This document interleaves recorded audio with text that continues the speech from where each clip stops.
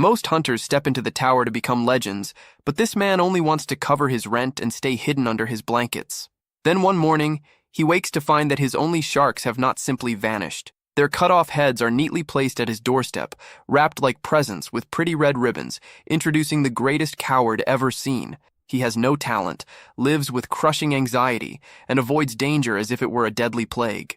But the system drags him into a deadly game with one rule: summon spirits to fight in his place. The problem is that these spirits are not heroes.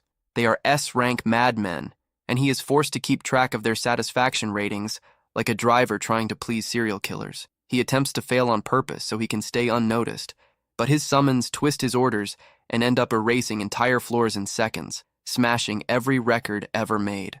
Now the government is after him, the world believes he is some kind of god, and he is terrified out of his mind. No one is prepared for the accidental rise of this weakling who ends up waking the wild beast inside himself. The story opens in a neighborhood that looks completely abandoned by hope. It is the kind of place where studio apartments feel like storage boxes, and the people nearby spend their days shouting over stolen shoes or simply complaining about the filthy air. Moving through this miserable setting is the protagonist, Banju Hyuk.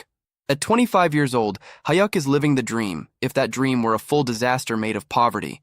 He is balancing 3 part-time jobs as a cashier, a waiter, and a day laborer, yet his bank account is still nothing but an empty ruin. He sits inside his 180-square-foot rooftop apartment, eating cheap instant ramen for dinner once again. He understands the truth. He is sinking in debt. He has no special talent at all, and the only thing he owns is a body that still has not given in from pure exhaustion. He has already accepted that he is a miserable failure with no real future ahead of him. But because the universe enjoys making a joke out of him, a blue system notification suddenly appears right in front of his face. It tells him that he has awakened. Hyuk nearly chokes on his noodles. He stares at the floating message, wondering if his mind has finally broken. An awakening is supposed to be a winning ticket, a chance to strike gold and change everything. But he is not stupid. He knows the tower is not some playground. It is a place where people are ripped apart by monsters, crushed by traps or frozen solid. He instantly regrets, at least in his head, ever giving up his part-time jobs. His thoughts begin to spin out of control. He imagines every possible way he could die. He admits to himself that he avoids conflict no matter what. He is the type who crosses the road just to avoid passing by a construction site. He openly sees himself as a coward. He tries to tell himself that this has to be nothing more than a hallucination caused by exhaustion. He decides to test it just in case, and when he calls out for a status window, horror hits him. The system truly shows him as Banju Hyuk, affiliated with the Black Tower Level 1. His class is Summoner. 3 skills are listed under his name: Designated Summon, Random Summon, and Summon General skills. His eyes stop at the inventory slot, and in that moment he realizes this is horribly real. He reads the explanation for his trait. A summoner can call forth spirits, golems, or demonic beasts. That immediately makes him wonder what kind of summoner he has become. Feeling ridiculous, he chooses to test it right there inside his room. He calls out for a random summon. He expects absolutely nothing. Everyone knows skills only function inside the tower. Using one outside of it should be impossible. He feels stupid for even trying, but then the system responds, confirming that random summon has been activated. A bright purple light bursts through the room. Hyuk panics as a figure begins to take shape. It is not a monster or some impressive dragon. It is just a man. A human with red hair stands there looking confused. Hyuk is left speechless. He never even knew summoning people was possible. The summoned man sniffs the air. He pays no attention to the strange magical event and fixes all his focus on the pot of ramen. He asks for a single bite. Hyuk can only stare at him. He has just pulled off something unbelievable with magic, and what appears before him is a freeloader asking for dinner. The red-haired man starts eating the noodles, complaining about the spice as if the place belongs to him. Hyuk is completely lost. How did the skill work outside the tower, and who exactly is this man? The status window quickly offers an answer. It explains that human summons are divided into tiers, just like a gacha game. The ranks begin at rare and rise all the way to legendary, special, super rare. The system also states a strict rule. The summon must protect the summoner above all else, and the summon must obey every command without fail. Hyuk immediately clings to that last part. Absolute obedience. That at least sounds useful. The system then reveals the identity of the noodle thief. His name is John Kozak, an SR rank being. His title is the Mad Assassin of the Cruel Assassins Guild. Then Hayek is struck by a violent headache. It feels as if his brain is being torn apart and rewritten. He is flooded with Kozak's memories. He sees flashes of Kozak killing people with ease. He sees the man wrapping the cut heads of his victims like gifts. It becomes clear that the title Mad Assassin is not some exaggeration. Kozak's life came to an end after he failed to kill the Empire's strongest swordmaster. Hayek returns to himself in complete terror. He is trapped inside a cramped room with a serial killer. He jerks backward when Kozak steps toward him. The assassin quickly lowers himself, apologizes for frightening him, and respectfully asks for orders. Hayek remembers the rule of absolute obedience. He decides to test it with a mission that carries real risk. He orders the legendary assassin to wash the ramen pot and clean the table. Kozak does it at once. There are no complaints. He moves fast, works neatly, and stays polite through all of it. Hayek watches in silence and starts thinking this might actually be useful, but he still needs proof, so he decides to push things further. He orders Kozak to bark like a dog, without dignity and without hesitation. The deadly assassin drops to the floor and starts barking. Hyuk is stunned. The control is complete. Just when he begins to calm down, someone pounds hard on the front door, and a voice demands that Banju Hyuk open it. Hyuk freezes. He suddenly remembers what day it is. It is the day to pay the interest. He owes 10 million won to a loan shark because no bank was willing to lend him money. He borrowed it for his father's hip surgery and his younger brother's college tuition. It was a desperate choice, and he has already paid 5 million in interest without reducing the original debt at all. The loan shark is now outside. Hayek starts to panic. He looks toward Kozak, who has already pulled out a dagger and stands ready to kill whoever is behind the door. Kozak asks for permission to bring back the intruder's head. Hyuk frantically stops him. Murder is not something society accepts so lightly. He orders Kozak to hide in the bathroom, stay silent, and make no sound at all. Kozak asks whether breathing is still allowed, and Hayek grants that much. Kozak slips into the bathroom just as the loan shark forces his way inside. The thug grabs Hayek by the back of the neck, demanding to know why the payment is late.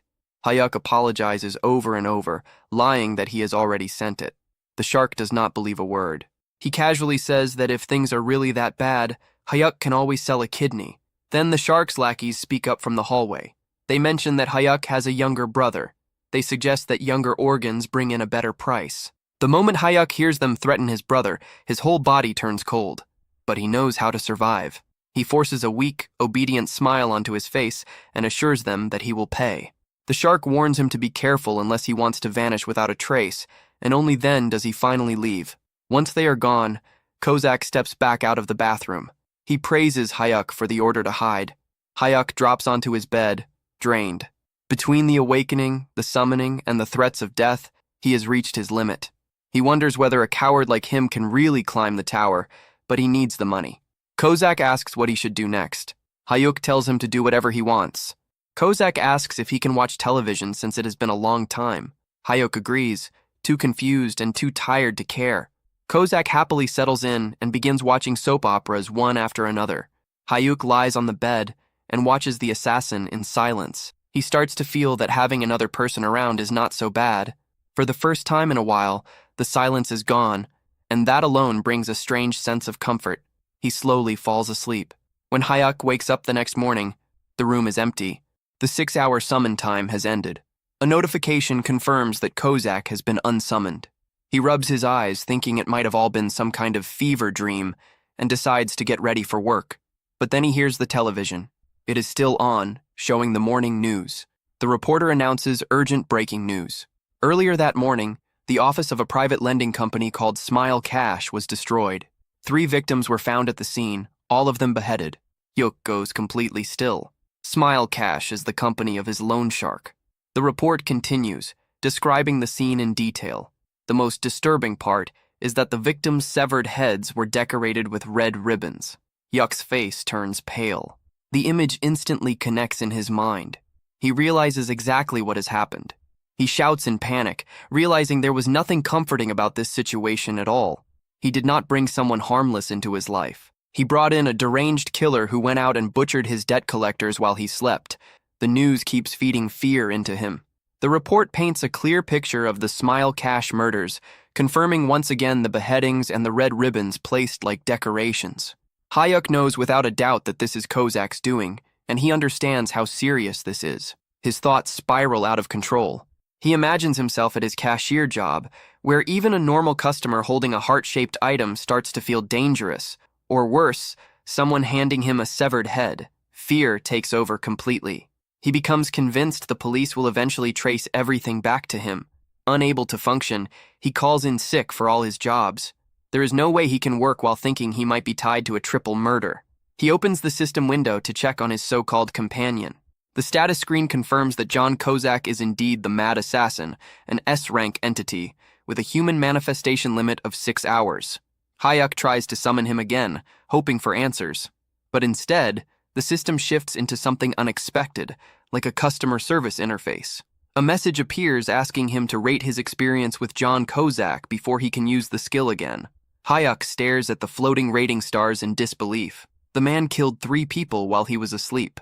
From his point of view, that feels like a clear 1-star experience. He wants to leave a terrible rating for all the trouble caused, but then his conscience stops him. He remembers his mother working as a water purifier salesperson and how much low ratings affected her. Even in this situation, he cannot bring himself to be cruel, not even to a murderer. With a tired sigh, he settles on a polite 3-star rating. The moment he submits it, Kozak appears again, smiling brightly.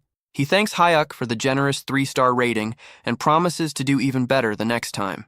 He looks far too innocent for someone who just carried out a massacre. Hyuk does not waste time and immediately asks if he was the one who killed the men who came to the house the day before. Kozak confirms it without hesitation, cheerfully explaining that he took care of them just before his summon time ended. A wave of sickness rises in Hyuk as he realizes he is standing face to face with a killer.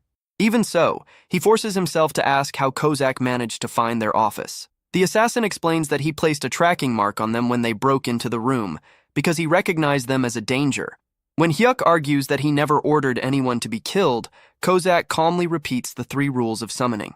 The first rule is to protect the summoner's life above everything else. Even though Hyuk ordered him to stay hidden, Kozak judged that removing the threat to Hyuk's safety mattered more than staying silent. Hyuk calls that way of thinking insane, and Kozak politely accepts the insult as though he has been praised. He even admits that he hears the same thing often. That answer sends Hyuk's thoughts into a nightmare. He starts imagining himself brushing shoulders with a rude stranger in public, only for Kozak to treat a small insult like a real threat and leave more ribbon-wrapped heads in the street. Desperate to put some kind of limit on this madness, Hyuk demands a promise. Unless a knife is literally pressed against his throat, Kozak is not allowed to kill anyone over suspicion alone.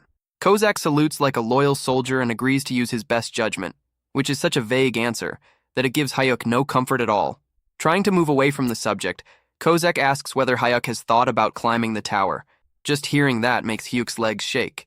He admits that while it could be a huge chance to change his life, he is simply too afraid and sees himself as a coward compared to the so-called heroes who throw themselves into danger. He expects disappointment, but instead Kozak's eyes brighten. He declares Hyuk the greatest kind of summoner because courage is poison to someone in that role. In Kozak's view, a brave summoner is only a dead summoner. He says he would rather serve a master who values survival so he can handle all the ugly work while Hyuk stays alive and well for a long time.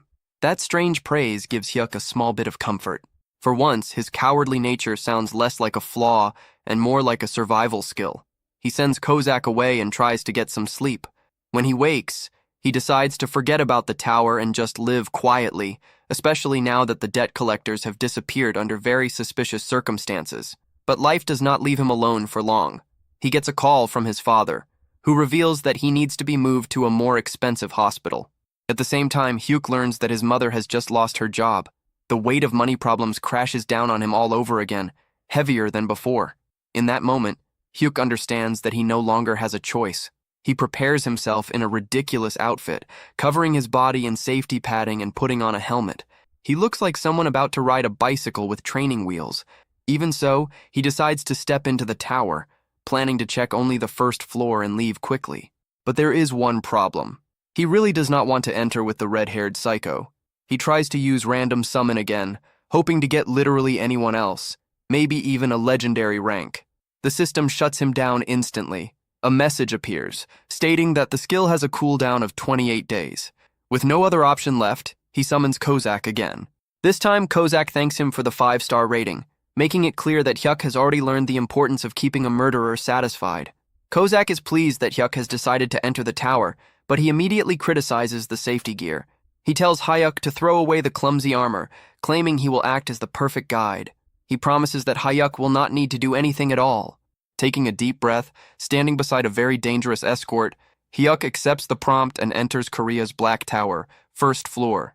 His grand entrance into the tower begins, and by grand entrance, he is doing everything he can not to throw up all over his assassin. The teleportation hits him hard, messing up his balance, and he ends up clinging to John Kozak like a helpless koala. They arrive on the first floor, which turns out to be a barren wasteland, far from anything that could be called comfortable. Kozak, calm as always, gently pats him and reassures him that the nausea will pass with time. As Hyuk slowly moves away from the safe zone, holding his chest, a system notification appears, almost as if trying to boost his confidence. It informs him that his physical abilities have been raised to a mature level just by entering the dungeon. The urge to vomit fades, replaced by a sudden wave of confidence that he did not earn. He clenches his fists, feeling stronger, faster, and strangely capable. For a brief moment, he actually believes he can fight. The system assigns his first mission: defeat 5 fat grubs with tough skin within 2 hours. The name sounds bad, and the reality is worse. The creatures are massive beetles, large and unpleasant to look at. Hyuk tries to remember what he knows about them and recalls that they are considered the basic training enemies of the tower. But basic does not mean easy. For a beginner, defeating even one of these creatures usually takes around 30 minutes of desperate effort. They are known for their thick shells that make weapons bounce off without doing much damage. Still carried by his temporary confidence boost, Hyuk decides that this will be the moment he proves himself. He asks Kozak for a weapon, determined to defeat at least one creature on his own. He walks up to the nearest giant insect, weapon raised, almost looking like a hero. Then the creature moves. It barely shifts, just a small twitch.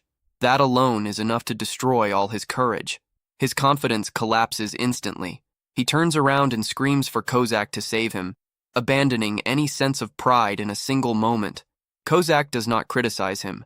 Instead, he calmly praises Hyuk for making the correct decision to retreat. The assassin moves in, but he does not simply pierce the insect. That would have been far too restrained. He activates a technique called Blade Explosion with C4. Yes, that is exactly what happened. He brings out military-level plastic explosives against a tutorial beetle. A huge blast erupts, dust spreads in every direction, and the insects are not merely beaten. They are erased. Hyuk can only stare in shock as the mission ends in a matter of seconds. The system loses all restraint, granting Hyuk an S++ conquest score and a gleaming platinum badge. Hyuk looks at the rewards and realizes that while others are struggling to survive, he has somehow run into a complete exploit. While Hyuk brushes the dust off himself, a global alert reaches every player across South Korea. It declares that the second floor of the Black Tower is now open. The scene shifts to other hunters, gyms, and bars, where people react in confusion and wonder who could have cleared the first floor that quickly. At the same time, Hyuk is already back at his apartment going through his loot. He examines the magic stone. He had just obtained it. It is a blue crystal essential to modern industry, and even with the market flooded, it is valued at 50,000 won. Hyuk runs the numbers. He had just made 50 grand in 5 minutes. That is more than he earns after days of carrying bricks. He studies the platinum badge, something he has never seen before, but chooses to put it aside for now because the money is the only thing that matters. To mark his sudden fortune, Hyuk orders food delivery. He picks pork trotters, but being a thoughtful master, he chooses the regular version instead of the spicy one. He remembers that the legendary mad assassin has a paper-thin tongue and cannot deal with heat. Kozak is clearly moved by that choice, but still inspects the food with suspicion, asking whether it is spicy. As they eat, Hyuk brings up something that had been bothering him. He asks whether Kozak's old-fashioned and overly stiff way of speaking is normal. Kozak admits that it is a habit he picked up from his former summoner. Hyuk laughs and points out that it makes him sound like someone still caught up over an ex-boyfriend. Kozak says he can change it if it becomes irritating, but Hyuk tells him to leave it because it is honestly pretty amusing. They laugh together over pork and killing, making their strange connection even firmer. Hyuk finally accepts that the tower is not some deadly trap. It is his own personal ATM. The following morning, Hyuk reorganizes his whole life. He decides to leave behind his body-breaking day labor jobs. His new routine is clear. He will work at the convenience store during the day, the restaurant in the evening, and then farm the tower with his assassin summon at night. He calls Kozak out again, and the assassin is nearly shining because Hyuk had given him another 5-star satisfaction score. Kozak explains how the system works. The higher the score, the stronger the buffs become. High satisfaction brings longer manifestation time and can even lead to rank advancement. In simple terms, the more Hyuk keeps his assassin satisfied, the stronger the assassin becomes. It is a perfect deal for both sides. They move on to the second floor. The mission there is to defeat 10 fat grubs known for their quick movement. These creatures are fast. Hyuk starts to worry, questioning whether they can even catch them. Kozak only grins and says he will wrap it up in 3 minutes so they can head back and eat fried chicken. Just as promised, Kozak wipes out the fast-moving bugs. Another S++ rating, another platinum badge, another stack of magic stones.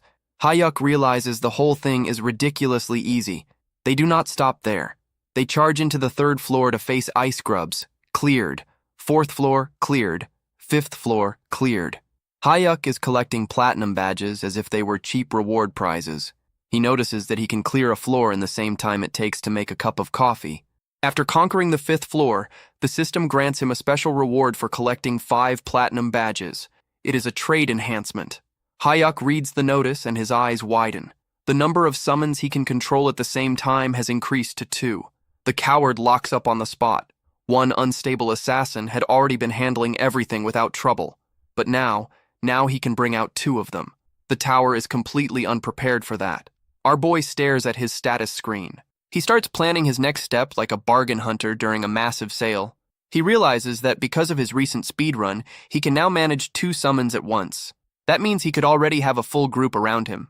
But then he checks the cooldown for his random summon skill and pauses. It is more than 20 days. He decides to think ahead. Instead of gambling on a bad summon now, he chooses to wait until the cooldown resets so he can move with 3 people at once, himself, Kozak, and a fresh meat shield to guarantee maximum safety. He tells himself that this is smart patience, but the truth is obvious. He just wants to do even less than he is already doing. Meanwhile, at the Awakened Management Agency, the government is in complete chaos. A group of deeply stressed officials is trying to figure out who is clearing the Black Tower with an S++ rating. Team Leader John and Section Chief M are sweating hard because Korea's previous best record was a miserable E rank. The director is panicking at the thought that another country might step in and steal this super rookie with better treatment or worse, abduct them. They order a nationwide search for the unknown player. Completely unaware that the person they are hunting is currently sitting around in his underwear, eating instant noodles. Back inside the tower, Hyuk and Kozak are treating the 8th floor like a casual stroll. They go up against red-horned frog warriors, and before Hyuk can even react, Kozak has already turned them into sliced meat. Another floor falls, followed by another S++ rating and yet another platinum badge. Hyuk grumbles that the hardest part of his day is not the fights, but the dizziness from entering the tower. Kozak reminds him that things only become serious after the 10th floor. Feeling unusually generous, Hyuk decides to reward his loyal killer. He pulls out his wallet and tells Kozak to go outside, enjoy himself, and eat something good in the real world. Kozak rejects the idea immediately. He refuses to leave his summoner's side, holding on to absolute loyalty. Hyuk exhales and decides that if they cannot go out, then the celebration will come to them. They order chicken and Kozak becomes visibly excited, almost shaking with anticipation. While Kozak is focused on the food, Hyuk checks his inventory. He notices 5 tower-only healing potions and plans to hand them to Kozak later. But the real value lies in the stack of magic stones. He runs quick numbers in his head and realizes he is holding more than 3 kilograms of magic crystals. If he sells them, the total would pass 1 billion. In just 1 week, he goes from having nothing to becoming a billionaire, and he does it without putting in any real effort. By the 10th day, the routine is locked in. Hyuk works his cashier shift, then returns home to wipe out monsters. He gives Kozak another 5-star rating, which extends the assassin's active time by an extra hour. Kozak forms a heart shape with his arms to show appreciation. The gesture looks both harmless and disturbing coming from someone who makes a living cutting heads off. They step into the 10th floor, and Hyuk immediately senses a difference. Mana floods his body, and he describes the feeling as something wild and untamed. The rush gets to his head, and he decides he wants to take part in the fight this time. Kozak reacts with clear alarm, thinking that even a single scratch on Hyuk would force him to punish himself. Hyuk ignores the concern, driven by pride, since the enemy is only a large insect. The monster appears, and in a brief moment that looks like skill, or perhaps Kozak acting too fast to see, the creature is cut in half instantly. The system announces the 10th floor has been cleared and drops a large amount of rewards for Hyuk. Because he has gathered 10 platinum badges, the system grants him a special option. He can copy one skill from a summon. The choices include strong attack abilities like Blade Explosion and Poison Dagger. A normal person would go for damage. Hyuk chooses Shadow Step without hesitation. Kozak questions the decision, and Hyuk admits it is the best option for escaping. Kozak supports the choice, treating it as smart thinking since survival comes first. Hyuk then tries to use his new teleport skill inside his living room, jumping around like a restless animal, but nothing happens. He realizes too late that skills cannot be used outside the tower and ends up looking ridiculous, bouncing around his apartment like a fool. Once he is finally ready to turn his loot into cash, Hyuk contacts the Awakened Management Agency to sell his magic stones. To him, it is only a simple business deal, but to the agency, this is the clue they have been waiting for. Team Leader John and Section Chief M race to the address, hoping this is the person they have been searching for. They arrive at his small and modest apartment. Hyuk opens the door, uneasy because a very intense woman is glaring straight at him. Section Chief M does not bother with any courtesy. She steps directly into his space, fixes her eyes on him, and demands to know whether he is the S++ ranker. Section Chief Lindley Min crowds him so closely, it feels like she is trying to inspect every pore on his face, pressing him on whether he is the S++ ranker.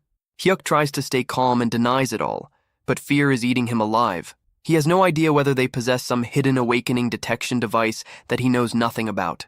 Thankfully, his acting is awful, but his natural, useless-looking presence is overwhelming.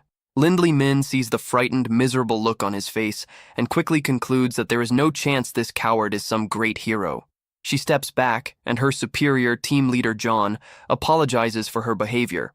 Hyuk quietly lets out a breath, realizing that seeming incompetent is the perfect disguise. They head inside and sit at his tiny table for a short discussion. Team Leader John begins the confirmation process by asking for proof of his dungeon clears. Hyuk hands over the mana crystals he obtained from the 10th floor. The two agents exchange a glance. Clearing the 10th floor is no small thing, and it lines up with the pace of the mysterious top rookie they are trying to find. They casually ask whether he has heard the global announcements about the high-rank clear. Hyuk throws himself into the act and pretends to be stunned, praising the unknown player while sweat soaks through his shirt. Then Team Leader John explains the deal. Players are split into two categories, the elite group and the general group. The elite side receives a salary, government backing, and strong equipment. But in exchange, they are basically treated like state property and are forced to clear dangerous high-level floors. The general side is meant for freelancers who are free to live however they want. Hyuk does not need even a moment to think. He chooses the general route immediately. He tells them he is scared, not especially gifted, and only wants to farm safe floors for quick money. Section Chief Len Lee Min looks at him with open disgust. In her mind, plenty of people choose the safer path, but almost nobody admits so openly that they are this pathetic. She writes him off as a complete waste of time. Still, the team leader is careful. He asks Hyuk to enter the tower right there as one final step to confirm everything. Hyuk agrees, but he already understands what they are trying to do. They want to measure the time. If he clears the floor too fast, they will know he is the one. Hyuk decides to beat them by acting useless on purpose. He tells them to get comfortable because he plans to take a slow 2-hour walk inside. The moment he vanishes, the agents begin betting on how badly he will fail. Len Lee Min predicts that he will give up on the 11th floor since the mission involves centipedes, and someone as cowardly as him will obviously lose his nerve. Inside the tower, Hyuk gives instructions to his assassin. The mission is to kill 100 long-tail centipedes. Kozak, as eager as ever, offers to wipe them all out in 5 minutes. Hyuk immediately shuts that down. He orders Kozak to move slowly and keep things under control. He explains that they need a messy and unimpressive run to throw the government off track. Kozak gives a thumbs up, though he likely believes his master is carrying out some impossible master plan. They begin the stage, and Kozak follows orders, killing at a painfully slow pace. Then everything goes wrong. A giant centipede bursts out of the ground directly beneath Hyuk. Our brave hero locks up, with his legs refusing to move. Kozak sees his summoner in danger, and his absolute loyalty to safety takes over. He declares that he cannot follow the slow approach while Hyuk's life is under threat. In a single blur of movement, he wipes out every centipede nearby in an instant. Then comes the system message of disaster. 11th floor cleared. Rank S++++. Hyuk stares at the notice, realizing that his plan to appear average has failed in the worst possible way. Hyuk returns to his living room exactly 5 minutes after leaving. The agents are staring down at their phones, which have just received the global notice of the clear. They look at Hyuk. Hyuk looks back at them. The timing says everything. There is no way out of this one. The moment he understands that his cover is gone, Hyuk's attitude changes. He summons Kozak, who appears behind him with a threatening presence. Hyuk looks at the two shaken government agents and says that he truly did not want to come to this, but now they have to be silenced. It seems our coward is about to step into his villain phase. The scene resumes with the coward Banju Hyuk, trapped inside a terrifying fantasy of his own making. He watches in horror as his assassin, John Kozak, takes the earlier order to silence them far too seriously and kills the government agents right there in the living room. Hyuk is on the verge of screaming, but then reality returns. The agents are completely unharmed, still breathing, and very much alive. It had only been Hyuk's wild, paranoid imagination spiraling out of control. The only thing truly dying in that room is Hyuk's pride. Sweat pours off him, and Section Chief Lin Lehman asks whether he is all right, assuming he is going through some kind of panic episode. Team Leader John blames the sweating on a persecution complex, which is really just a cleaner way of calling him a complete nervous wreck. Hyuk quickly says he is fine, just to keep things moving. Team Leader John wastes no time and gets to the point. He knows Hyuk is the one who cleared the 11th floor at record speed because the timing was far too exact to be random. Hyuk tries to deny it, saying something absurd about excellence being contagious or some other nonsense just as ridiculous. But the strained laugh he forces out is so awkward that it convinces absolutely no one. Now that the act has fallen apart, the team leader pushes a contract across the table. But this is no ordinary deal. It is the highest elite contract. It comes with an annual salary of 12 billion won, provided housing, VVIP treatment, full security protection, and legal immunity. It is basically permission to live like royalty, and any sensible person would have signed it without hesitation. But Hyuk looks at it and refuses. The reason is simple. He hates attention. He still remembers the stress of a clothing shop owner asking what kind of style he liked, and how he nearly ran away because even that felt like too much social pressure. He is the worst kind of avoidant. He tells them he only wants a normal contract because the elite route means clearing dangerous upper floors, and he has no intention of carrying that kind of burden. He just wants a comfortable life, not a heroic one. Back at the Awakened Management Agency, the director is completely lost. He cannot understand how some low-profile nobody with no ambition could be an S++ ranker. Lindley Min confirms that the timing leaves no room for doubt. The director decides that he does not care whether Hyuk is strange. Talent is still talent. He orders them to drag Hyuk into the elite team by any means, setting up even more trouble for later. Back in the safety of his apartment, Hyuk is furious. He scolds Kozak for moving too quickly earlier, which is exactly what exposed them. Kozak apologizes, but Hyuk decides he has to be strict. He yells that if Kozak ignores orders again, there will be nothing waiting for him. No television, no snacks, only misery. They head into the 12th floor to hunt ice weasels. Hyuk gives an extremely clear order to move slowly. He wants to fail the time limit or at least seem average, so the government will lose interest. Kozak agrees, but then he notices something awful. It is cold. He sees Hyuk shivering and immediately decides that a cold is a deadly illness that threatens his summoner's life. All reason disappears. To get Hyuk back to a warm room as fast as possible, Kozak destroys the weasels instantly. The result is another S++ rank and another platinum badge. Hyuk's plan to look unimpressive is collapsing in the worst way possible. Team leader John calls right away, suspicious of how fast the 12th floor was cleared. Hyuk hangs up and turns all his anger toward Kozak. He points at the television and tells the assassin that he is banned from watching his soap operas. He makes it clear that those who do not follow orders deserve nothing, but the cycle of pain keeps going on the 13th floor. They run into a corridor full of traps. Hyuk worries about all the possible things that could go wrong, but Kozak decides the traps are too dangerous and instantly destroys the whole mechanism to keep him safe. S++ rank achieved. On the 14th floor, they face giant eyeball machines. Kozak decides the sound attacks are too dangerous for Hyuk's fragile ears and wipes them out before they can even make noise. S++ rank achieved. Hyuk gives up. He realizes that whatever is going to happen will happen. Hyuk sits down and starts checking the numbers, then realizes that his failure to look average has one clear benefit. He has earned nearly 8 million won in just 14 days from cash rewards alone. But the true shock is the magic stones. He now has 5 kilograms of them. If he sells everything, he is basically making 1 million won a day. He realizes that a life with a monthly income of 30 million won is now within reach. The very next day, he quits his part-time job immediately. Hyuk summons Kozak and finds the assassin kneeling with his head lowered, grateful that Hyuk still gave him a 5-star rating even after all the disobedience. Hyuk decides to stop resisting what is clearly unavoidable. He tells Kozak that there is no reason to keep holding back since the management office already knows enough, so they may as well speedrun everything. They enter the 15th floor to kill 20 goblin workers. Hyuk is worried because goblins are smart and could run off to call for help. He tells Kozak to stay sharp. Kozak tells him to remain where he is and uses a skill called Step. He moves with such speed and silence that the goblins are killed before they even realize they are dead. Mission cleared. Another S++ rank. Another pile of rewards, including a tower-only healing potion and an owner emblem. Back in his room, Hyuk checks his inventory. He has now collected a total of 15 platinum badges. The system recognizes the milestone and offers him a new reward. He remembers what came before.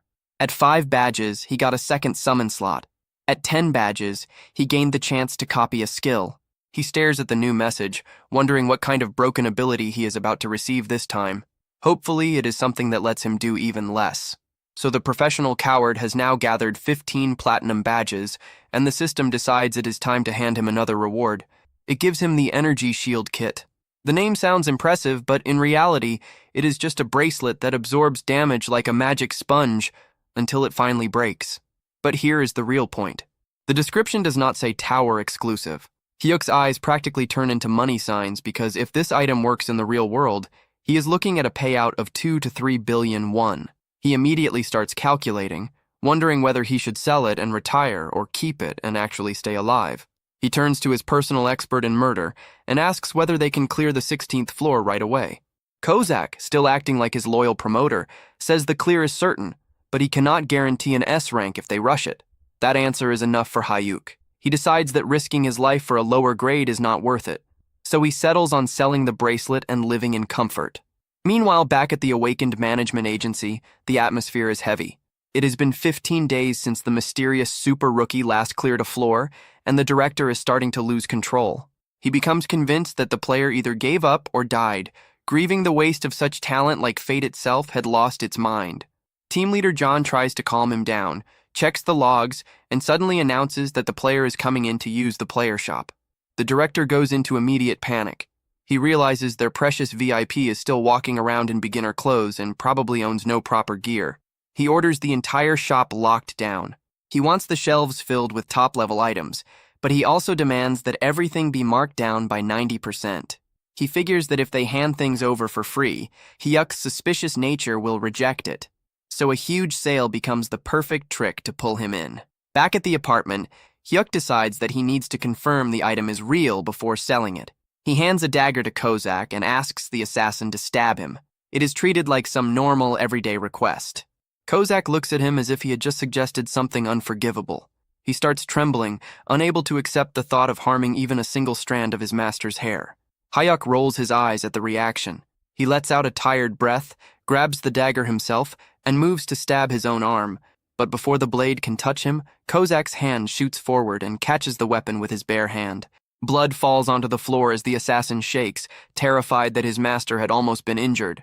Hyuk quickly heals him, realizing that testing protective gear with an overprotective madman was a terrible plan, and then Hyuk decides to test his shadow step instead.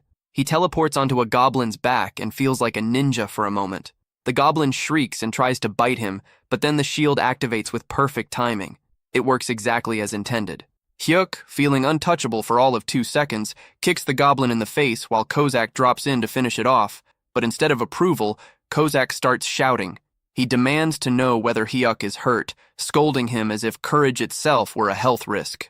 Hyuk apologizes again and again, promising that he will return to doing absolutely nothing. With a bag full of mana stones worth millions, Hyuk finally contacts the agency. He expects an ordinary business exchange, but the government sends an actual limousine to pick him up.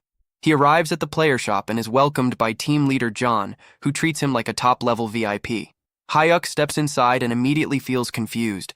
The place is completely empty of other customers because, without his knowledge, everyone else had been forced out. He checks the price tags and finds high-end gear being sold for almost nothing. He assumes the market must have collapsed or that he is simply an incredible bargain hunter, completely failing to notice that the government is covering the cost of his new outfit. He picks up a pair of leather boots that would normally cost a fortune, but are listed for the price of a cheap meal. He buys them along with several other items, convinced he is getting away with the greatest steal of his life. From his office, the director watches the whole thing and nearly cries with relief that their fragile powerhouse is finally wearing proper protection. The next day, Hyuk is feeling good. He has new boots, a working shield, and his confidence has recovered. He summons Kozak, who immediately salutes and gets ready for another round of goblin slaughter. But Hyuk stops him. He points upward and announces that today is not just about farming floors. They are going to grow the team. He already has the second summon slot, and he feels lucky. He activates the random summon skill, hoping for a tank or a healer. A massive magic circle spreads across the room, and it is truly massive. A figure begins to appear, but there is one immediate problem. The summon is enormous. As the giant fully takes shape, his head crashes straight through the apartment ceiling, sending chunks of debris everywhere. Hyuk stares at the hole in the roof, and his first concern is not the powerful ally he just summoned. It is the security deposit. The giant standing in the middle of the broken ceiling and falling plaster looks completely confused. While Hyuk is grieving over the damage to his apartment, and Kozak has already decided that violence is the only solution. The red-haired assassin takes one look at the newcomer and instantly sees him as a threat to his exclusive hold over Hyuk's attention. He yells at the giant to sit down, calls him a moving nuisance, and attacks without hesitation. Hyuk watches in horror, not because of the blood, but because he absolutely cannot afford more damage to the property. Kozak keeps slashing and raging, sounding like a jealous ex who just ruined a wedding, but the giant remains still, completely unaffected. He looks down at the assassin who is doing everything possible to kill him, and calmly says that it only tickles. One of Kozak's eyes twitches.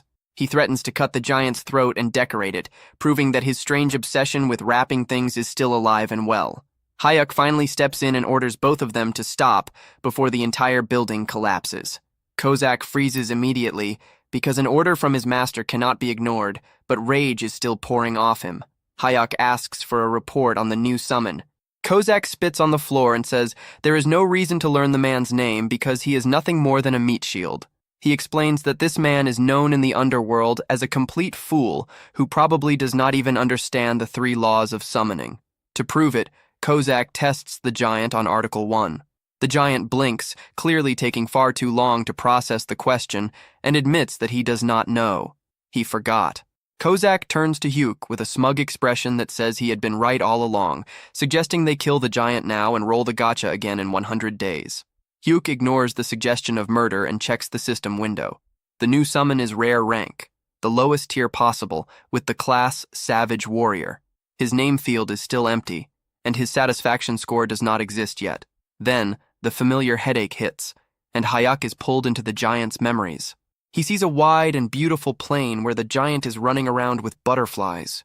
It feels almost harmless and bright until it becomes clear that the giant is also casually snapping the necks of wolves while playing. The memory reveals the tragedy behind this massive figure. He had been simple and pure, someone who found joy in nature, but he was also unbelievably stupid. A group of so-called heroes tricked him into joining their party, used him as the frontline shield against a hydra, and left him to be melted by acid breath while they stayed safely behind him. He died protecting people who had been mocking him the entire time. Hyuk returns to reality and looks at the giant differently.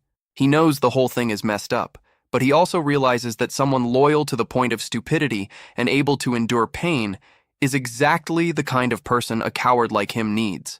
He decides to give the giant a name. He asks whether he prefers Yaman or Gobang. The giant, staying true to himself, says that he does not know, so Hyuk chooses Gobang. He smiles and promises to make Gobang happy, which sounds kind on the surface until it is remembered that Hyuk's idea of happiness is surviving while others do all the work. He introduces Gobang to Kozak and declares that the three of them are now comrades. Kozak looks like he has just swallowed something sour. He politely accepts the word comrade while silently measuring how quickly he could take Gobang apart. With the group now complete, they head straight for the 16th floor. The mission is to eliminate 30 goblins. Kozak, still acting like the most dramatic person alive, insists on taking the front to shield Hyuk from poison darts. They move through the forest in formation, with Kozak in front, Hyuk safely in the center, and Gobang covering the back. Without warning, a goblin fires a poisoned dart. Kozak catches it in midair with effortless precision, then immediately turns to check on Hyuk with extreme concern. Hyuk points out that there are around 50 goblins hiding in the trees. Kozak prepares for a careful fight, but Hyuk has a different plan. He tells Gobang to move to the front and block them. Gobang does not think through the situation. He does not circle around. He simply jumps. The giant launches himself into the air and crashes down with the force of a small disaster. The shockwave alone throws Kozak off balance. Arrows pour down onto Gobang, but they simply bounce off his skin like worthless toys. He laughs and says it tickles, then starts crushing the goblins into a bloody mess. Hyuk watches from behind a rock with wide eyes. He realizes that even though Gobang is only ranked rare, his raw physical power easily reaches SSR level. The system clearly pushed his rank down only because his intelligence barely exists. After the slaughter, they celebrate back at the apartment with fried chicken. Gobang is thrilled. He stuffs an entire piece of chicken into his mouth, bones included, and chews it all down. He looks at Hyuk with pure happiness and comments only on the crunch. Kozak watches the whole thing with complete disgust. He asks whether the chicken is spicy, but most of all, he is deeply offended by Gobang's manners at the table. Hyuk tries to build some sense of teamwork, telling Kozak that Gobang is family now. Kozak immediately pushes back, questioning why he has to share that title with a bone-eating vacuum. The following day, they head to the 17th floor. Hyuk, feeling the effects of leveling up, starts getting a little too confident. He tightens his fist, feels mana rising through him, and wonders whether that wild force inside him is finally waking up. For a brief moment, he thinks that maybe he should join the fight this time. Kozak crushes that idea immediately. He tells Hyuk to stay in the back because confidence usually ends with death. They come across a full battalion of goblin warriors. These are not the weak, half-naked goblins from before. These ones have shields, armor, and organized formation. A normal player would have to pull them out one by one. Hyuk looks at the army. He looks at his fist full of false confidence. Then he looks at his giant, unstoppable tank.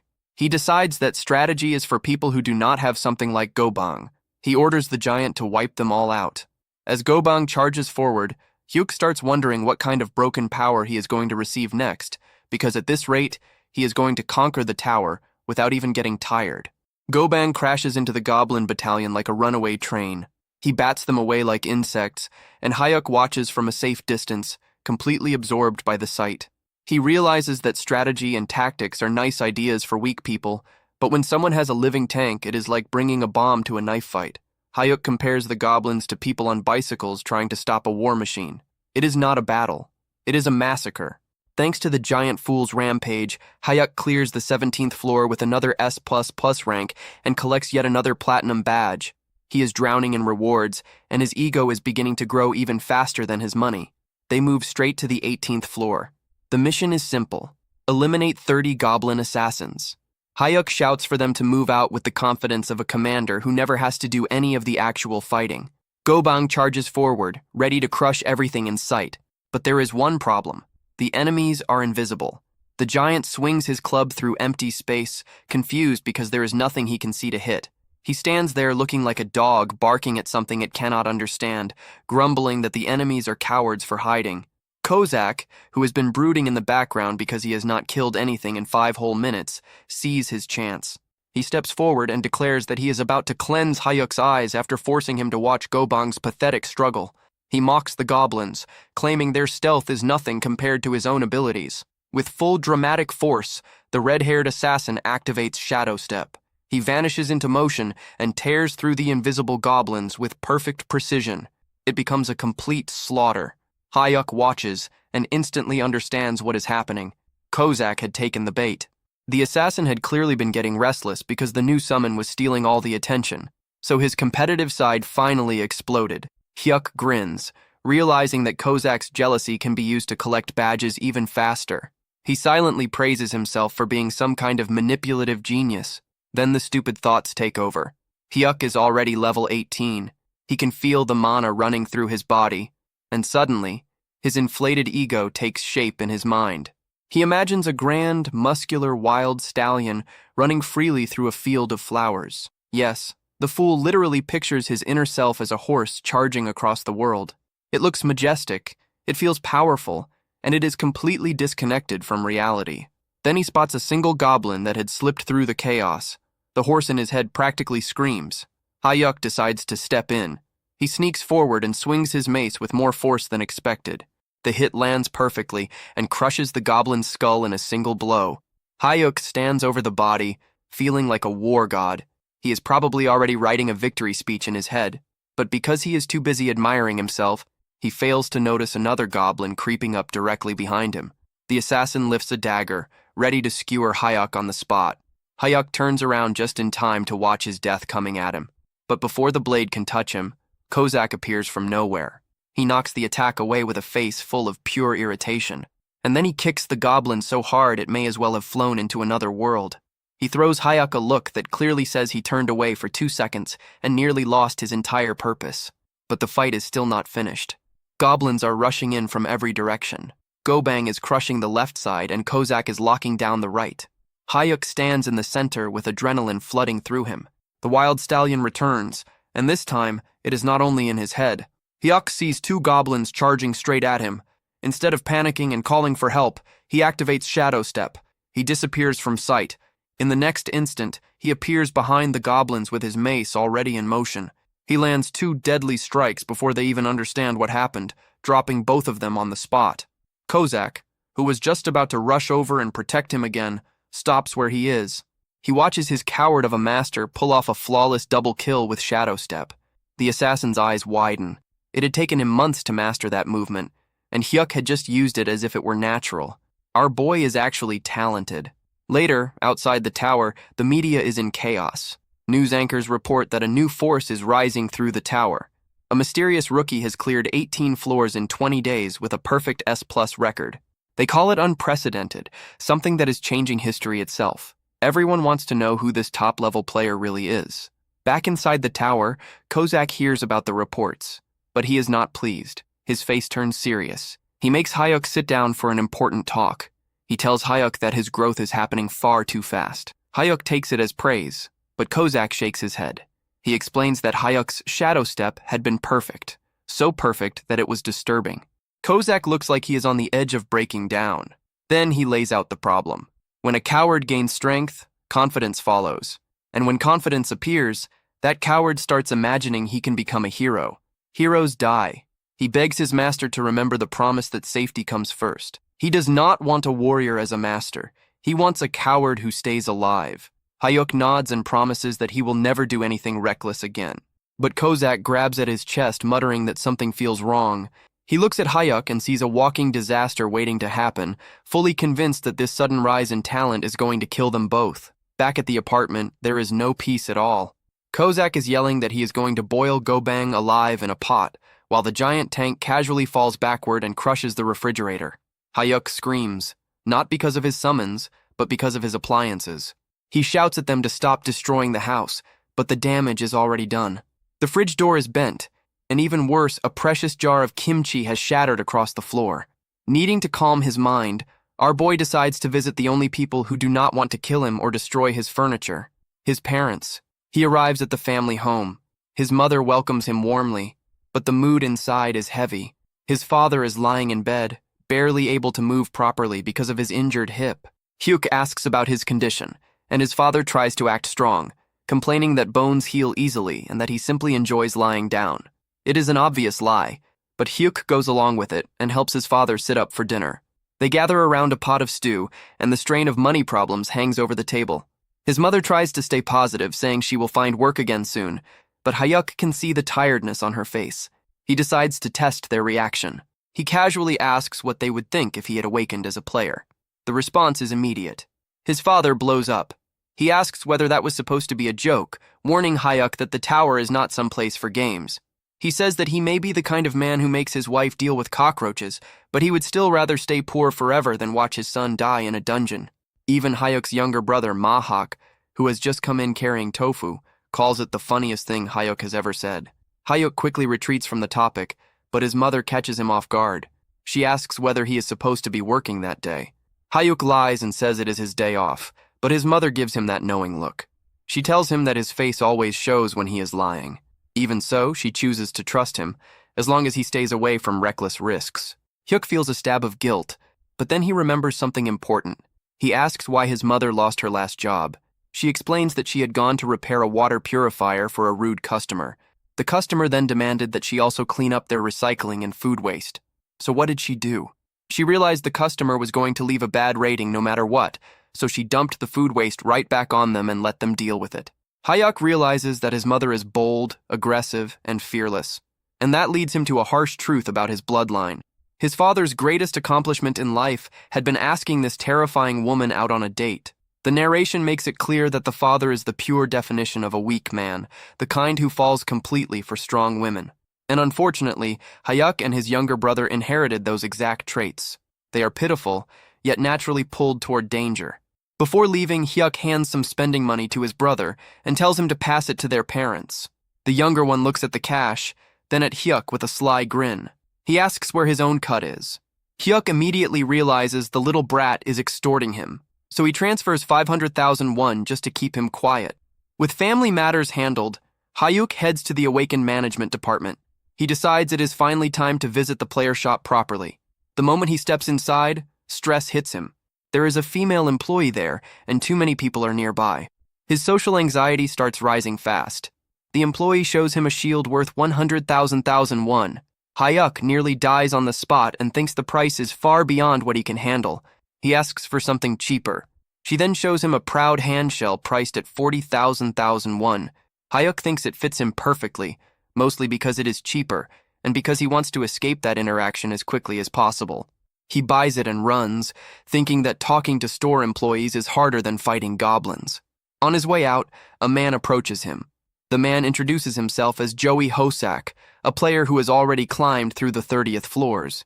He is handsome, friendly, and carries himself like someone who belongs there.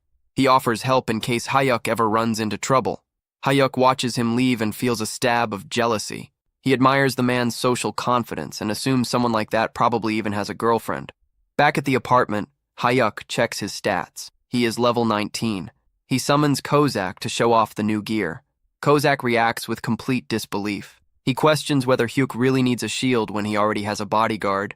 Hyuk insists that survival always comes first. He makes Kozak promise that if things go wrong, he must throw the meat shield, meaning go-bang, into danger so Hyuk can escape safely. Kozak agrees without hesitation, saying he would gladly sacrifice that bastard before sacrificing himself. Then he suddenly catches a scent. Dumplings. Hyuk had brought food as a bribe, but in the middle of chewing, Kozak suddenly stops. He asks whether Hyuk has made an enemy of someone. Hyuk is confused, but Kozak says that an overwhelming killing intent is coming from outside the door.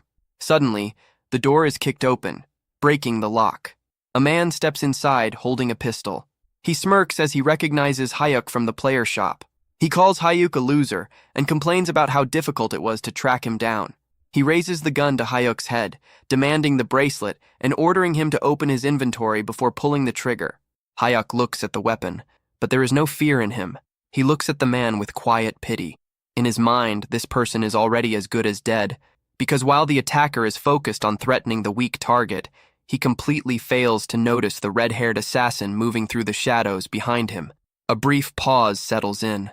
The armed intruder is currently lost in the most delusional moment of his life. He believes Hyuk has frozen in fear, confident that the so-called coward will hand everything over without resistance.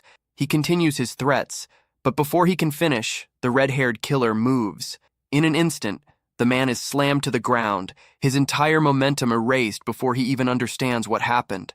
The attacker lies there, confused, unable to grasp where the second person came from. Hyuk lets out a breath and feels a rare sense of relief. For once, his assassin understood the situation and chose to knock the target out instead of turning the room into a mess. The assassin questions whether Hyuk truly thought he would act carelessly, but the focus quickly shifts. They realize they have captured an item broker. These are the kind of people who hunt players outside the tower, because once they return to the real world, they are nothing more than normal civilians. Hyuk understands immediately that without his personal bodyguard, he would have ended up dead and robbed. The assassin begins planning how to dispose of the body somewhere far away, but Hyuk shuts that down instantly. He insists on handling it the easiest and most legal way by reporting it to the police. Meanwhile, at the management office, the director is still in despair, unable to accept that Hyuk only bought a mace and a shield instead of allowing them to equip him with top-level gear. They have already classified him as a melee-type player, but even with defensive items, they are worried about whether he can survive. Then suddenly, the already stressed director receives an urgent call about the break-in and explodes into full administrative fury. He runs through the building in a panic, terrified that if anything happens to their star rookie, he should have forced him to sign the elite contract from the very beginning. By the time the government official arrives, the police are already dragging the gunman away. The criminal is desperately trying to act like the victim, shouting that he was actually the one who had been kidnapped, but Hyuk has no patience for that nonsense. He's more worried that he might get dragged to the station too, afraid that his whole loser act is somehow about to end with him in jail. But then the overworked director steps in like some kind of guardian figure, or at least like a furious manager with no patience left. The robber recognizes him and immediately begs for help. The director answers with a clean punch straight to the face. He cancels the man's player registration on the spot, refusing to hear a single excuse from a level 34 criminal. He orders the police to take him away, knowing that once the higher authorities get their hands on a repeat offender like this, no shady liar in the city will come near him again. Once the garbage has been removed, the director turns back to Hyuk with an expression honestly more frightening than the gunman's.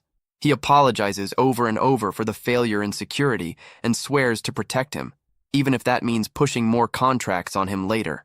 With the situation finally settled, the red-haired assassin appears again, asking whether anyone else needs to be executed today. Hyuk has to firmly tell him to stop searching for people to punish and to put away the daggers. It is time to return to farming floors. So they head to the 19th floor to deal with 30 goblin shamans. These enemies are dangerous because they can keep firing off curses and flaming arrows, but their giant meat shield comes up with a very simple answer. He just yells. He releases a sonic roar so loud that it literally blows the magic curses away, proving once again that being a brute is a perfectly valid strategy. The red-haired assassin sees this and immediately gets competitive, telling the giant that they need to clear the floor as fast as possible so their master does not have to lift a finger. They throw themselves into a killing spree so efficient that Hyuk does not even get the chance to swing his mace before the mission clear message appears. He is left wondering whether they finish that fast just to keep him out of the fight, but he cannot complain when it ends with another high rank and another platinum badge. At last, they reach the 20th floor, the dreaded Talon Evaluator. This place is a complete nightmare made of scouts with poison needles, tactical warriors, and massive hobgoblins. The red-haired assassin tries once again to put their master on the sidelines, telling him to stay somewhere safe while the summons handle the mission and the 100 goblin kill count. They begin setting up a plan, with the giant meat shield meant to draw all the attention while the assassin moves in to finish the targets. But Hyuk is tired of standing around like a spectator. He decides that this time he will not sit back and watch, activating Shadow Step and throwing himself straight into the middle of the chaos. He jumps right past the giant tank and rushes forward, leaving both summons completely stunned that their cowardly master has finally chosen direct violence. Our shut-in hero then drifts through a very miserable path of memory, reminding everyone that he has been a full-time human doormat since childhood. His past is not the kind that builds legends. He had been such a harmless child that other kids probably felt like stealing his toy car was doing society a favor. By middle school, he had already become a ghost in the cafeteria, perfecting the skill of eating alone while blending into the background like part of the wall. He had been so afraid of dealing with people that he could not even look school bullies in the eye. But somehow, spending a lifetime as part of the loser class turns out to be excellent training for climbing the tower. He figures that monsters are easier to deal with because they do not have messy social games or feelings to wound. To him, they are easier than a group of cruel teenagers. In his mind, this is nothing more than a deadly video game mission, except the risk of dying is real, and there is no second chance. Back in the chaos of the 20th floor, the professional coward finally stops acting like a glorified supporter and activates Shadow Step. He is moving so quickly that even the red-haired psycho who serves him is impressed, watching him race across the battlefield like some overcharged ninja. For one brief, shining moment, he actually looks like someone who knows what he is doing, dropping several goblins with surprising speed and efficiency. But the success does not last long, because the little green pests start piling onto his back like a pack of filthy, frantic children. He loses every bit of that cool image immediately, curling behind his shield and praying that his expensive gear handles the problem for him. Thankfully, the energy barrier activates at the perfect moment and keeps him from being turned into a pincushion by the goblin swarm. He realizes almost instantly that he may have become a little too confident for someone whose main talent in life is running from trouble. The moment they see their master getting overwhelmed, the summons finally step in and start doing their job. The red-haired assassin is deeply offended that those filthy creatures dared to touch his master, calling them worthless trash before carving through them like a blade tearing through soft meat. Unwilling to be outshined, the giant meat shield throws himself into the fight and turns the area into total chaos. In the next instant, the system announces that all 100 goblins and the hobgoblin boss have been completely destroyed. The assassin turns toward Hayuk with bright eyes, praising his bold move, while the giant offers an excited, silent thumbs up. Hayuk stands there in awkward silence, realizing that even if he started the battle, his summons were the ones who truly ended it. Even though he barely did anything, the system still rewards him with another triple S rank and another platinum badge. Meanwhile, back at the management office, the director is busy acting like the most well-funded stalker alive. He digs through Hyuk's family situation and uncovers a frightening truth. The true head of the household is not the father or the sons, but the mother. Apparently, this woman is so overwhelming that the men in the house cannot even breathe too loudly when she is nearby. After realizing he has found the perfect pressure point, the director decides to move forward with a plan to aggressively support the mother. He figures that if the government showers the matriarch with enough favor and authority, Hayuk will end up tied to them by pure gratitude. It is an effective plan, even if it is also a little disturbing. Back in the real world, Hayuk decides to celebrate surviving with a flood of carbs. He orders 12 huge bowls of black bean noodles, which causes the delivery man to look at him with deep sympathy. The man clearly assumes Hyuk is hosting a miserable one-person feast. To make it worse, the delivery worker tosses in one single fried dumpling as a free extra. Hyuk is visibly offended. He just spent a ridiculous amount on noodles, and all he gets is one tiny dumpling and no coupons at all. He starts complaining in his head about how hard it has become to order with coupons these days, proving that even with millions in hand, he is still cheap to the core.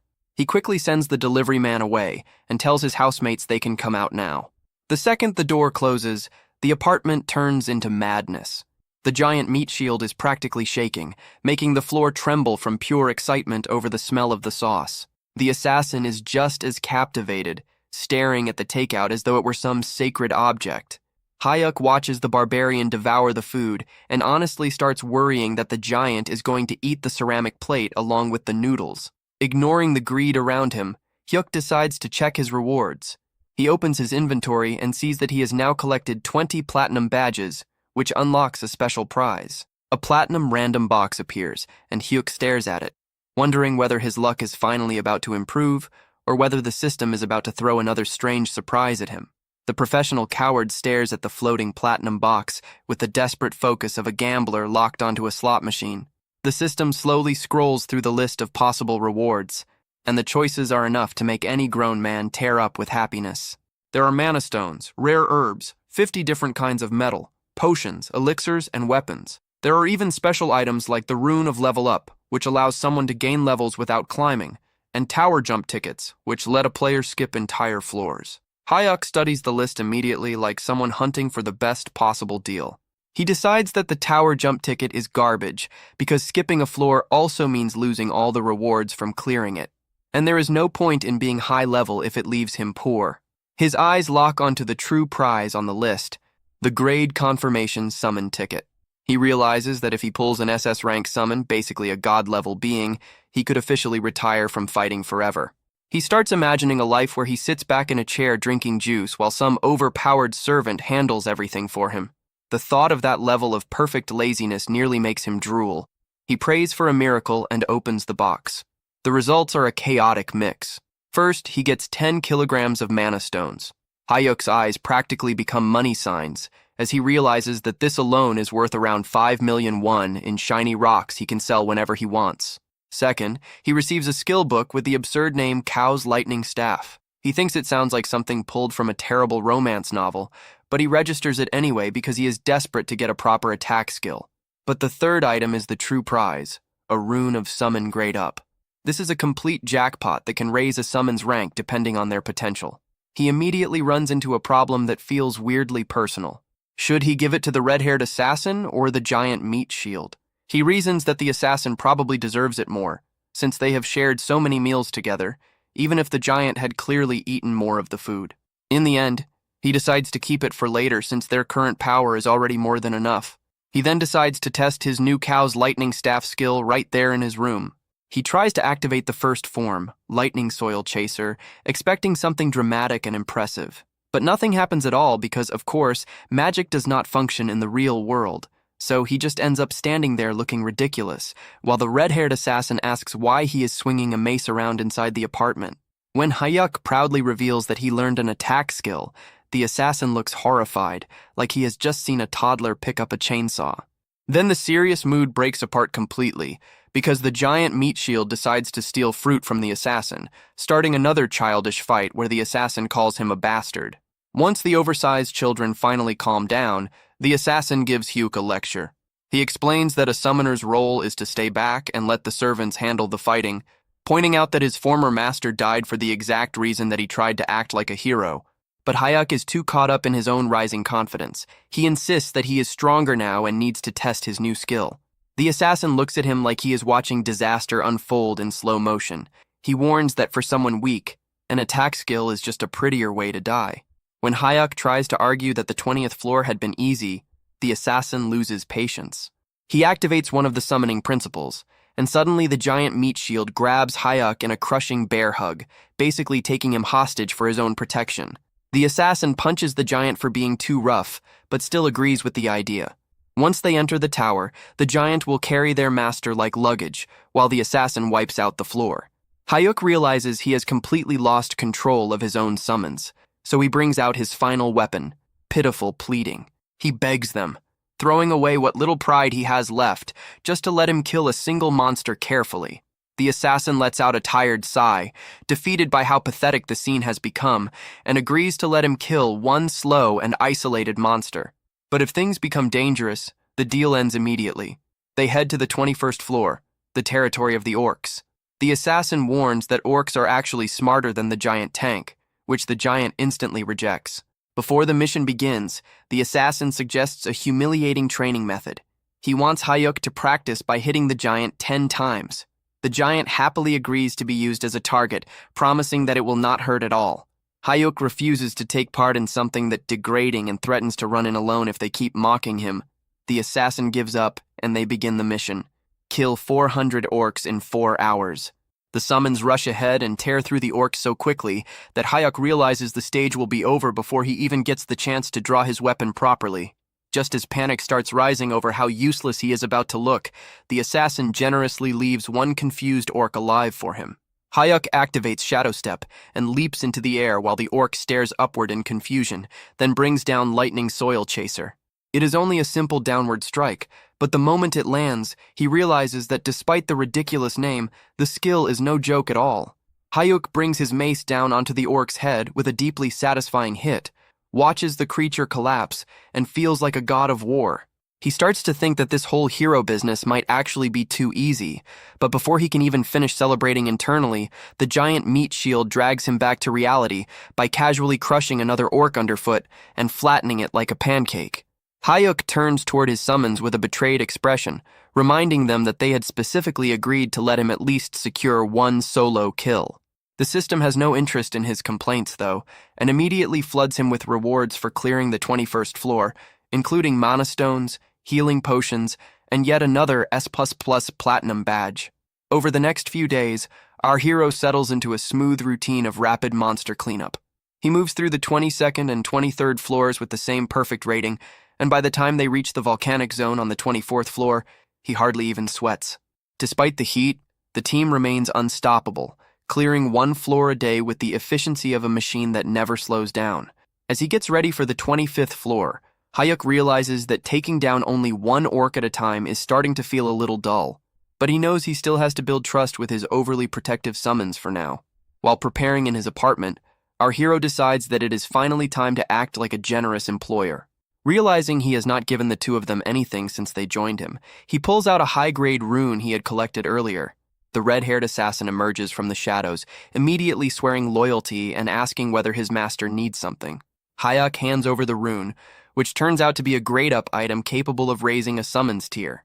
The assassin is so overwhelmed that he actually bites the rune to make sure it is real, his eyes nearly turning into hearts as he realizes he can finally rise to SSR rank. He is close to tears, promising that once he becomes stronger, he will protect his master even better with his new form. Instead of upgrading on the spot, the assassin decides to wait until later that night, so he does not rush the process and end up with some broken new body. To celebrate, he chooses to stay nearby and watch television with Hyuk, though he is already starting to wonder how one show can possibly rerun that many times. As they change channels, Hyuk's heart nearly stops when he sees his mother on the news.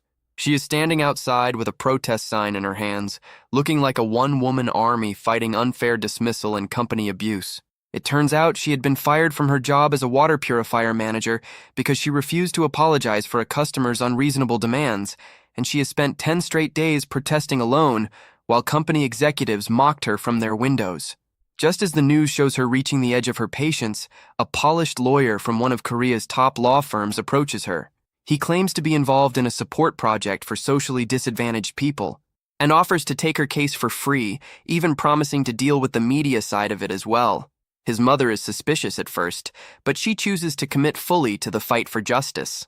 Back at the apartment, Hyuk is drowning in guilt, wondering what the point of having two sons is if their mother still has to suffer alone out on the street. The red-haired assassin immediately pulls out 2 knives and offers to pay the company executives a very violent visit, but Hyuk manages to stop him from turning it into a massacre at the last moment. Our hero starts calculating how many mana stones he would need to sell to cover any hidden legal costs. But then his father calls with even stranger good news. Not only is the lawyer free, but the best hospital in the country has suddenly chosen his father for a fully funded hip surgery and rehabilitation program. Before Hyuk can even process this sudden wave of good fortune in the family, he calls his younger brother, who reveals that he has just received a huge national scholarship from the Awakened Management Department. Hyuk quickly realizes that this is not just random kindness from the universe. Luck on this level has the government written all over it. He arranges a quiet meeting with the agency's team leader, and over a meal, he goes straight to the point and asks why they are interfering in his family's lives. The team leader does not even bother pretending otherwise, explaining that if Hyuk has problems at home, it affects how he performs inside the tower. He claims this level of support is normal for elite players, but before Hyuk can push back, the man drops a new contract onto the table. It is an ultra-elite special management agreement, and as the team leader grins and suggests they sign it on the spot, Hyuk starts sweating hard. His heart is slamming inside his chest, trying to break free as he faces the captain. The man is so excited that he looks like he might shake straight through the floor, insisting that Hyuk sign the elite team contract immediately. The professional coward realizes the captain came fully prepared to trap him, but he still tries to stay calm by claiming that he lacks both confidence and talent. The captain rises with the weight of someone delivering a final judgment, questioning whether Hyuk is really trying to act modest after setting records no one has ever touched before. Hyuk has absolutely no answer for that. He knows that pretending to be humble after clearing 24 floors with SSS-level ranks only makes him look like a complete fraud. The captain is practically pleading at this point, bringing up the recent incident involving that bastard Choi. He insists that Hyuk deserves full VIP treatment and the protection that comes with elite status. Hyuk tells him to sit down while he thinks it over. For him, the biggest problem is the mandatory video recording required under elite contracts, because he has no desire to see his homicidal summons turned into online celebrities. The captain has already prepared for that concern, promising that the recordings and security arrangements can be adjusted however Hyuk wants. He offers a high-security residence and even personal guards for Hyuk's family. Just as Hyuk's resistance starts crumbling like an old cookie, the captain drops the final bribe. 2 free houses, one for his family and one for himself. Hyuk's brain nearly shuts down at the thought of free property, but he still manages to ask for a little more time so he can get advice before signing away his future. The next morning, the assassin appears looking like he swallowed a glowing purple light. He has officially advanced from SR to SSR rank, and his new aura is so bright that Hyuk's eyes can barely handle it. Hyuk tells him to tone it down before they talk about the contract offer. The assassin is unexpectedly supportive, pointing out that Hyuk is basically a national treasure walking around in human form and deserves to be treated that way. Still, he has one condition that cannot be ignored. He warns Hyuk to demand full authority over when they enter and clear floors. He refuses to let greedy management filth drag them into danger before they are ready. The assassin explains that if Hyuk simply stays alive and keeps using his random summons, he will eventually be able to call beings that go beyond ordinary human limits. Hyuk's imagination can barely keep up with that level of power, but when he checks the numbers, he sees that his next random summon is still 19 days and some extra time away. After that strategy talk, Hyuk brings out the giant meat shield.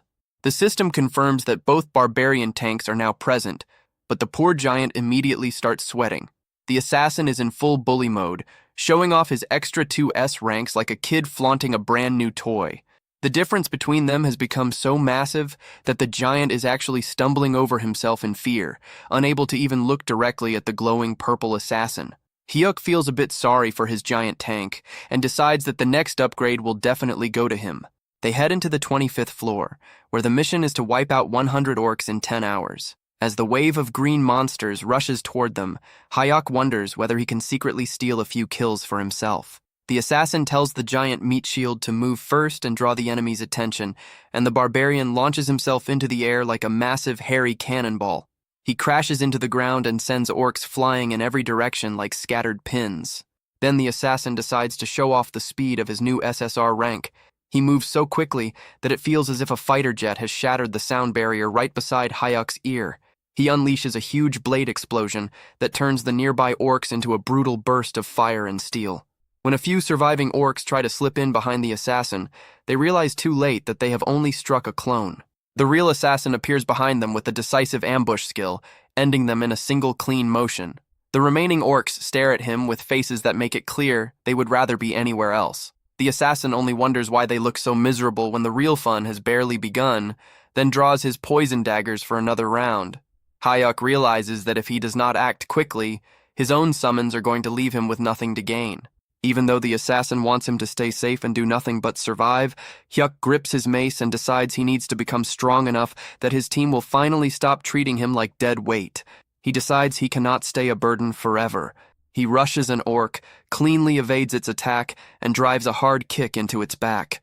Drawing on his rising confidence, he unleashes the first form of his primordial thunderstaff. The strike smashes into the orc's head and leaves the monster dead with purple energy bursting from the blow. As more enemies rush in, Hyuk uses Shadow Step to move through the chaos, dodging and attacking with surprising skill. Then the system suddenly delivers incredible news. He has unlocked the second form, Scatter Falling Thunder. Overjoyed, he tests it immediately. The staff releases a blast of lightning that splits into 5 branches, wiping out a whole group of orcs in a bright area attack. The assassin watches the display with eyes so wide they look ready to fall out. He rushes over with tears in his eyes, shouting that unlocking a new skill is no excuse to ignore their strict 1 kill per floor safety agreement. Hyuk instantly starts sweating and stammers out an apology. But then the professional coward experiences a rare flash of defiance. He wonders why he is always acting afraid around his own summons. Straightening up, he boldly declares that while he may be weak in the real world, inside the tower he is an absolute alpha. The assassin nearly breaks down, begging him to put safety first, but Hyuk brushes it aside. Drunk on his own confidence, he declares that he wants the orc chieftain to appear right now so he can crush its skull himself. Then he turns around and finds the orc chieftain already standing right behind him, looking like a furious wall of muscle. Our boy's whole alpha act vanishes in an instant. He drops his weapon, cries out for his bodyguard, and is immediately pulled out of danger by a very pleased, grinning assassin. Realizing he should have kept his mouth shut from the start, he points a shaking finger at the giant monster and orders his team to erase it. The summons are more than happy to obey. The giant meat shield rushes in from the front, while the assassin slips behind the distracted beast with his dirty ambush skill, bringing the boss fight to an end within seconds. System windows instantly fill Hyuk's vision. The 25th floor is cleared with an S++ rank, earning him another platinum badge. Because he has now piled up 25 of them, the system offers him a major reward. He is given the choice between trait enhancement, skill copy, a random item, or summon grade enhancement. He immediately chooses trait enhancement, knowing only an idiot would pick anything else. His status window updates and raises his simultaneous summon limit to 3, not counting himself. That means they are now a proper 4-man squad, and his next random summon cooldown is exactly 18 days away. To celebrate the victory, Hyuk treats his summons to a huge meal of spicy pork. When asked whether he can handle the heat, the assassin reacts with open confidence, acting as though being weak to spice is something beneath an SSR-ranked being.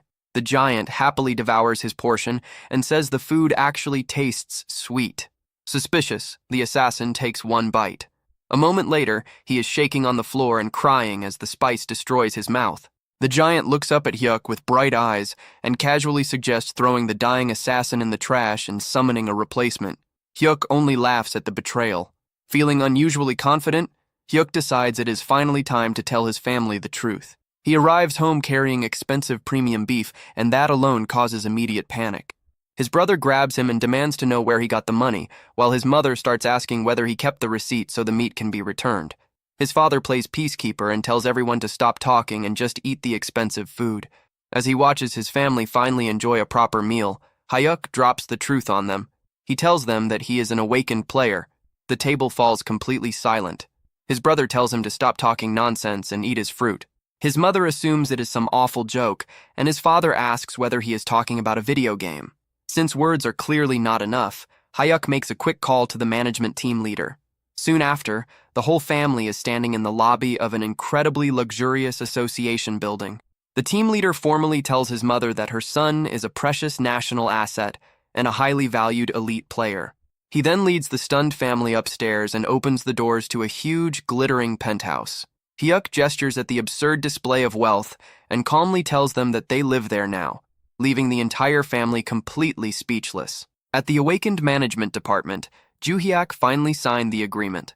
Until not long ago, he had never imagined that he would end up accepting an elite contract. Life had turned in a direction he never expected. Team leader Gwang-hail apologized, saying that they could only offer an annual salary of 2 billion won because the starting pay for elite players was regulated. He added that someone like Player Ban should honestly be receiving far more. Joo-hyuk thought to himself that even 2 billion more now sounded strangely normal. His sense of reality was starting to dull. Then he explained that it had been his own decision. He simply was not comfortable with it becoming publicly known that he was the S++ rank record holder. If that happened, his private information would be exposed as well.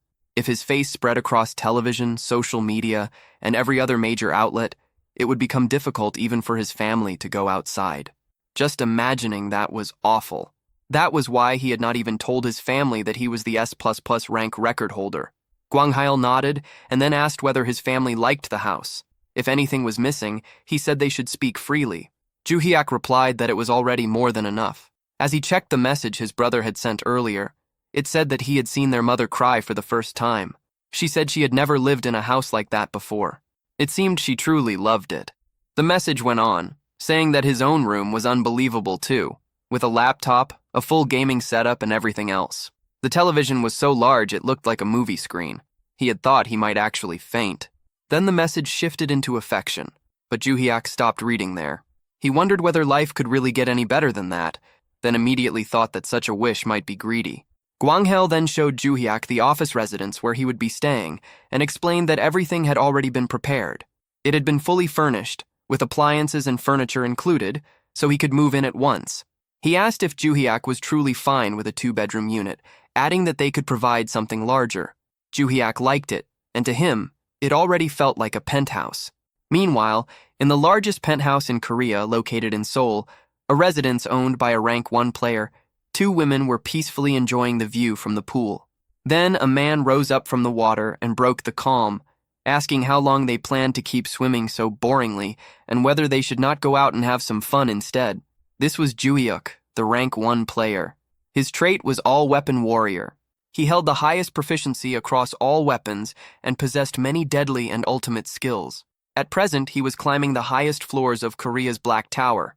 He lifted shot glasses filled with whiskey and remarked that one glass alone was worth 5 million won.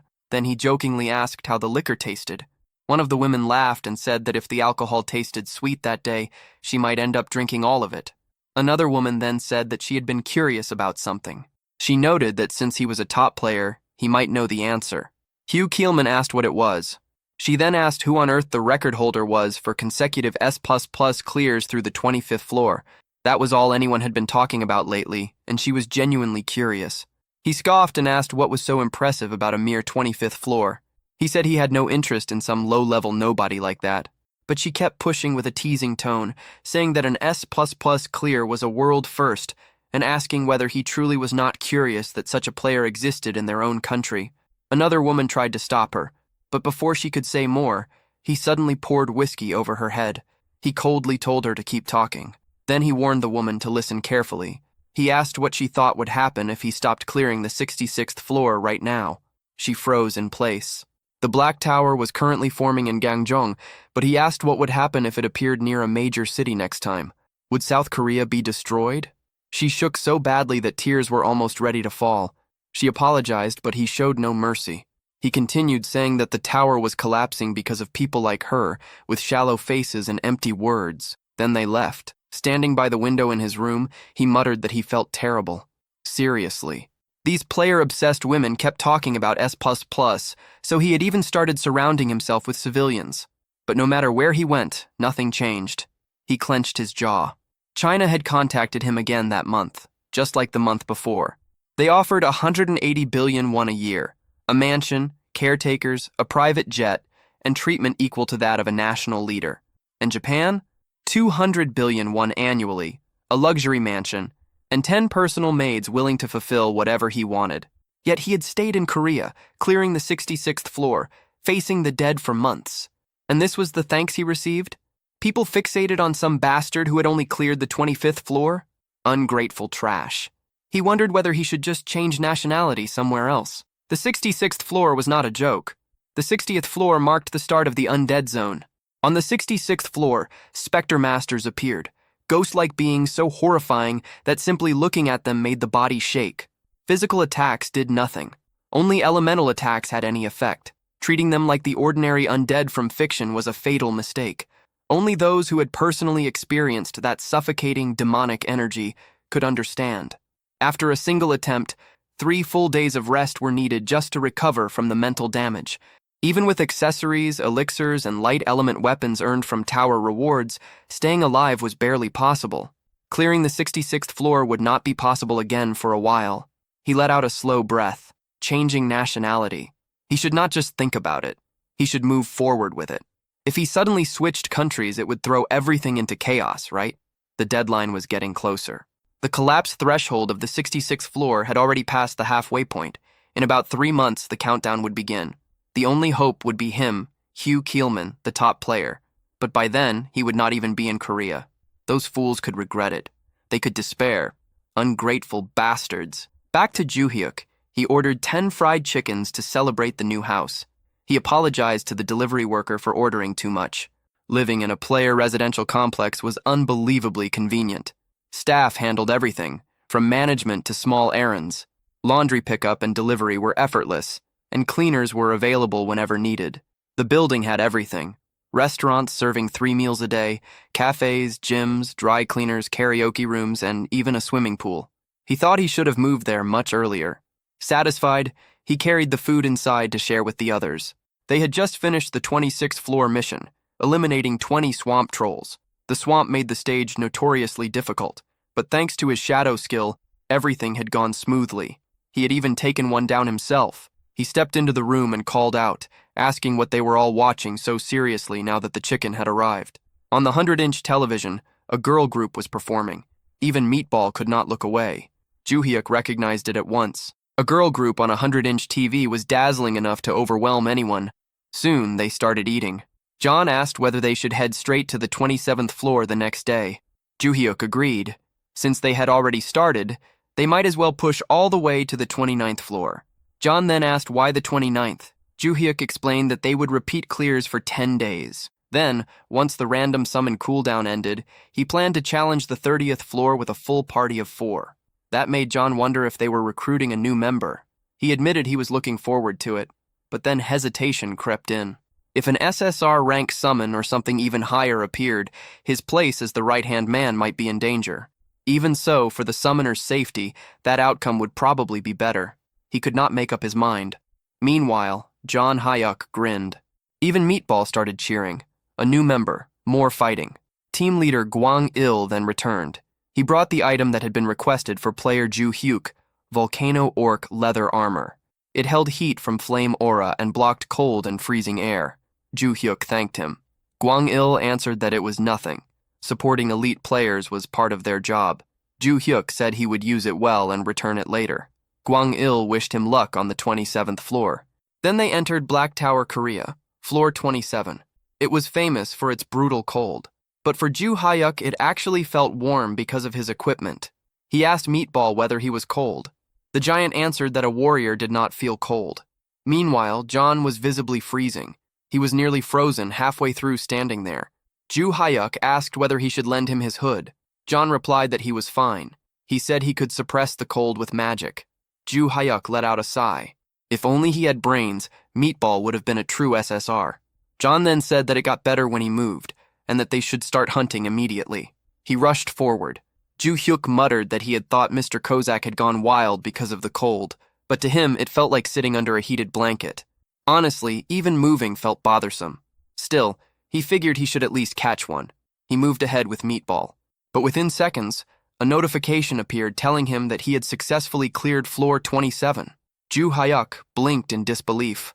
Already? John answered in a shivering voice that he had cleared it for his summoner. In truth, he had mostly done it for himself. Then another notification appeared. An item had dropped. It was the tower-exclusive Roland Kingdom Paladin Captain's Holy Sword.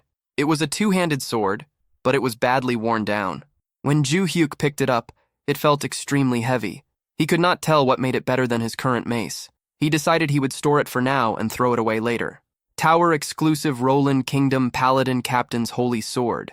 Its effects were increased attack power, sacred fire, spirit stability, and higher critical rate when fighting undead. Its limitation was that those effects applied only to undead enemies. Its durability was extremely low, meaning it needed repair after use. Its special feature was a faint radiance that infused both the wielder's body and sword. Joo-hyuk asked Meatball whether he wanted to try the sword, but the giant muttered that a warrior used his fists. Then Joo-hyuk turned to John and asked whether he needed it. John answered casually that the gear he used was wyvern leather armor and dwarven daggers. He only dealt in top-tier equipment. Both of them were stubborn in their own way. Joo-hyuk thought to himself that selling it really might be the only option. He wondered whether he should go back to the player shop. The sword was so old that he had no idea whether it would even sell. Still, before getting rid of it, he decided he should test it once. John told him to go ahead and wished him luck. Joo-hyuk swung the sword twice, and after just those 2 swings, all his stamina was gone. John nodded and praised him, saying it was impressive, exactly as expected of Summoner Ban. But Joo-hyuk answered that he could not even lift it properly, so the praise made no sense. This man truly had no idea when to stop. Even so, John added that he had done well. After all, physical ability was limited outside the tower. Joo-hyuk then asked whether there was really no way to remove that limit. John paused for a moment before saying that it was possible. If the boundary between the real world and the tower disappeared, that restriction would be lifted. The many towers across Earth would collapse, and reality itself would become the same as the tower. And when that happened, players would be able to use their full power. He looked at him with a serious expression and said that such a thing would be a sign of coming disaster. At the Japanese embassy in Korea, located in Gwanghwamun, a call came in. The message said that the rabbit wanted to leave its old nest and move to a new one. The rabbit referred to none other than the rank 1 player, Hugh Keelman. That was good news. Very good news indeed, the counselor replied.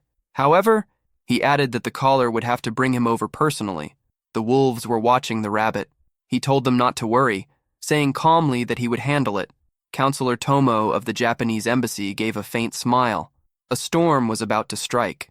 2 days later, at Black Tower in Gwanghwamun, Republic of Korea, floor 65 had been cleared. Progress stood at floor 66 with the deadline showing 92 days, 13 hours, 34 minutes, and 52 seconds. Jung-hook felt uneasy as he remembered what John had said about it being an omen of doom. Still, the higher floors were meant to be handled by top players like Hugh Keelman, right? Worrying would not change anything. He only needed to keep climbing at his own pace. So he decided that since they had cleared the 28th floor yesterday, today they would take on the 29th. The 28th floor had been troublesome, with giant trolls attacking from the tops of enormous trees. It would have been difficult for John alone, but thanks to Meatball, they had managed it. Thinking back, Jung-hook wondered how they had even dealt with those trees. If Meatball had only a little more intelligence, he would have been a true SSR. They had dropped from the trees like chestnuts. John had shouted a warning, and his finishing strike had been clean. But the 29th floor was different. It was infamous for its filthy plague trolls, creatures that wandered around dripping yellow pus and foul discharge. Some players had even gotten sick during their attempts. Jung-hook decided they needed to prepare carefully, then summoned John and Meatball. John immediately announced his presence with pride, saying he was at his summoner's service. Meatball quietly said that he was there as well. Jung-hook muttered for Meatball to please stop calling himself Meatball. Then they entered the 29th floor. Jung-hook asked whether the two of them were really fine without masks. Meatball confidently answered that warriors did not get sick. John replied that he was SSR and that wearing a mask only made it harder to breathe and move, so he would simply accept the risk. Surprisingly, because the two of them completely ignored the disease threat, their hunting speed was even faster than it had been on the 28th floor. They cleared it quickly. Afterward, John asked whether they would be having dinner together again that day. Jung-hook hesitated. Then he apologized. John blinked, clearly not understanding why he was apologizing. Jung-hook unsummoned both of them and mentally cursed himself as a traitor and a terrible employer. He thought they could spit on him if they wanted. But then his thoughts turned to the new house. If plague got inside it, that would be a disaster. He looked at Meatball. The giant was huge and would spread contamination everywhere. How were they supposed to go back together like that? The next day, at the gym inside the awakened management department, a woman was doing squats with a barbell. After finishing her set, she dropped the weight. She was Nam Gun, Korea's rank 2 player, a trained swordswoman currently climbing the 62nd floor. She frowned. The dark zombies on the 62nd floor released an aura that corrupted players during battle. She could not see a way past it. She clenched her fists and wondered if this was her limit. Even if that was the case, as an elite player, she believed she had to keep moving forward until her body gave out. She drank a protein supplement. At moments like this, mindset mattered. She prepared herself for another set. But suddenly, people rushed past her. Mina was among them. Something was clearly happening. Mina quickly explained that news had just broken. A press conference was underway and Hugh Keelman was speaking with a cold tone. He criticized the Awakening Management Department, saying it focused only on policy while neglecting allied teams. He declared that the future of the Republic of Korea looked bleak. Then he announced that he would leave Korea that very day and continue his career as a Japanese player. The news hit Jung-hyuk like a shock. Hugh Keelman, the country's top player, was switching nationality.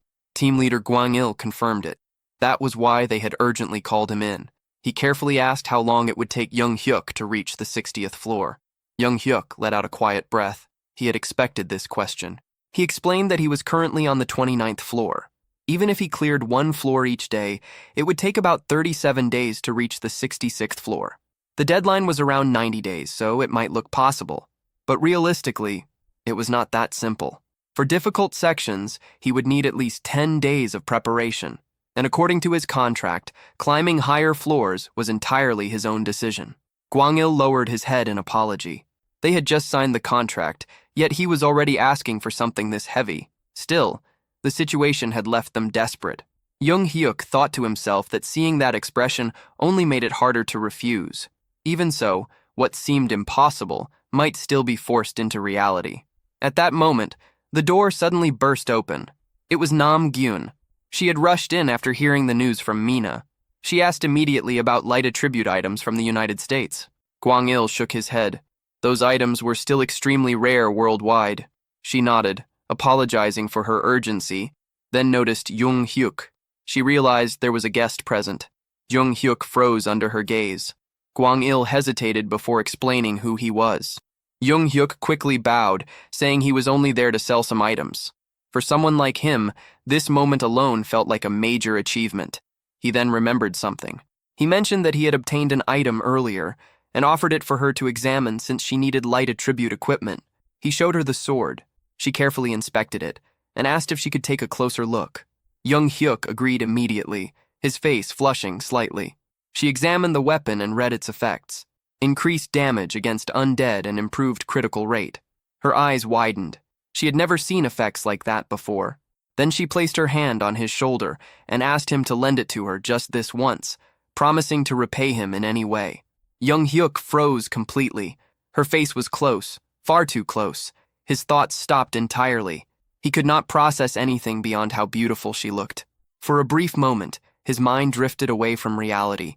He imagined an impossible future, standing beside her, living a completely different life. But in reality, he was simply standing there, lost in his own thoughts, with an awkward expression frozen on his face. Then she spoke again, asking whether he had just said he would lend her the holy sword. That was when Jung Hyuk finally returned to reality. He realized that he had drifted off into a ridiculous fantasy without even noticing. Startled, he straightened up at once. He quickly confirmed that yes, of course, he would lend it to her. He told her to use it freely and let him know how it performed. She thanked him warmly, calling him Player Bong, and said that if he ever needed help, he could ask at any time, and she would do whatever she could. She prepared herself almost instantly. She declared that she would challenge the 62nd floor right away. Gwang-il told her to return safely. As she left, Jung Hyuk wondered whether the sword would actually be useful. He hoped the review would be good enough that he could sell it for a decent price. He had planned to get rid of it anyway, so there was no point in getting greedy now. Still, he could not help wondering how much a holy sword like that might be worth. She entered the 62nd floor. The failure conditions were death or abandoning the mission. The moment she stepped inside, she frowned. The undead appeared immediately. Her whole body tensed. No matter how many times she faced this kind of enemy, she could never grow used to it. The crushing pressure and the suffocating energy that made her want to run away were still just as awful as ever. She activated the holy sword. A faint white glow appeared. The blade looked badly worn, and the light it gave off was dim. It felt weaker than expected. The other light attribute items she had used before had shown much brighter. She questioned whether this would really be enough.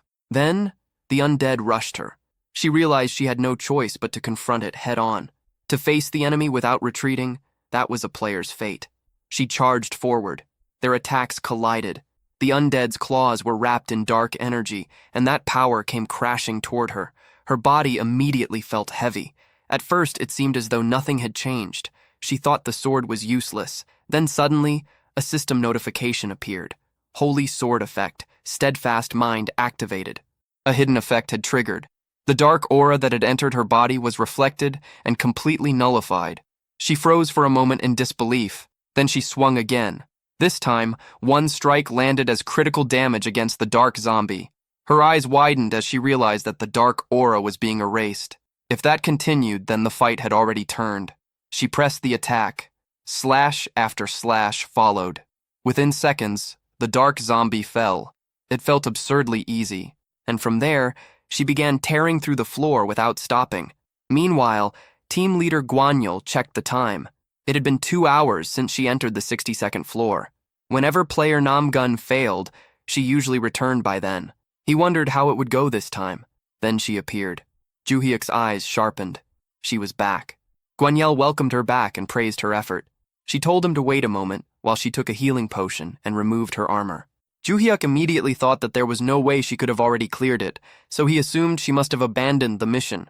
Maybe even with the holy sword, it had still been impossible. He nervously asked how it had gone and said he was glad she returned safely. He asked whether the holy sword had at least been somewhat useful, and added that if it had not been good, she could be honest about it. She gave no answer at all. Instead, she walked straight toward him and wrapped him in a tight hug. And in that instant, something inside Juhyuk's lifelong, painfully untouched existence cracked apart completely. His brain stopped working. He could barely process what was happening. To him, She suddenly felt far too aggressive, far too close, and far too dangerous for his sanity. And just like that, his mind slipped straight back into full delusion mode. Now his mind had already gone even further, imagining the two of them attending their child's elementary school orientation together. She thanked him with complete sincerity, saying that without the holy sword he had lent her, she would have definitely failed. Meanwhile, Juhyuk was still trapped in his own thoughts, mentally watching their imaginary children grow up. Then she turned toward team leader Gwanyil. She reported that the 62nd floor clear had been a success. With more testing, she could confirm it fully, but if things continued going well, she believed that even the 66th floor might become possible with that sword. Team leader Gwanyil burst with joy. If that was true, then everything had changed. In his mind, he realized that if this sword had ended up in Yu Keelman's hands instead, it would have been a disaster. That man would have kept all of its value to himself. Then Gwanyil glanced at Juhyuk and thought that the more he learned about him, the more interesting he became. Gyun suddenly stepped back, apologizing because she had gotten carried away. That was when Juhyuk finally came back to his senses. It felt as if he had lived an entire lifetime inside that delusion. She explained that she had used the sword well, but the blade had been damaged in several places. Juhyuk thought that it had already been in rough condition from the start. At this rate, it would probably wear down completely after only a few more uses. Gwanyil added that this was not a problem. There were skilled craftsmen in the player workshop, and with proper repairs, the sword could last much longer. Relief appeared on her face. Juhyuk then asked whether the repair costs would be high. Gwanyil immediately answered that the department would cover it. Juhyuk hesitated for a moment, then asked whether they would rather buy it from him outright, since they were going to need it for clearing the higher floors anyway. Gwanyil shook his head. In his view, selling it would be a mistake. Renting it out would be far more profitable while still keeping ownership. There were hundreds of towers across the world, and most countries had not even reached the 60th floor yet. That meant people would come looking for this weapon. It could be rented out for 10 billion won every single time it was used. Juhyuk froze. A rental business. Pure profit. Gwanyil continued, saying that the department would even handle all the rental procedures for him. Juhyuk nodded immediately. Then he offered to rent it to the department for 1 billion won for now, while leaving room to expand globally in the future. Gwanyil quickly waved that idea away and said there was no need to worry. The department would handle everything. Once all of it was settled, Juhyuk was overflowing with excitement. 10 billion won per rental. It did not even feel real anymore. This was no longer just a sword, it was a gold mine. So he declared that the day called for a celebration. He bought food for John and Meatball. John was thrilled, clearly touched that Juhyuk had personally bought it for them. Even Meatball was overjoyed, saying that no one had ever treated him this well before. Juhyuk told them to eat as much as they wanted and not hold back. He admitted that thanks to the two of them, he had made it this far. That evening, breaking news spread across Korea. The 62nd floor had been cleared successfully. A new holy sword with divine attributes had been revealed. Player Nam Gun had emerged as a new hope for the 66th floor. People even began forgetting Yu Keelman. And just like that, because of Juhyuk's unexpected contribution, Korea's crisis slowly started turning into an opportunity. 10 days later, Juhyuk had spent the past stretch of time repeatedly clearing the 28th floor as preparation. Now the long-awaited moment had arrived. The cooldown on the random summon had finally ended. He washed himself carefully, trimmed his nails, and had even been fasting since the day before. He wanted the best result possible. He clasped his hands and prayed for something incredible. SSR. No, even better. LSR. Legendary super rare. John smirked and told him not to worry, saying it would turn out fine. Surely they would not end up with another summon like Meatball. Meatball immediately reacted to that. Juhyuk replied that there was nothing wrong with Meatball. After all, he had helped them clear so many floors already. John let out a sigh. Then he looked at Meatball, and the giant only smiled brightly. He told her not to smile like that again because it was unsettling. Then he forced himself to focus. Juhyuk called out for the random summon, praying that the result would be a high grade. A light appeared. A figure began to take shape, and it looked like a woman. It was a female summon. The light slowly faded, and she stepped forward with calm grace. She thanked him for summoning her and humbly greeted Master Ban. Her name was Giant Dao Rei. All three of them were stunned. She was clearly extraordinary, and the shock in the room spread instantly. Juhyuk asked what they were supposed to do now. John could only repeat the same question. Then the girl suddenly summoned a sword along with shaman bells. She declared with solemn resolve that although she might be lacking, she would devote her life to serving Master Ban. Juhyuk blinked at the sight of the sword and the bells. Was she really a shaman? Then her eyes sharpened, and her tone turned cold. She snapped at the others, demanding to know why they were staring at her like that. She asked how they dared look at a maiden with such greedy eyes, and warned that if they had any improper thoughts after seeing her beauty, they would not escape divine punishment. John flinched and tried to brush it off, claiming he had only been curious. She immediately shut that down and called him a liar. Juhyuk looked completely confused. He had no idea what kind of situation he had just summoned into existence. He quickly tried to interrupt and calm things down, but the moment her gaze turned toward him, her entire expression softened. She told him that he could look as much as he wished and simply sit back and enjoy the sight. Juhyuk froze. Was there seriously not a single normal summon among his followers? Still, SSR was an enormous win. She matched the rank of his strongest existing summon. Then another thought hit him. Were there different levels even among SSR summons? He checked her details. Name, Giant Dao Rei. Grade, SSR Super Special Rare. Type, Priestess. Affiliation, Imperial Shrine of the Heavenly Empire. Manifestation duration, 5 hours. Cooldown, 3 hours after dismissal.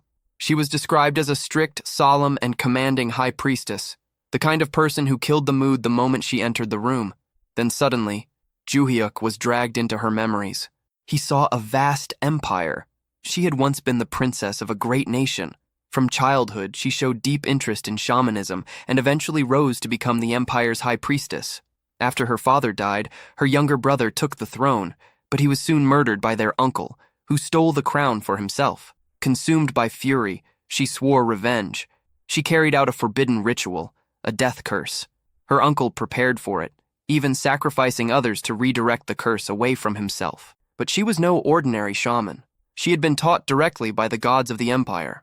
Once her ritual was complete, nothing could endure her power. Her revenge succeeded. But using such a curse for personal vengeance was a violation of the natural order. The backlash consumed her, and she died young. Juhyuk returned to himself and immediately understood more. That explained her nature, her severity, and the force in her personality. It all fit. He then asked her a careful question. She answered that she was honored and told him not to hesitate. He asked who had founded the Chang Empire. She answered without the slightest delay. It had been the great King Jianlong, the ruler who defeated the wicked Wang and Kim clans and expanded their territory all the way to Goryeo. He had been a great ruler who changed the nation's name from Baekje to Chang. Juhyuk asked if that meant the giant founder of later Baekje was the one she was referring to. She slowly nodded and confirmed it. Then Juhyuk fell into thought. A parallel world. In her world, later Baekje had unified the 3 kingdoms instead of Goryeo. Kozak had once mentioned that his previous world also resembled modern Earth. Juhyuk kept thinking. The history before the 3 kingdoms matched what he knew. It seemed that history had split off exactly around that era. It was fascinating. No wonder she carried herself that way. She had literally been a princess. Then suddenly, another thought hit him. He had been fasting since the day before for the summon. Now that everyone was gathered, maybe they should eat some ramen. John agreed immediately and asked for a mild one. Then Juhyuk turned to Jian and asked about her choice. She hesitated, feeling that being picky about food went against proper conduct. Meatball said everything sounded amazing. John added that anything made by Master Bong was the best. Juhyuk smiled and said he would make it quickly, telling them to just grab a large bowl. Then Jian suddenly exploded. She demanded to know how they could act so shamelessly when they were merely summons. She said they deserved a beating and told them to get lost immediately. How could they allow Master Bong to prepare food with his own hands? Her sudden outburst startled Juhyuk. John protested, saying that they were the same rank, so he could not understand why she kept talking down to them. But Jian stepped forward with overwhelming authority. She said she had tried to stay reasonable, but now it seemed she would have to curse them just to make them understand. John immediately backed away. A curse was not something he wanted anywhere near him. In the very next moment, they were all in the kitchen. John declared that he would make the ramen. Even Meatball ended up struggling with the pot. Juhyuk let out a sigh. A crazed assassin and a savage warrior. Apparently even these death-defying lunatics still had things they feared.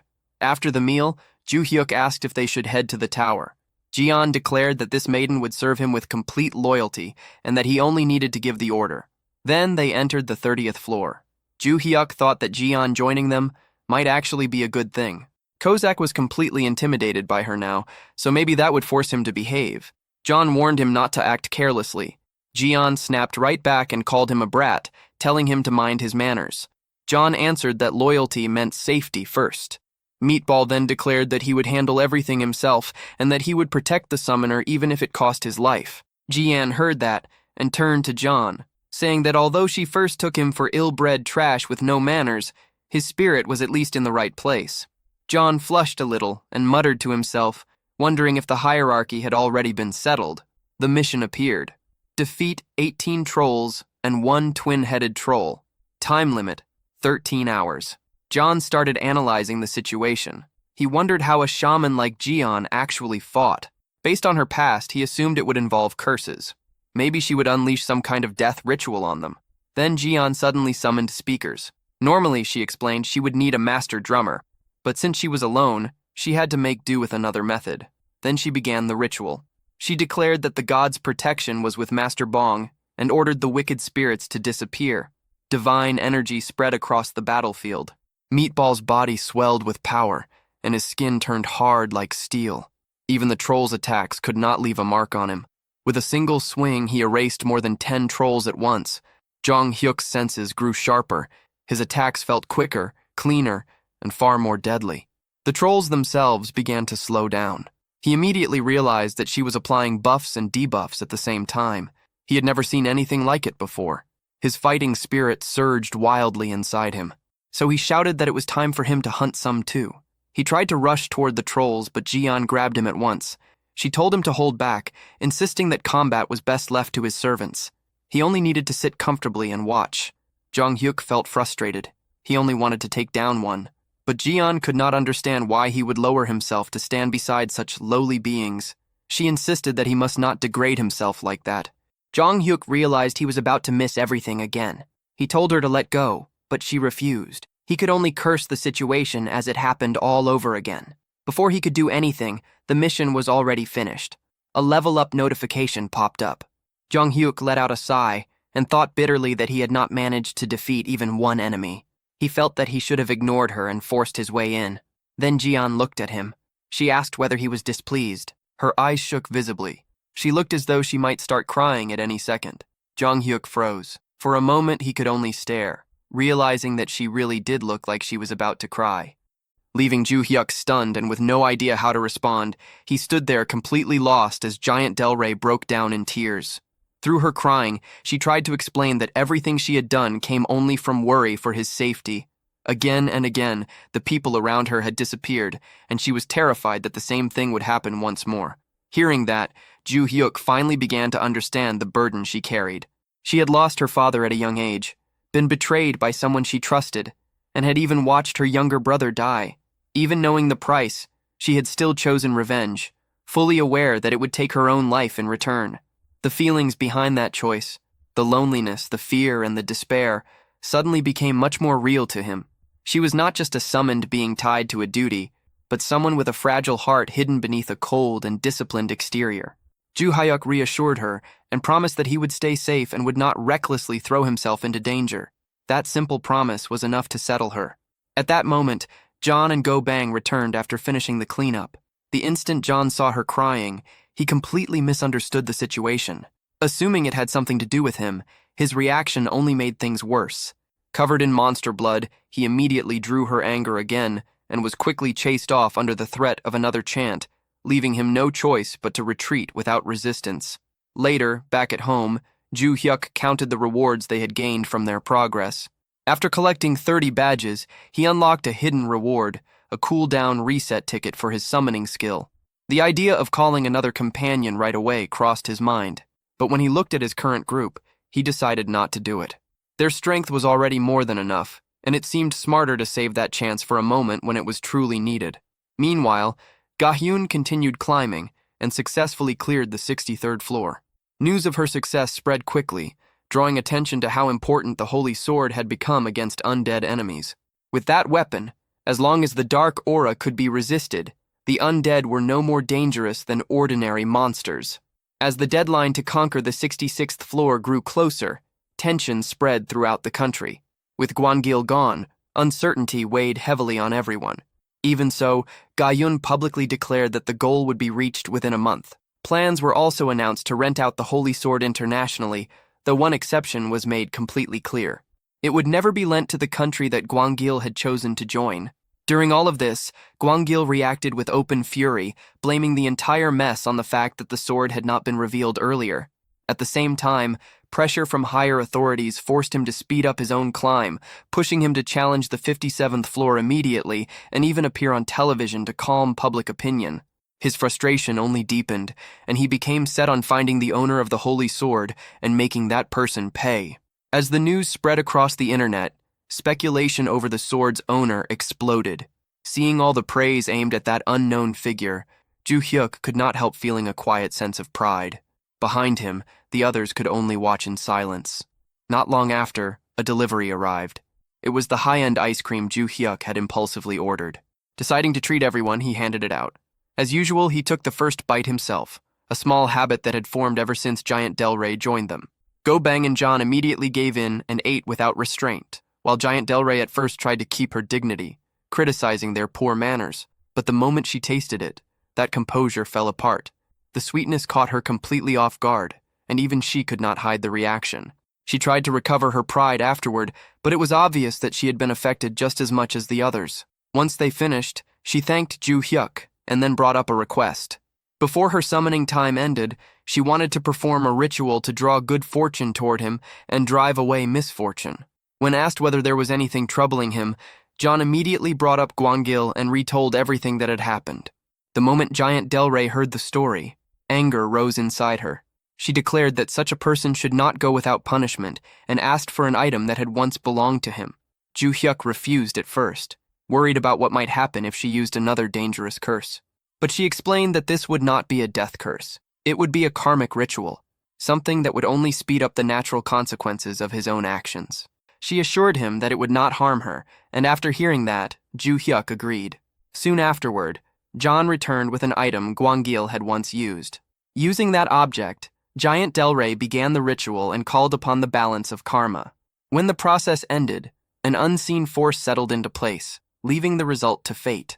Depending on the weight of Gwangil's past actions, the outcome could range from small misfortune to something far more severe. Elsewhere, Gwangil appeared on television, now presented as Japan's sole hope for conquering the Black Tower. As Japan's symbol for that mission, Gwangil stepped onto the stage and was met at once with loud applause. During the broadcast, he carried himself with full confidence, explaining that although there was still time before the deadline, he had chosen to move early in order to reassure the public. With his strength, clearing the 57th floor seemed like nothing difficult at all, and he intended to prove it right there on the spot. Without hesitation, he entered the Black Tower. The mission was to hunt 15 flame wyverns within 14 hours, creatures that dominated the sky and preyed on ogres. He had cleared this floor many times before, so he knew its patterns well. Even so, as the fight began, a strange sense of unease started creeping over him. He began by targeting enemies that were isolated, the usual method for avoiding being surrounded. As an all-weapon user, he could adjust to any distance, so he opened the battle with long-range attacks. But something immediately felt wrong. The first arrow he released deflected in an unexpected direction, striking a different wyvern and drawing extra attention, though dealing with two at once was still within his ability. Even so, the battle did not unfold the way it should have. After bringing them down, he noticed something unusual. Not a single one of his attacks had triggered critical damage. He brushed it aside and moved forward. Then things got even worse. A sudden sneeze ruined his aim, sending an arrow straight into a cluster of wyverns. At once, 3 of them focused on him and launched a coordinated assault. Even stranger, all 3 released dragon breath at the same time, something rarely seen because of the burden it placed on them. Forced into a desperate corner, Gwangil brought out his strongest skills and barely survived the clash. After a brutal fight, he killed 2 of them, leaving 1 weakened wyvern behind. Thinking he had regained control of the situation, he moved in to finish it. That confidence vanished almost immediately. As he stepped back, he accidentally crushed a wyvern egg hidden on the ground, something that should never have been there in the first place. The cry of the hatchling rang across the battlefield and drew the attention of the nearby wyverns. The moment he understood the danger, Gwangil realized that staying any longer would get him killed. With no other choice left, he retreated and abandoned the challenge. Outside the tower, the timing could not have been worse. He reappeared right in the middle of a live stage performance. The audience was shocked, but he ignored everything around him and immediately drank a healing potion. Even with the crowd erupting around him, he showed no reaction and walked away in silence. News of his failure spread across the world at once. Public opinion turned vicious, and he quickly became a target of open ridicule. At the same time, Ju Hyuk continued climbing and cleared the 31st floor. But once again, he had failed to join the fight himself, and that left him deeply irritated. Meanwhile, Gayun kept advancing at an incredible pace, breaking record after record thanks to the power of the Holy Sword. Elsewhere, discussions about the sword had already begun in the United States. Since their own deadline was still secure, their attention shifted away from urgency and toward strategy. They decided to delay negotiations and use Japan's growing desperation to squeeze out the highest possible profit, planning to wait until the pressure reached its peak before acting. Then news spread that Chow Min had failed the same floor twice in a row.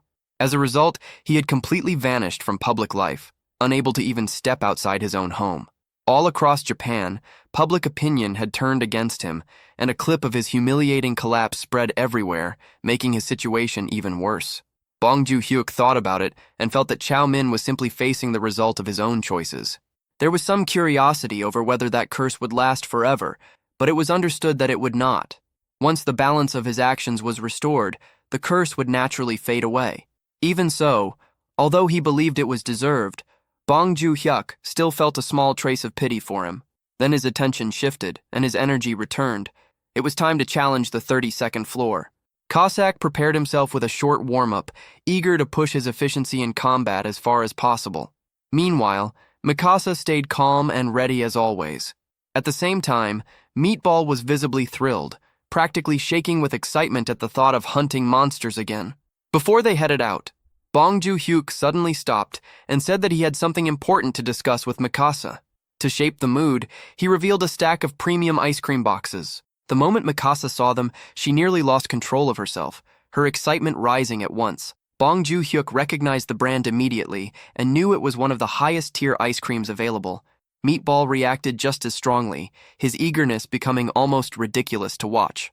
Bong Joo-hyuk found Cossack's knowledge of the brand a little strange, but he let it pass and told both Cossack and Meatball to leave the room so he could speak with Mikasa alone. The two reacted dramatically, begging not to be left out, their emotions swinging all over the place. In the end, Bong Joo-hyuk had to promise them meat if they left, and that instantly changed their attitude. Without any further resistance, they walked out.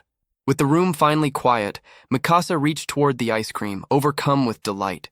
She looked at Bong Joo-hyuk with clear admiration, obviously pleased by what he had brought her. But he shifted the conversation and questioned whether it really made sense for someone like him to contribute so little in battle. Determined to change that, he declared that from that point on, he would personally hunt several monsters himself.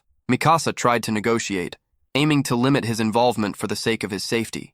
After going back and forth for a while, they reached a compromise. Bong Joo-hyuk would kill 3 monsters per floor. With no better option left, Mikasa accepted the condition. Soon after, they entered the 32nd floor. The mission there was to eliminate Stage 2 Minotaurs. Bong Joo-hyuk explained that Minotaurs appeared from the 31st to the 35th floors, with their stage rising on each level. The environment on those floors suited them perfectly, allowing their bodies to grow larger and larger. While Meatball stood at about 3 meters, the king of those creatures could reach 6 meters in height. Even the Stage 2 Minotaurs standing before them now were around 4 meters tall. Their sheer size alone was enough to shake anyone. Seeing such a huge enemy from up close, Bong Joo-hyuk felt doubt creeping in. After pushing Mikasa to let him fight, backing down now would be humiliating. Just as hesitation started to settle in, Mikasa activated her support magic from behind. Her spell strengthened Bong Joo-hyuk and his summons at the same time, while also slowing the enemies. Encouraged by that silent support, he looked around. Meatball was already holding his ground and had brought down several Minotaurs.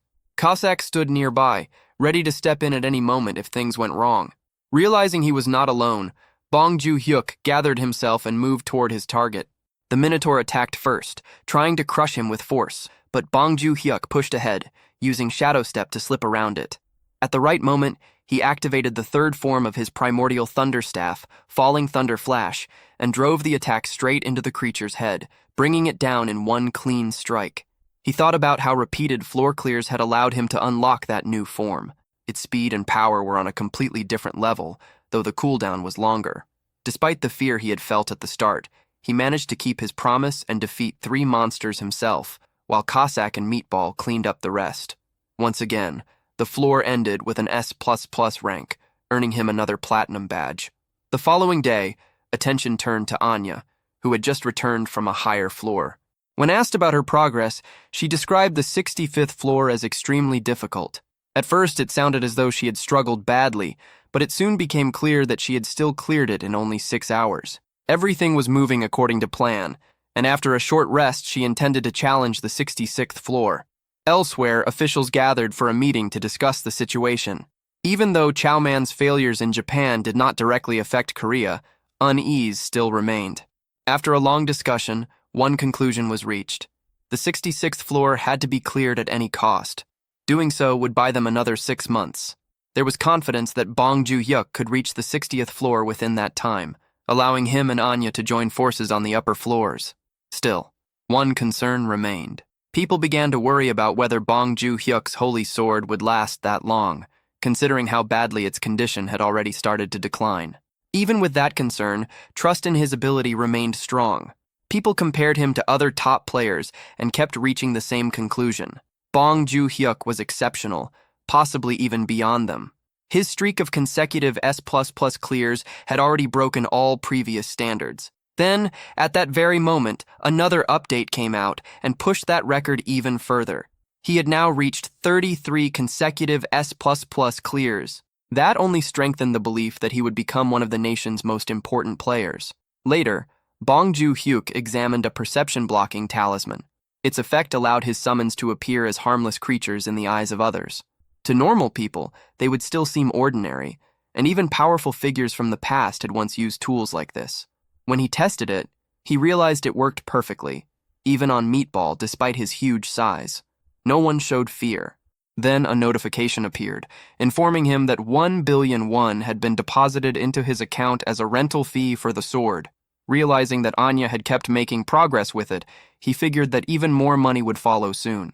The thought of that kind of wealth pulled him into a brief fantasy about living in complete luxury. Later, he went outside with his summons and watched how ordinary people reacted to them.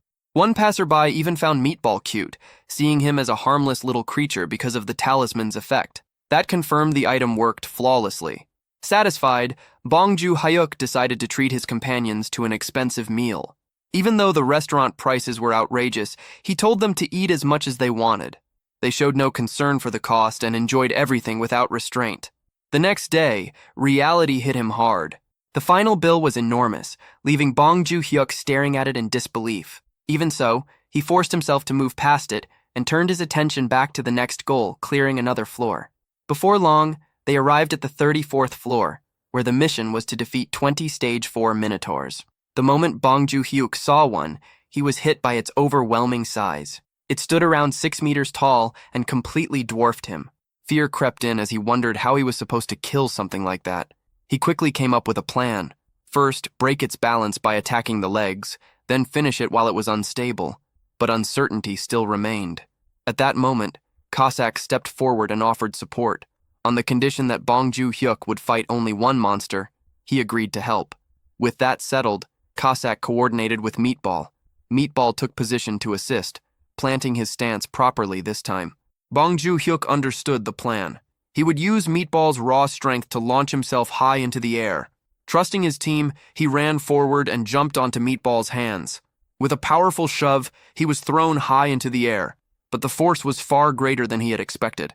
He shot upward out of control, lost his balance in midair, and then began falling faster and faster. Panic hit him, but at the final moment, he activated Shadow Step, slowing his fall and regaining control. In that instant, he felt that something had changed. His movement had become lighter, almost as if he could walk through the air itself. The moment he recognized that shift, he understood that his skill had evolved. He gave this new ability the name Shadow Walker, reflecting its power to let him move freely even in midair. After landing safely, he was filled with excitement at having unlocked yet another skill. The next moment showed Ju Hyuk using Shadow Step through the air itself, leaving his other 3 summons completely stunned. Ju Hyuk remembered something from the past, when his captain had once said that someone had been seen performing shadow steps among the clouds, a story he had never believed. But seeing Ju Hyuk now made it clear that such a thing was truly possible. Ju Hyuk moved closer to the Minotaur, while thinking that he might be traveling too fast, and he questioned whether he could even aim properly at that speed. In the end, he decided there was only one way to know. He then activated the 3rd form of his Primal Lightning Staff, Falling Thunder Flash, and with a single strike, the Minotaur was knocked out instantly. Ju Hyuk felt proud when he realized he had managed to land safely by using the recoil from the attack, though a brief unease followed as he wondered whether he had nearly lost control in the process. His 3 summons stared at him in admiration and praised him openly, describing his talent as blinding and saying that even they could not reproduce something like that. They admitted that their summoner deserved to be called a warrior and showed deep respect, even while continuing to urge him to be careful. One of them added, while pretending to stay calm, that even she had felt her hair rise from worry. Ju Hyuk admitted that he had also been shaken, but somehow he had still managed to pull it off. The summons then immediately moved to finish the remaining Minotaurs, tearing through them without hesitation. A system window informed Ju Hyuk that he had successfully cleared the mission on the 34th floor, gained a level, received 3.4 kilograms of mana stones, and obtained a summon grade-up rune. Ju Hyuk was stunned when he realized that a summon grade-up rune had dropped as an ordinary reward rather than a special bonus, and it felt to him like hitting the jackpot. Another system message confirmed an S++ clear rank for the 34th floor of the Black Tower in Korea, granted him a platinum badge, unlocked the 35th floor, and then removed him from the tower. After returning home, Ju Hyuk praised all of his summons for how well they had performed. Then, in a private moment, he quietly asked Cossack whether an SSR summon could be raised to LSSR by using the grade rune. Cossack denied it without hesitation, explaining that the rune could only raise a summon as far as SSR. Not long after, Meatball was called over for dinner by Dal Rey. Cossack immediately started complaining to Dal Rey, angrily grumbling about how expensive it was to keep Ju Hyuk's team fed, and Dal Rey also scolded Meatball for eating too much. Meatball became visibly upset and promised that he would eat less from now on. Ju Hyuk ended up feeling sorry for him and handed Meatball a grade-up rune to help him rise in rank. Meatball thanked him through tears and threw himself into a tight hug, accidentally pressing his chest hair into Ju Hyuk's face, which filled him with disgust. The scene then shifted to the Chinese Special Information Department, where Xiu Jun, the deputy director, called in a section officer and demanded to know why there was still no news about clearing the 59th floor.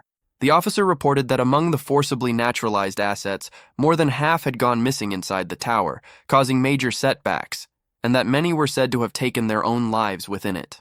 Shujun received a list of elite South Korean players and ordered the officer to select proper targets from recently contracted rookies, making it clear that famous names were to be avoided and that everything had to be carried out without leaving evidence, so the country could never deny responsibility. The officer saluted and left.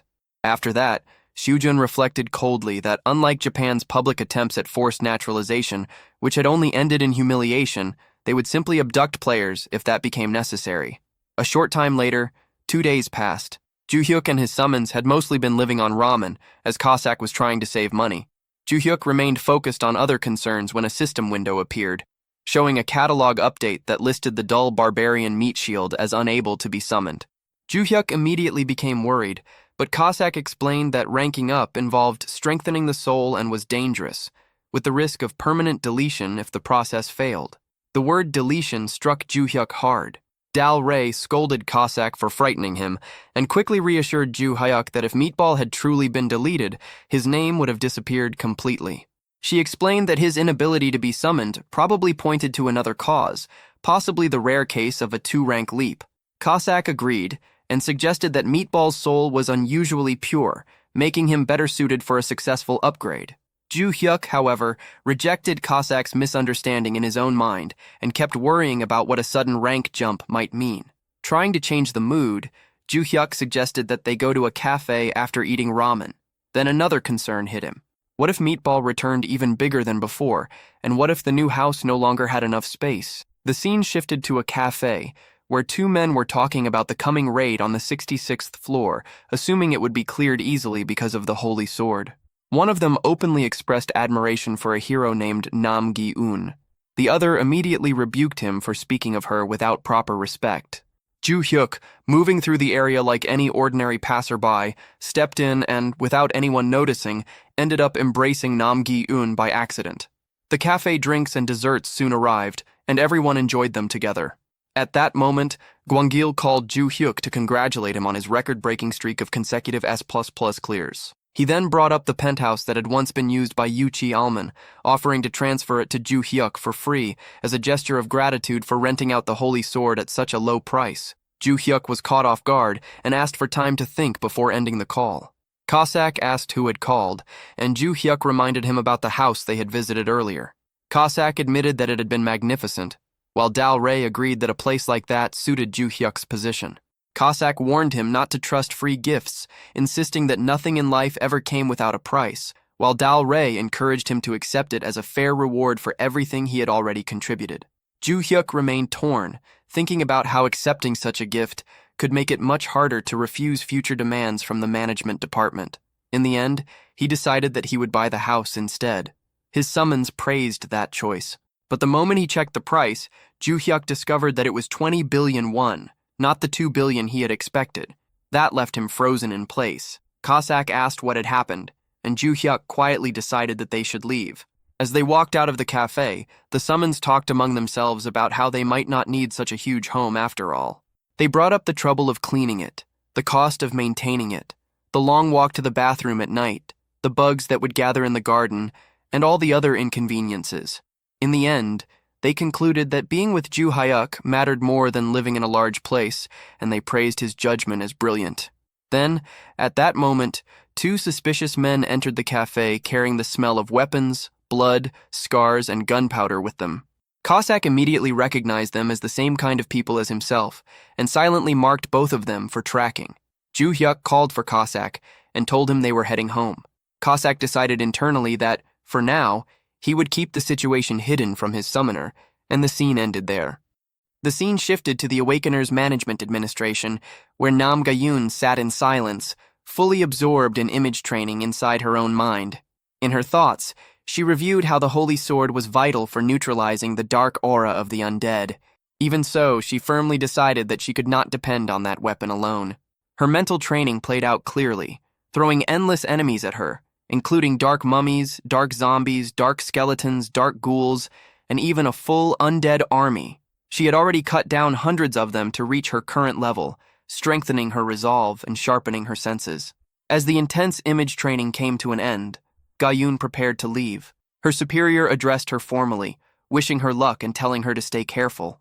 Mina also voiced her concern, supporting her with clear worry on her face. With their encouragement behind her, Ga-yoon moved toward the 66th floor of the Korea Black Tower, her focus unshaken as she entered the battlefield. Soon, a skeletal monster appeared in front of her, and without delay, she rushed straight into combat. Hours passed through a brutal struggle, and after 10 exhausting hours, Ga-yoon finally came out of the tower. Her body was drained, her breathing was rough, and the fatigue was obvious. Mina hurried toward her in panic, but Ga-yoon reassured her with a faint smile and a thumbs up, silently showing that she had succeeded. At that moment, a system notification appeared, confirming that the 66th floor of the Korea Black Tower had been cleared.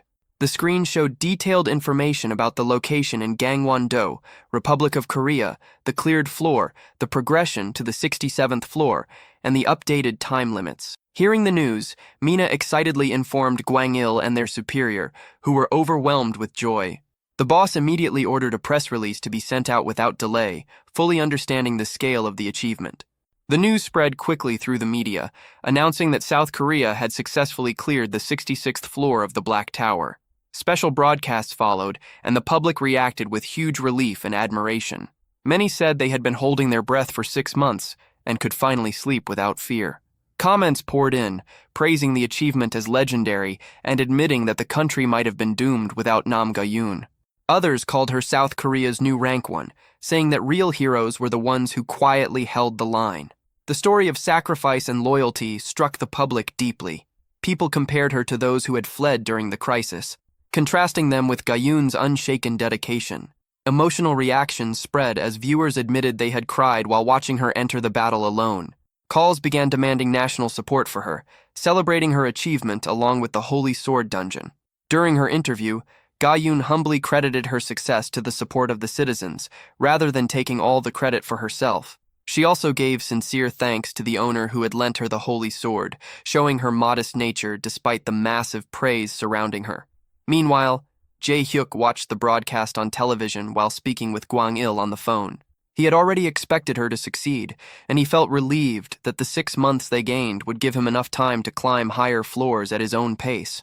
After ending the call, he found himself restless, filled with a strong urge to move. He wanted to enter the 35th floor soon, but his progress had been delayed because of Go-bang's condition.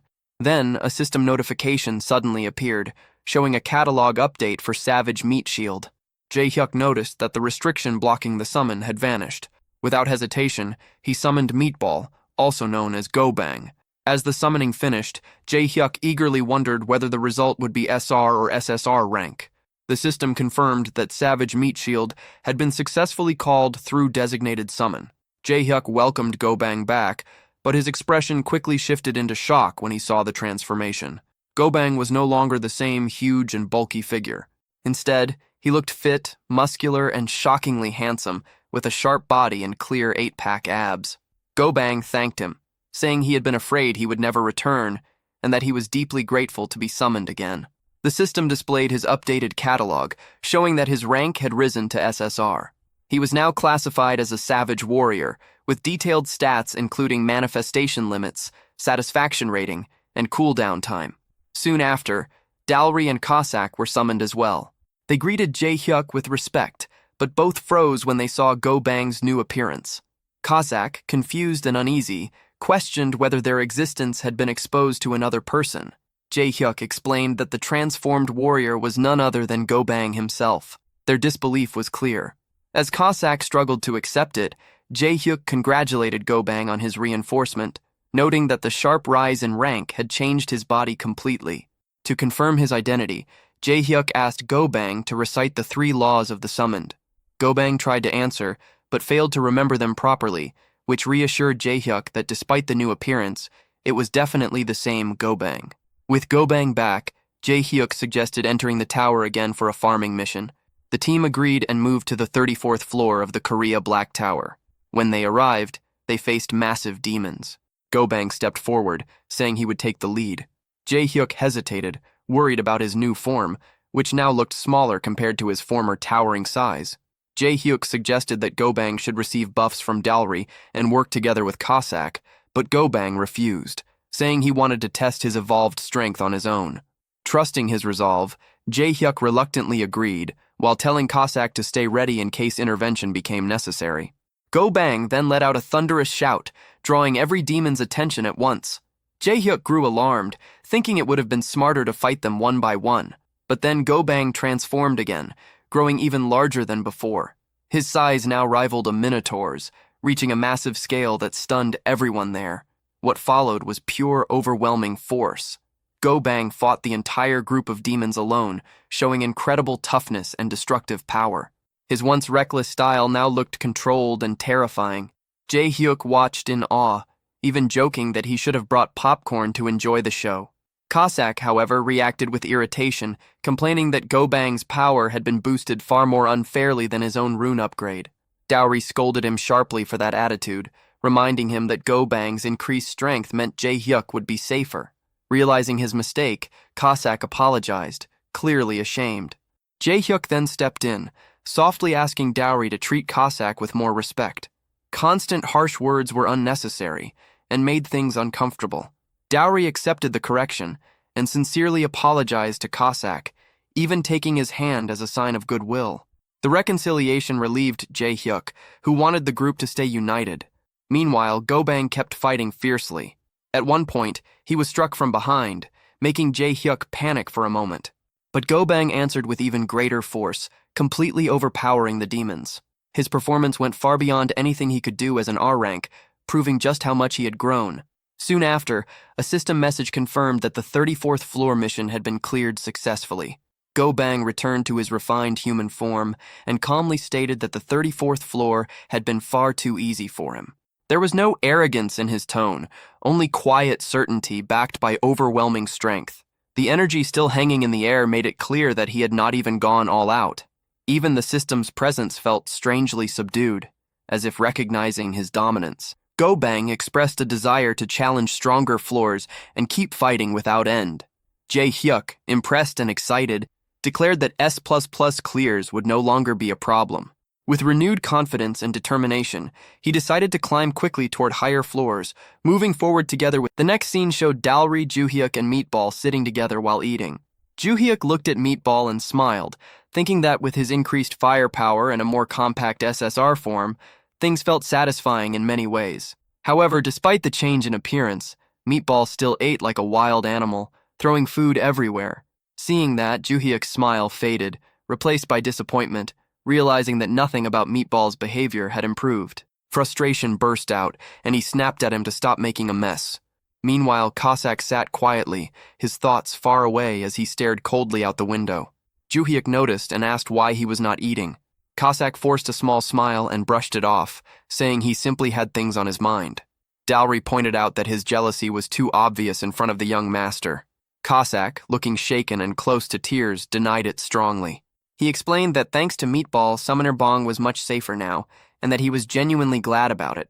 Joohyuk reminded himself not to lower his guard just because Meatball had gotten smaller, noting that his appetite seemed even worse than before. He offered some food he had saved. Cossack became emotional, eating while crying and expressing how moved he felt. Joohyuk then asked if there was anything else he needed. Cossack hesitated before admitting that his manifestation time was about to end and asked to be summoned again around midnight. He explained the designated summon cooldown, that once his time expired, 3 hours had to pass before he could return. Joohyuk asked why, and Cossack shyly revealed the reason.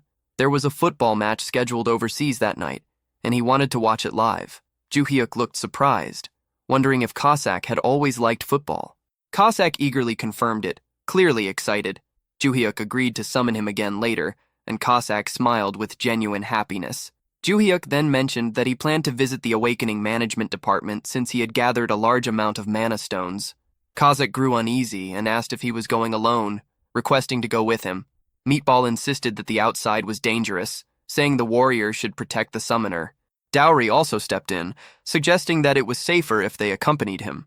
All of them acted like he was a child, refusing to let him go by himself. Joohyuk grew annoyed and snapped, reminding them that they could not even enter if they were not registered as players. The scene then shifted to the Awakening Management Department. Joohyuk arrived in a car sent by Gwang. Gwang welcomed him warmly, thanking him for taking the time to come. Joohyuk smiled and said that since a car was always sent for him, it was never a hassle. In his mind, he thought that the real difficulty had been leaving his summons behind. He casually mentioned that a normal car would have been enough, since he was not used to riding in limousines. Gwang laughed it off and told him not to feel burdened, saying that such treatment was only natural. Then he guided Joohyuk inside. They sat down on a sofa, and Gwang informed him that the mana stones he had brought weighed 54 kilograms, and that a total of 27 million won had already been deposited. Joohyuk expressed his thanks. Gwang congratulated him on clearing the floor and pointed out that player Nam Gi-eun had also performed remarkably well. He added that her success was largely due to Joohyuk lending her the Holy Sword. Then he brought up the penthouse transfer again and asked if Joohyuk had made a decision. Joohyuk hesitated, saying that receiving something like that for free felt like too much pressure, and that he would rather earn the money and buy it himself later. Gwang insisted that the offer would remain open, stating that the penthouse would be kept vacant for him, making it clear that he was determined to give him the property. Joohyuk felt a quiet sense of guilt, thinking about how far they were going for him. Gwang then shifted to a more serious topic. Joohyuk asked what it was, and Gwang explained that it concerned player Gerald Watson, who was scheduled to visit Korea in a few days. Joohyuk recognized the name immediately. Gwang explained that Gerald Watson was a world-famous player, a magic swordsman, and currently the highest-level player in the world. Joohyuk wondered why this was being brought up. Gwang revealed that the purpose of the visit was to rent the Holy Sword, with a proposed fee of $10 million per use. Juhyuk was shocked, internally questioning whether he had heard that correctly. Guang confirmed that it was indeed $10 million, roughly 13 billion won. Juhyuk froze, his expression stiff with disbelief. Guang watched his reaction and remarked that even that amount might not be enough, considering that the sword could essentially prevent a national crisis. He added that he intended to stall the negotiation team, since settling for only $10 million felt too low. Juhyuk grew tense, sweat forming as he struggled to process everything. He thought about what could happen if pride caused the deal to collapse, and the idea of losing such an opportunity made him uneasy. He quickly cut in, insisting that $10 million was already more than enough, and urged them to accept the offer and move forward with the deal. Later, Juhyuk returned home and became emotional while thinking about the 13 billion won. Tears of happiness ran down his face as he realized that his 2 billion won salary could now be treated like pocket money. He thought about his parents and felt that he had finally made it. Feeling hungry, he considered ordering fried chicken, jokbal, beef yuko, or tuna sashimi, even thinking about ordering everything at once. But he stopped himself and chose to eat ramen instead. As he ate, tears continued to fall, not from sadness, but from relief and happiness. He thought about saving tuna sashimi to enjoy later with his summons, realizing that he was already satisfied just eating ramen for now. As night came, Juhyuk summoned Cossack again. He mentioned that he was exhausted from moving around all day and would not be able to stay awake to see him off when his time ended. He told Cossack to enjoy the football match as much as he wanted. Cossack began watching the game while Juhyuk fell asleep. After Juhyuk drifted off, Cossack quietly stepped outside. He reflected that the tracking mark he had placed had no physical form, and that it could not be detected or removed by anyone on Earth. He traced the marks he had placed on the two suspicious figures the day before. Throughout the entire day, he kept sensing those fragments of magic lingering, watching the office without pause. The thought of someone spying on the place where the summoner lived stirred anger in him. He narrowed down their location without hesitation. The scene shifted to a place operating under the name Imperial Traditional Massage. Inside, several individuals reviewed gathered data. They spoke through lists of targets, going over details one by one. A woman named Kim Minji, 32, recently contracted to an elite team, estimated to have reached at least the 30th floor. More names followed, including Jang Dongsu. Then they reached Bongju Hauk, 25, noted as having signed his contract just over 2 months ago, with an estimated position somewhere in the high 20s of the tower. Their conclusion came quickly. No immediate problems. The man leading them, Deng Guanlin, captain of the Northeast Special Forces Brigade of the Chinese People's Liberation Army, made the situation clear. This was a one-time operation. They would seize as many targets as possible within a single hour. Before anything could proceed, one of the men lost his head in an instant. The body collapsed, the severed head hitting the floor with a dull sound. Panic spread fast.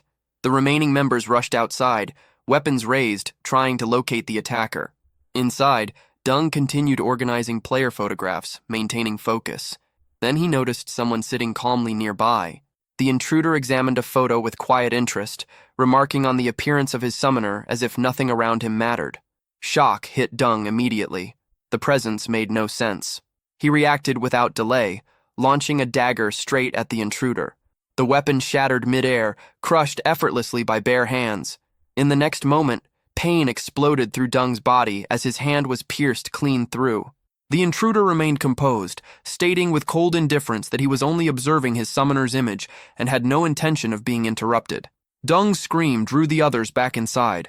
Gunfire erupted instantly. Bullets filled the space, but none of it mattered. The attacker stood untouched, completely unmoved. There was no urgency in him, no tension, only certainty. He made it clear that resistance was pointless. Every one of them would die there. The final thought he left hanging in the air carried weight. They had crossed a line they should never have approached. Cossack was targeted by several men who kept shooting at him. He wasn't hurt. Quickly, he jumped and used his sword to take them down. The men were surprised. They told others to catch him, but Cossack cut off their hands and showed they couldn't grab anything now. Anyone trying to attack him was easily knocked down. Deng watched in disbelief, realizing Cossack could handle top-tier Black Ops agents like toys. He felt scared, not believing what he saw. He wondered if Cossack was a Korean spy or a soldier from the head, but concluded it was something else entirely. Dung remembered such amazing fighting skills only appeared in tower-clear videos. The person before him had that same strong aura of power. Even if Cossack was just a player, how could he use his powers outside the tower? After killing the last agent, Cossack went to Dung. He checked if Dung spoke Korean and asked for an apology. Dung apologized, but it didn't help. Cossack cut off his head anyway, showing no mercy. He made sure Dung knew who he had offended. Then, Cossack tied a red bow on Dung's head and put it on a table before leaving. As he walked away, he panicked, thinking Summoner Bong would hate this outcome. Still, he couldn't change his style. Recalling the warning not to kill, knowing he might be kicked out if caught, he removed the red bow from Dung's head. The next day, Ju Hyuk called them together. He casually mentioned the night before and said Cossack enjoyed watching football. Cossack admitted it was true. Ju Hyuk then noted that he had stocked food in the fridge for Cossack, but he hadn't eaten any. Cossack explained he was too focused on the match. Ju Hyuk found Cossack's enjoyment amusing and suggested they let him know if Cossack wanted to watch another match. Shortly afterward, the three of them prepared for clearing the 35th floor and defeating the Minotaur King. Entering the floor, a system window appeared, informing them that they were in the Black Tower's 35th floor in Korea. The mission required them to defeat 80 Minotaurs of any type and 1 Minotaur King within 13 hours. They started with 0 Minotaurs defeated and 0 Minotaur Kings. The Minotaurs roared loudly when they saw the group, signaling the start of the battle. Ju Hyuk noticed a large number of them swarming around. Princess Dao moved forward first, activating her buff and getting ready to attack. Meatball increased his size and prepared to charge in. Cossack shot forward at incredible speed. He thought about how Meatball had stolen the spotlight on the 34th floor and decided this time he would show everyone what a real SSR rank looked like. With overwhelming speed, Cossack began cutting down Minotaurs one by one. Ju Hyuk watched in confusion, unsure why Cossack was suddenly so aggressive. Meanwhile, Meatball continued crushing Minotaurs and confidently told Cossack to fight safely behind him. Cossack quickly replied, refusing any support and saying he could handle everything himself. Seeing both Cossack and Meatball working together, Ju Hyuk realized their progress was accelerating rapidly. He decided to take down a few enemies himself to prove his worth. Determined, he remembered inventing Shadow Step in mid-air. With that resolve, Ju Hyuk used Shadow Step while airborne and moved toward the Minotaurs to attack. However, due to the WIPM trait, he ended up targeting only weaker Minotaurs. At that moment, the Minotaur King suddenly appeared. Ju Hyuk was shocked and terrified, realizing it had arrived much earlier than expected. Just as the battle began, the Minotaur King charged toward Ju Hyuk to attack. But before it could hit him, Meatball stepped in with a single overwhelming blow. The Minotaur King was hit so hard it flew far away, out of sight. The Minotaur King was defeated. Looking at the time, Ju Hyuk smiled, seeing 759 left. He noticed the power balance had changed a lot. Meatball's strength amazed him openly. Hearing this, Cossack felt sad and fell to the ground. He thought about how he wanted to defeat the boss himself to prove his worth. Soon, a system message said they cleared the 35th floor of Korea's Black Tower with an S++ rank. They got a platinum badge as a reward. The scene then showed where Cossack had killed Dung and his men. Police were investigating. Mina and Gwangil arrived, introducing themselves as team leader Jian Gwangil from the Awakening Management Office and supervisor Lee Mina, a police officer. She thanked them for coming quickly and led them inside. Gwangil asked about case files, and the officer confirmed targets were from the management office. Gwangil noticed something alarming. Sensitive data had been leaked. Seeing Ju Hyuk's photo in the files, he realized even Bong Ju Hyuk's info was exposed. He told Mina to call an emergency meeting for all executives right away. Mina agreed and got ready. In Ju Hyuk's room, he looked at his new reward and wondered excitedly about the 35th badge perk. Cossack suggested getting holy water from a dispenser before trying again, thinking they should pray first. Ju Hyuk thought it might be a good idea, but Princess Dalry stepped in, saying the water wasn't holy. She warned that praying with regular water could bring bad luck. Hearing this, Ju Hyuk felt annoyed and remembered internally that Dalry was called earlier with dispenser water. Seeing Ju Hyuk's face, Dalry got worried and asked if something was wrong or if there was dirt on his face. Ju Hyuk quickly said no and decided not to share his thoughts. He then focused on checking the perks. A system message told him he got a perk for 35 platinum badges. Meanwhile, Cossack thought about an upcoming random summon and hoped it would give better trade chances. Soon, Another window popped up, saying Ju Hyuk's tower had received Golden Aegis of Warm Dawn and then Golden Mace of Cold Twilight. Ju Hyuk was surprised to see two items. The first, Golden Aegis of Warm Dawn, boosted concentration, made a bright flash, strengthened both physical and magic defense, and let him reflect attacks when blocking successfully. It also kept him calm in any state and couldn't be destroyed. The second, Golden Mace of Cold Twilight, increased attack speed, froze targets, extended his range, and had a chance to create an ice field on hitting them. This made enemies go to their twilight rest end. Both items were indestructible. Ju Hyuk was very happy, thinking the abilities were amazing. Excited, he started dancing. Cossack noticed Bong smiling widely and told Dalari. Worried about Ju Hyuk getting more reckless, Cossack wondered what they should do. Dalari whispered that they needed to hold his pants to stop him. Trying anything, Cossack doubted it would work, remembering they tried before. He regretted not praying earlier. Dalari said dispenser water wouldn't help and suggested something worse might have happened. Then, Meatball reminded them that when they prayed with dispenser water, Princess Dalari appeared. Dalari was surprised by this and reacted, Meatball appeared clever enough to make jokes now, which surprised disbelief. Meatball explained that warriors don't lie and didn't know how to joke. Cossack agreed, saying it was true and tried to recover. Dalari awkwardly laughed and thought it wasn't a normal dispenser. She believed it had to be a divine one, capable of turning water into holy water and summoning her. Cossack quickly corrected her, stating it was just a regular dispenser, but Dalari insisted they should believe the opposite. As they talked, Meatball reminded everyone that a random summon would soon happen, with their master bringing someone new. This meant there would be 4 summons in total. Since Ju Hyuk's trade hadn't been enhanced, the 3-man system would continue for now. Both Dalari and Cossack agreed. Then, Meatball raised a serious question about what would happen if someone more useful was summoned, making one of them leave. Hearing this, Cossack started to sweat nervously as he thought about it.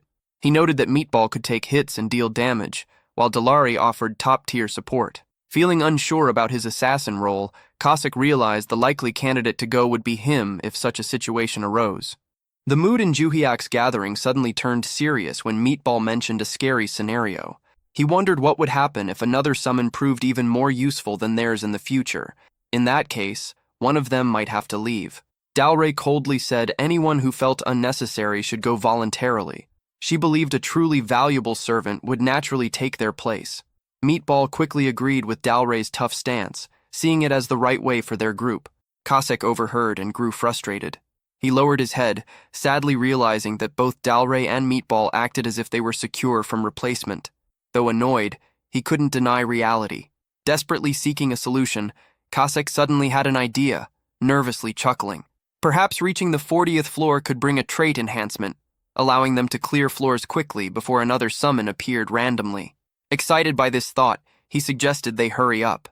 Dalray immediately rejected his suggestion angrily. She reminded him that climbing dangerous upper floors was the young master's decision.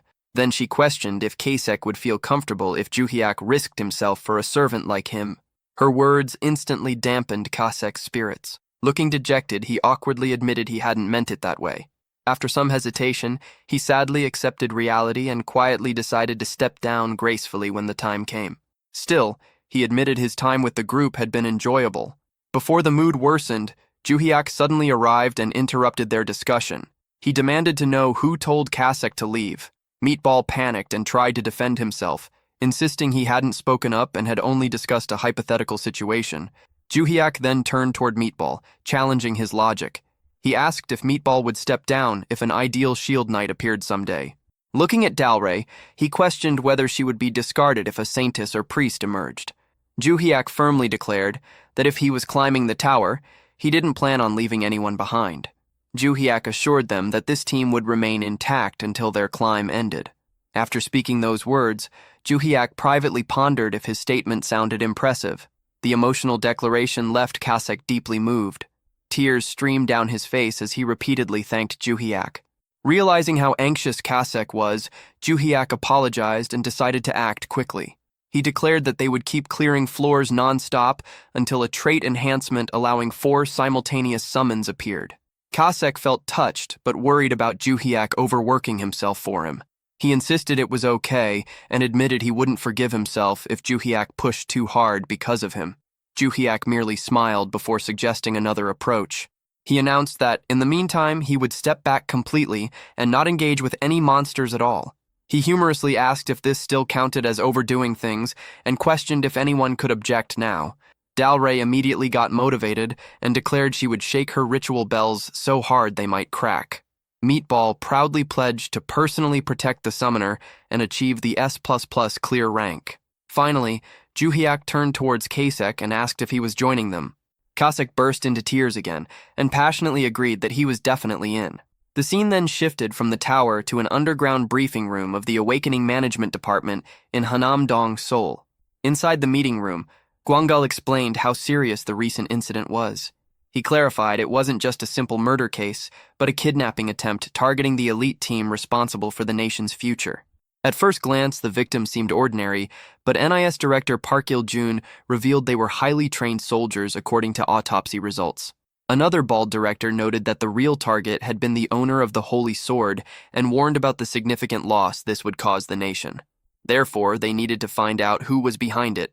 Fight began. Park Il-jun let out a heavy sigh and acknowledged that things were tough. With everyone involved already dead, there was almost no evidence left for investigation. At this point, Gwangal firmly said China probably did it. He explained that China abducting skilled players from all over the world had become widely known beyond mere rumors. He added that if any traces remained in Korea, they needed to thoroughly examine the entire abduction network. Although he didn't like admitting it, Gwangal admitted that the failed kidnapping attempt ended only by chance.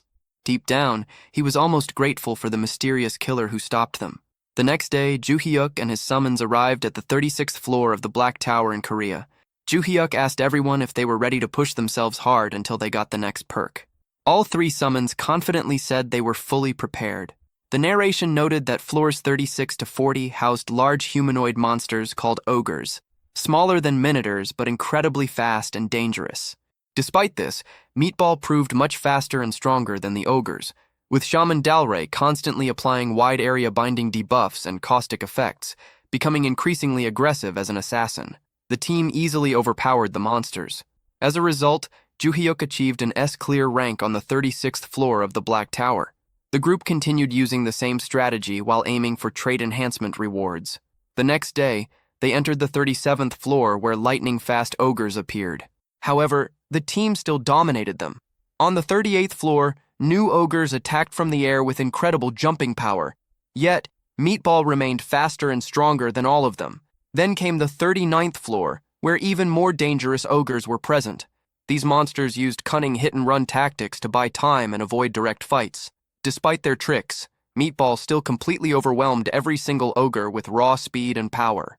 The team joked that throwing Meatball directly at the ogres worked perfectly. Soon after, numerous system notices began appearing one after another. The system announced that Ju-hyuk had achieved S++ clear ranks on the 35th, 36th, 37th, 38th, and finally the 39th floor of the Black Tower. This achievement shocked everyone. Many people online discussed it intensely over 5 straight days. Some compared the mysterious S++ record holder to Nam Ji-eun, but a few still favored Nam Ji-eun. Most argued that no ordinary player could match 39 consecutive S++ clears. Others insisted that if someone was truly skilled, they had to recognize the S++ record holder without question. Many found it hard to believe anyone would compare their achievements.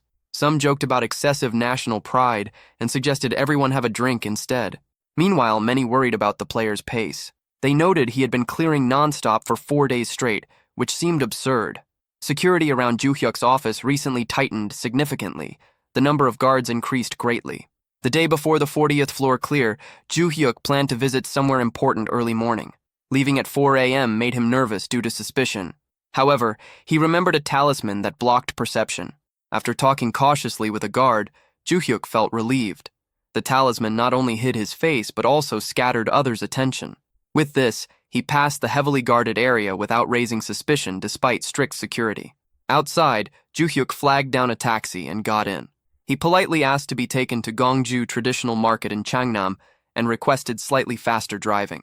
The driver was surprised by the destination's distance, but after hearing 500,000 won offered, his attitude changed instantly. Excitedly, he told Ju-hyuk to fasten his seatbelt tightly. They eventually reached Gongju Traditional Market. Upon arrival, Juhyuk called Kasek and apologized for dragging him out while he was in the bathroom. Kasek insisted everything was fine, talking about loyalty. The two then walked through the market together, discussing what they needed to buy. Juhyuk suggested starting grocery shopping cheerfully, and Kasek agreed happily. They bought various foods, fruits, and supplies throughout the market before heading off, towards Mount Yungsin. Upon arrival, Juhyuk called Dalray and Meatball over as well. Dalray politely said she had been waiting for him. Meatball proudly announced he would carry all the luggage himself and told everyone to give it to him. As they ventured further into the area, Dalray smiled gently and noted that although this world was different from hers, the mountains looked strikingly similar. This made her believe the place she mentioned earlier might still exist. Juhyuk asked everyone to follow him. Meatball then placed Juhyuk on his shoulders while carrying their belongings, and they continued walking together. Eventually, they found a hidden hiking spot. Realizing such a beautiful location existed off the usual trail, Juhyuk was amazed. Dalray instructed Meatball to move a big rock aside. He complied immediately and pushed it away. Beneath the rock, Juhyuk discovered an altar. Dalray then told everyone to clean the altar thoroughly, using the water they had collected earlier. As they cleaned, Dalray calmly sharpened her sword against the stone. Seeing her dressed in white mourning clothes while sharpening a blade made Juhyuk feel very nervous. He secretly wondered if she still held a grudge because of his constant nagging. After cleaning was done, Dalray started her ritual. She floated into the air and prayed for the heavens to bless young master Bong Juhyuk with great fortune. Meanwhile, Juhyuk repeatedly prayed fervently, hoping for a trait enhancement to appear. After completing the ritual, they entered the 40th floor immediately. A system message appeared, stating a 13-hour time limit along with clear conditions. Eliminate 80 ogres of any type and 11 twin-head ogres. Ordinary ogres posed no threat to their team. Each twin-head ogre was quickly annihilated as soon as it appeared. Shortly after, another notification announced that Juhyuk had achieved an S-clear rank on the 40th floor of the Black Tower. The system rewarded him with a platinum badge for obtaining an S++ clear. Another message explained perks would be awarded after collecting 40 platinum badges. Juhyuk wondered if his long-awaited trait enhancement might finally arrive. Upon receiving this perk, Kasek returned home feeling so elated that he shouted with joy. Juhyuk and Dalray quickly asked him to be quiet. Feeling embarrassed, Kasek grew upset and apologized. Juhyuk then examined his inventory to check the new reward. Inside, he found a unique ticket labeled as a roulette token. The system explained that tearing this one-time use ticket would activate a random selection process. However, if not used within an hour, the chance would vanish forever. Juhyuk stared at the roulette system in disbelief. It contained numerous sections with various tickets, skills, potions, stones, items, and herbs. Eventually, he spotted the trait enhancement reward on the wheel. Yet, this section was incredibly small, barely visible like a needle's eye. Seeing such slim odds, Kasek panicked and asked if they were doomed. Juhyuk admitted that spinning the roulette remained their only option. Confused, Kasek nervously inquired if it meant using an actual spinning wheel. Juhyuk confirmed this and explained that while the trait enhancement section existed, its probability was extremely low. He then awkwardly suggested if anyone wanted to tear the ticket for him instead. The moment he said this, everyone suddenly became busy and avoided eye contact. Juhyuk immediately complained about their sudden inactivity. To calm himself, he told everyone to trust the ritual they had performed earlier and warned them not to blame him if nothing came of it. Everyone agreed that blaming him was unnecessary. Finally, Juhyuk tightly held onto the roulette ticket, desperately praying for his desired outcome, the simultaneous for-summoned trait enhancement. Juhyuk impatiently stared at the endlessly spinning roulette, almost reaching out to touch it in frustration. After what felt like an eternity, the wheel finally halted on trait enhance, prompting him to cheer with joy as his summoned creatures rejoiced alongside him. A system message appeared, confirming the enhancement of his awakened trait and noting that he could now maintain 4 simultaneous summons. Juhyuk declared that a summon cooldown lasting a week had been activated, advising everyone to take it easy for now, and casually mentioned having chicken might be good. The mention of chicken instantly sparked excitement among all his summoned creatures. Meanwhile, at Incheon International Airport, Gerald Watson rushed out of an arriving plane with great enthusiasm. Director Antonio was puzzled by Gerald's sudden dash, but learned that he had been eagerly waiting to take revenge on the Dark Specters. Antonio reminded him they had already defeated them before, but Gerald brought up Nam Gayan from Korea, who completed the challenge in just 10 hours. Gerald insisted he needed to match this time for true revenge.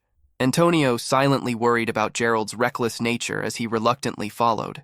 At the Awakened Management Department, John Gwang-il warmly welcomed Gerald and director Antonio before introducing himself. Gerald quickly got down to business by asking about the Holy Sword, making Gwang-il chuckle at his eagerness. Soon, Gwang-il led him to the floor where the Holy Sword was stored. Gerald paid a hefty rental fee and stared directly at the legendary weapon. Gwang-il warned him to follow the contract's terms, but Gerald confidently grabbed the sword and declared that he would not lose.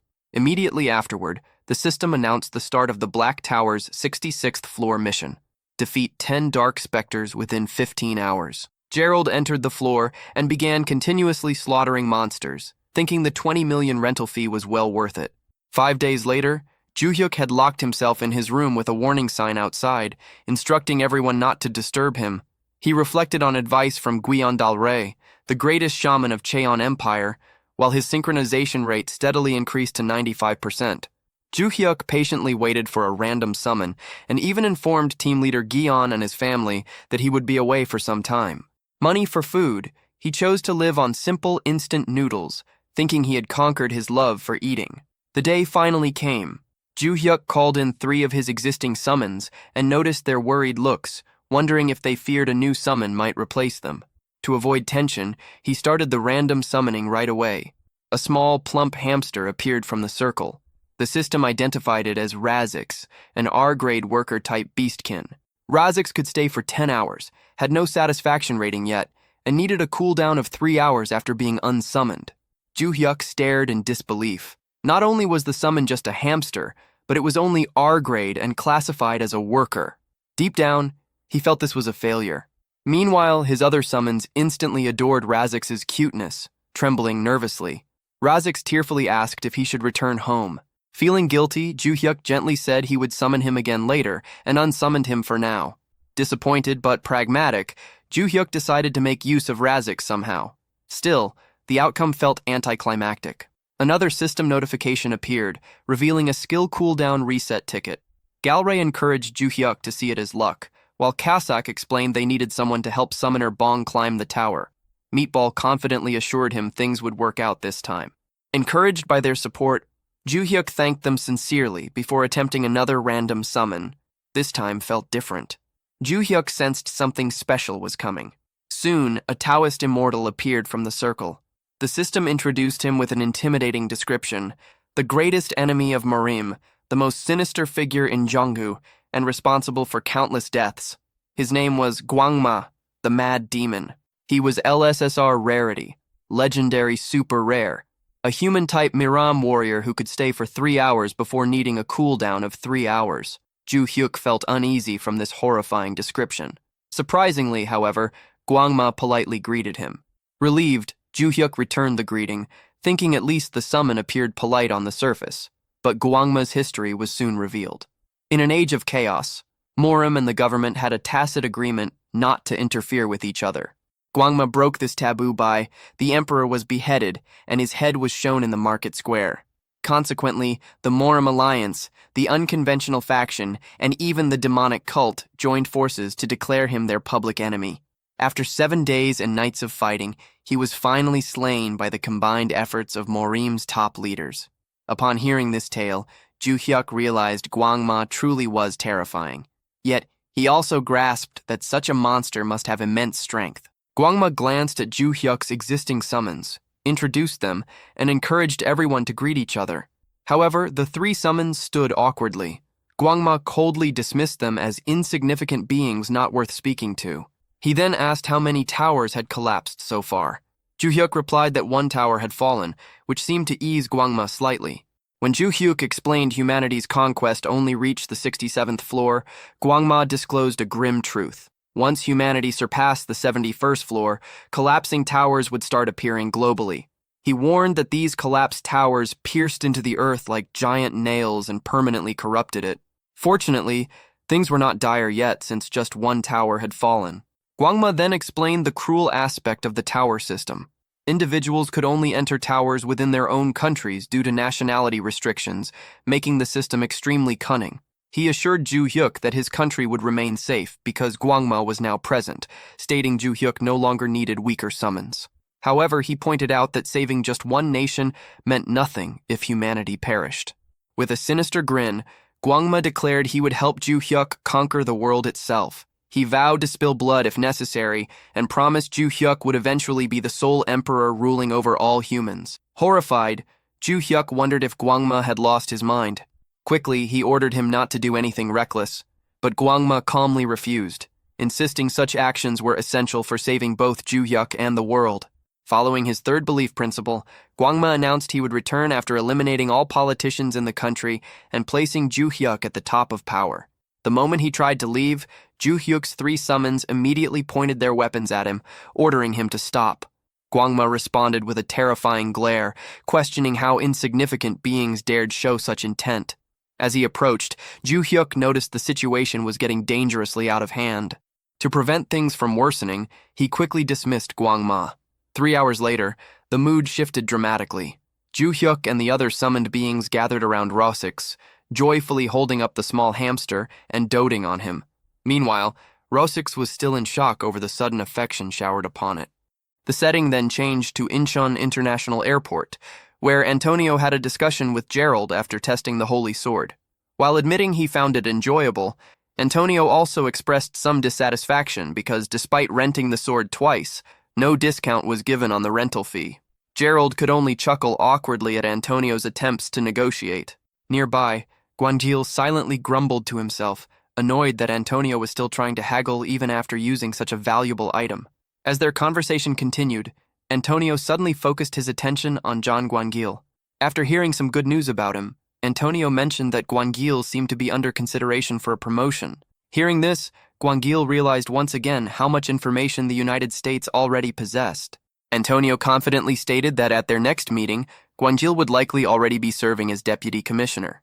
Gwangil responded with a polite laugh and acted humbled by the compliment. Soon after, the 2 men shook hands, before Antonio casually brought up another topic. He mentioned hearing that items like the Holy Sword could be obtained after achieving an S++ clear rank. Gwangil avoided giving away any useful information, simply explaining that the owner of the Holy Sword was not even an S++ rank holder. Internally, Gwangil became more cautious, realizing Antonio had been trying to gather information from him throughout their conversation. With their discussion drawing to a close, Antonio wished them a safe trip and expressed hope they would meet again soon before finally leaving the airport. After Antonio departed, Gwangil reflected on the current situation involving the United States. The U.S. team was currently raiding the 67th floor, where the undead Phantom Reaper appeared. Their raid progress had already reached 94%, and since they still had plenty of time remaining, Gwangil assumed they would continue attempting the raid several more times before eventually returning to rent the Holy Sword again.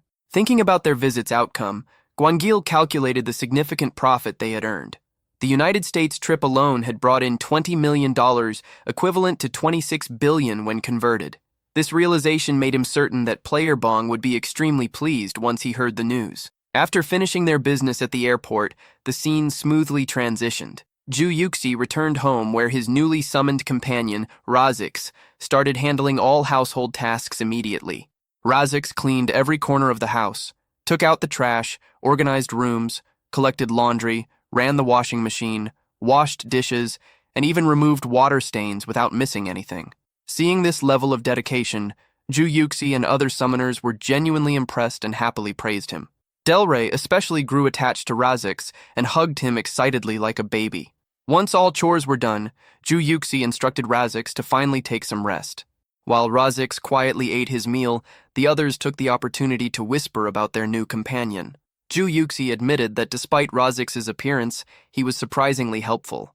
Meatball acknowledged Razix's cleaning skills, but noted that he seemed weak and probably wouldn't be useful for climbing the tower. Delray shyly commented that Razix looked cute, but still appeared uncertain about his abilities. Meanwhile, Kosik suggested keeping Razix around temporarily and replacing him once the summon cooldown reset after 30 days. At that moment, Razix suddenly appeared beside them. The entire group froze as they realized he might have overheard their conversation. To ease the awkward atmosphere, Ju Yuxi nervously forced a smile and quickly changed the subject by asking whether Razix had finished all the peanuts. He then suggested celebrating their new member by clearing the 41st floor together. Razix immediately agreed enthusiastically. Watching his reaction, Juyuxi secretly sighed in relief and convinced himself that Razix probably hadn't heard their conversation after all. Soon afterward, the group entered the 41st floor of the tower. The mission for the 41st floor was to defeat 15 ironclad basilisks starting from this level. Giant land beasts began appearing inside the tower. One such monster was an ironclad basilisk, a massive reptilian creature resembling a terrifying mix between a crocodile and a lizard. Its body length ranged from 7 to 8 meters, making it an intimidating opponent. The most frightening ability of the ironclad basilisk was its paralysis beam. As soon as a human made eye contact with the monster, their body instantly froze in place. Once struck by the beam, escaping became unfeasible. Luckily, items capable of countering paralysis existed by then. Yet Bong Ju-yuk didn't need to dodge Basilisk's gaze or prepare any countermeasures. His 3 SSR warriors would manage everything for him. During the 41st floor battle, Ju-yuk's 3 warriors easily dispatched ironclad basilisks one after another. Watching them fight, he suggested finishing the raid quickly so they could all enjoy dinner together afterward.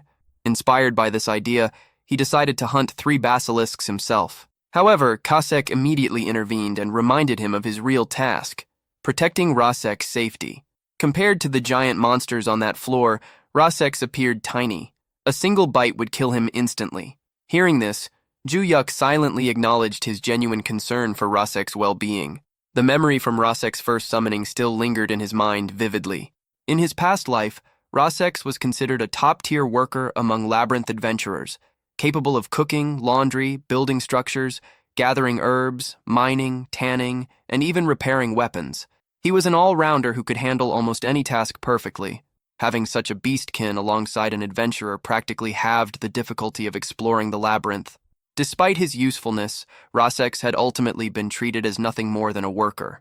While carrying out dangerous gathering missions away from adventurers' attention, he had eventually fallen prey to Apophis, a giant snake boss in the underground labyrinth. He was merely a frail hamster servant, abandoned to a cruel fate. Nonetheless, Ju-yuk began wondering if it would be safer for summons to protect Rasek instead of him watching over him personally. Realizing his 3 summons were fully occupied with battling monsters, he prepared to take care of Rasek himself. But as soon as he turned around, Rasek had vanished. Startled, Ju-yuk quickly searched for him. To his surprise, Rasek was sprinting across the battlefield at incredible speed despite his small legs. Even Ju-yuk became stunned watching him run so swiftly. Shortly after, the 41st floor mission concluded successfully. Finishing their mission, they all went back home together. Upon arrival, Rasek suddenly began crying. Ju-yuk and the other 3 summoned beings immediately grew worried and asked what had happened. Through tears, Rasek explained that the mission ended too quickly, so he couldn't gather much. He managed to collect some herbs, basilisk leather, and a few mana stones. Hearing this, Ju-yuk was completely stunned by what Rasek said. That meant all those items were actually gathered from within the tower. For Ju-yuk, that should have been impossible if gathering materials inside had always been possible. There would never have been such a severe shortage of resources in the first place. During early Black Tower days, many people tried bringing tower materials out. They stored cave pebbles, wasteland branches, and plains herbs in their inventories, or carried them physically, but every attempt failed. The only things normally taken from the tower were monster drops after hunting. Rasek casually kept those inside his backpack as if it was routine. Dal Rey playfully tugged at Rasek's cheeks while admiring his haul, finding him adorable. Rasek humbly apologized, saying he could gather so much because this was his first time collecting items for Ju-yuk. Wang was amazed by the speed of their hunt, and Dal Rey continued the conversation by wondering if a slower hunt would allow Rasek to bring back even more. Rasek confidently said he could collect 10 times as many under those conditions. Hearing that, Ju-hyuk became excited at the thought of receiving 10 times more precious items. He imagined his balance skyrocketing endlessly and immediately asked if Rasek wanted to enter the tower again. Rasek calmly explained that entering was limited to once a day. Ju-hyuk then proudly said he could do it twice. Rasek smiled brightly. The summoner was extremely impressive and genuinely awesome as they prepared to relocate again. Ju-hyuk joyfully recalled the amazing reward he earned from successfully summoning the Mad Demon and completing his first LSSR challenge. The prize had been incredibly delightful. Shortly afterward, the 5-person group re-entered the 41st tower. While advancing, Ju-hyuk couldn't help but think about how close he came to losing someone so valuable just because Rasek's combat strength seemed weak. At that instant, a clear realization dawned on him. Rasek's gathering ability was powerful enough to surpass an LSSR. Ju-hyuk felt like he must have been crazy to ever undervalue him, his mind brimming with excitement and the desire for profit. Ju-hyuk eagerly pressed forward. The meatball palanquin moved once more, carrying what he jokingly thought of as actual money before quickly correcting himself, treating Rasek instead as an honored escort lord. As the group stepped onto the 41st floor of the Black Tower in Korea, Ju-hyuk reminded everyone that this was a repeat expedition. He told them to move as slowly as possible so Razexes could work without pressure. John Kosak immediately agreed, already planning to stretch the hunt out for as long as he could. Meatball stated that he would take care of the basilisks at a slow pace, while Guyan Dal Rey promised to remain at Razex's side during the entire trip. While they talked, Kosak became so excited that he nearly referred to Razex's as a money-printing machine before quickly fixing his words. Once the discussion ended, the party continued further into the floor. Not long afterward, iron-armored basilisks emerged and let out thunderous roars. The instant one of the monsters appeared, Meatball enlarged his body once more. He seized the basilisk and swung it around with overwhelming force, smashing it repeatedly until it lost consciousness completely. Feeling pleased with his performance, he proudly acted as if he had already finished off the monster. Instead of being impressed, Razexes burst into tears. Kosak and Dal Rey immediately blamed Meatball for making him cry. Meatball was left puzzled, unable to understand what he had done wrong when all he had done was catch the basilisk. Razexes explained that killing the monster was not the issue. The real problem was the way Meatball had handled it. By violently smashing the creature around, he had completely ruined its hide, making it worthless and forcing it to be discarded. Ju-hyuk quickly checked the result and realized that the basilisk's hide had indeed been destroyed by Meatball's relentless beating. Trying to find another method, Ju-hyuk pulled out the tower-exclusive golden mace of Cold Twilight. The weapon increased attack speed during battle, froze enemies on contact, extended attack range, and occasionally created an icy field whenever it landed a successful strike. It also carried the ability to guide enemies toward the rest of Twilight and was completely indestructible. Ju-hyuk felt that the time had finally come to use the weapon at least once. He volunteered to hunt the next basilisk himself and preserve its hide intact. However, Razexes immediately pointed out a flaw in that idea. A hit from the mace would freeze the hide, causing it to crack and break apart. He also insisted that a summoner had no need to take part in the actual hunting. Ju-hyuk could only let out a sigh. Once again, his summons were finding their own unusual ways to stop him from hunting. Now, even Razexes had joined their ranks. In the end, the group came up with a special hunting method. First, Dal Rey cast confusion on the basilisk. Next, Meatball shattered its legs to prevent it from moving. Finally, John Kosak delivered the finishing strike. The result was a perfectly preserved basilisk. Watching the outcome, Ju-hyuk wondered how someone as small as Razexes could possibly skin a creature of that size. The answer revealed itself immediately. Razexes immediately got to work, cutting apart the basilisk with astonishing speed and accuracy. The sight left Ju-hyuk stunned. On the surface, Razexes looked small and harmless. Yet the way he handled the creature was unexpectedly ruthless. Ju-hyuk had no idea what kind of skill he was using, but there was no denying how effective it was. Before long, they successfully obtained a complete basilisk hide. Everyone celebrated Razex's achievement. The work continued without problems. Soon they collected a second hide, then a third, and eventually a 7th fully preserved hide. After securing the 7th hide, Razexes declared that he could not continue because his backpack had reached its carrying limit. The revelation surprised Ju-hyuk. He had not expected the backpack to have a storage restriction as well. Then again, a complete basilisk hide was massive. Monster leather was an extremely rare and valuable material. It was mainly used to create armor designed specifically for players. Even the combat boots Ju-hyuk was wearing had been crafted from basilisk leather.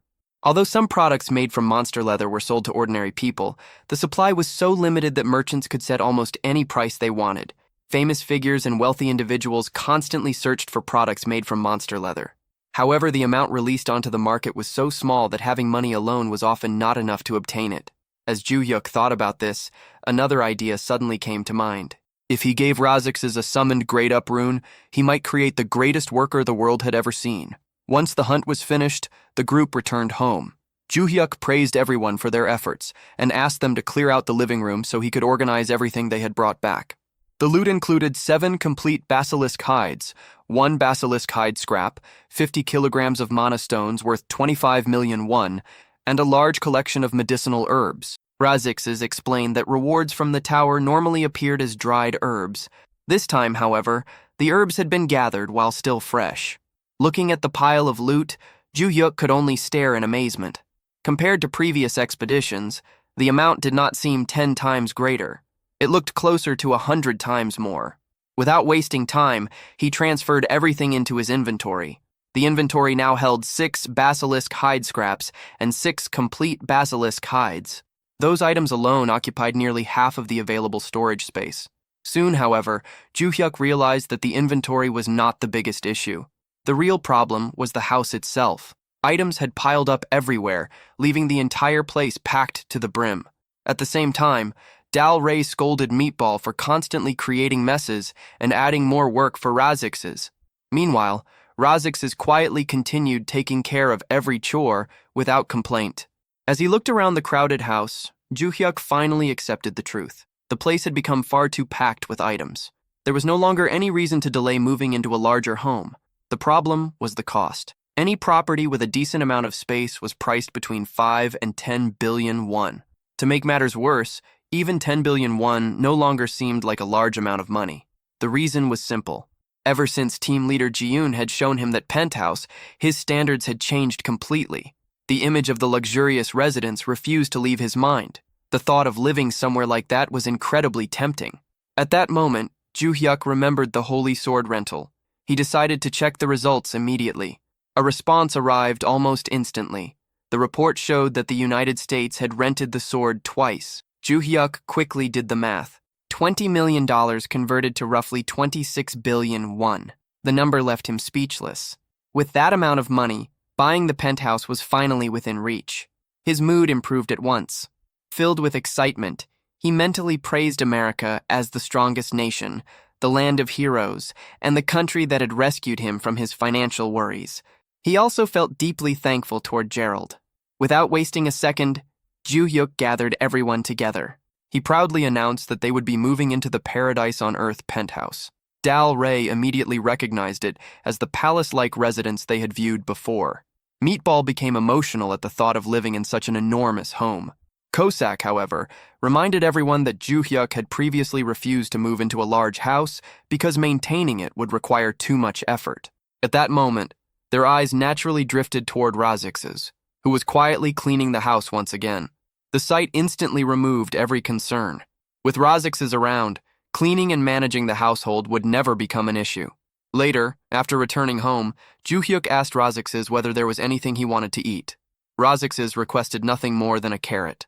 As Razix's happily enjoyed the carrot, Ju-hyuk thought back on everything that had happened that day. The entire day had been filled with unexpected twists. What he had first considered a complete disaster had turned into a massive windfall. At the same time, what had seemed like an incredible reward had ended in disappointment. Even the whole conquest situation felt ridiculous when he thought about it. By now, Ju-hyuk no longer cared about obtaining an LSSR. In his eyes, the true treasure was already sitting right in front of him. The next day, Ju-hyuk went to visit his parents. As soon as he arrived, his father eagerly showed off photographs from a recent fishing trip to Incheon. The pictures displayed a huge fish that his father had personally caught. Ju-hyuk was impressed by the size of the fish. His father proudly explained that it was the biggest catch he had ever made and one of the greatest fishing successes of his life. After looking at the fish, Ju-hyuk came to a simple conclusion. If his father could catch something that large, then his hip joints must have recovered completely. His father laughed and confidently claimed that he was now the most energetic and active person among all of his friends. While listening to him, Ju-hyuk suddenly remembered the luck talismans and health talismans he had given to his parents earlier. A thought immediately crossed his mind. Maybe the talismans were responsible for these changes. At that moment, he noticed an air purifier standing inside the house. The sight caught him off guard. He mentioned that he had been planning to buy one for them himself, and noted that the model appeared to be quite expensive. Nearby, his mother was relaxing comfortably in a massage chair. She explained that she had not purchased the air purifier. Instead, she had won it through a raffle held by a newly opened mart in the area. She then revealed something even more surprising. The massage chair had also been won through a separate raffle. Even she could hardly believe that she had managed to win 2 raffles in a row. The unbelievable streak of luck still left her amazed. The moment Ju-hyuk heard that, he became convinced that the talismans were behind it. In fact, the effect seemed almost too strong. Silently, he praised Princess Guyondal-Ray for creating something so powerful. A short while later, Ju-hyuk's younger brother entered the room and noticed his presence. Ju-hyuk explained that he had just arrived and casually asked whether anything fortunate had happened to him recently. His younger brother looked confused by the sudden question. After taking a moment to think, he recalled that every shot he fired in the FPS game he had been playing lately somehow landed exactly where he wanted. Because of that, he had been overwhelming other players with ease. His rank had also risen rapidly. Ju-hyuk clarified that he was asking about unexpected luck rather than gaming results. His younger brother thought for a moment longer before remembering another incident. While trying to buy coffee from a vending machine at the library, he had realized he did not have enough coins. Just as he was about to give up and leave, a 501 coin suddenly caught his attention near a trash can. He had considered the discovery extremely lucky and recalled the event with excitement and laughter. Ju-hyuk reacted with a slightly annoyed look. Compared to everything else he had heard, that story felt extremely minor. Still, he admitted to himself that finding money when it was needed must have been a pleasant experience. After listening to everyone's stories, Ju-hyuk felt reassured. Every member of his family seemed to be doing well. Not long afterward, he got ready to leave. His mother wondered why he was leaving so quickly and encouraged him to stay for a meal. The table was nearly ready, with only a few preparations remaining. Ju-hyuk declined. He explained that he had another appointment waiting for him and promised that he would visit again soon. By coincidence, his younger brother was about to head to the convenience store and suggested leaving at the same time. The two brothers walked out of the house together. Once outside, his younger brother asked if he had called a taxi. Ju-hyuk casually explained that it was not a taxi. A few moments later, a limousine arrived. Gwang-gil personally stepped out of the vehicle to pick him up. The sight left his younger brother completely speechless. After a brief farewell, Ju-hyuk entered the limousine. His younger brother watched as the vehicle slowly disappeared down the road. At that moment, he realized that top-ranked players apparently had personal drivers. Even now, seeing things like that still felt strange to him. Meanwhile, inside the limousine, Ju-hyuk thanked Gwang-gil for taking the time to pick him up despite his busy schedule. Gwang-gil explained that he had already been passing through the area and remembered that Ju-hyuk had mentioned visiting his parents the day before. Privately, Gwang-gil admitted that the recent incident had left him worried. However, seeing Ju-hyuk healthy, calm, and relaxed eased those concerns. As they continued talking, Gwang-gil remembered Ju-hyuk mentioning that he needed a large amount of space. Ju-hyuk confirmed that he had several unusually large materials he wanted to show him. Because of that, Gwang-gil decided to take him directly to the management department's special materials warehouse. After arriving at the warehouse, Ju-hyuk warned Gwang-gil that what he was about to see might be surprising. He then asked whether he should start bringing the materials out. Gwang-gil simply smiled. Over the course of his career, he had seen countless rare and valuable materials. Because of that experience, he felt certain that nothing could truly shock him anymore. The moment that thought crossed his mind, Ju-hyuk summoned the hide of a dead ironclad basilisk. The enormous hide appeared instantly before them. The sight completely shattered Gwang-gil's confidence. Overcome with shock, he collapsed onto the ground and cried out in terror. Ju-hyuk gave an awkward apology. After all, he had warned Gwang-gil beforehand that the sight might be surprising. Even so, Gwang-gil was still struggling to understand what he was looking at. After staring at the enormous material for a moment, he finally recognized it as the hide of an ironclad basilisk. Ju-hyuk was pleased that he had identified it so quickly.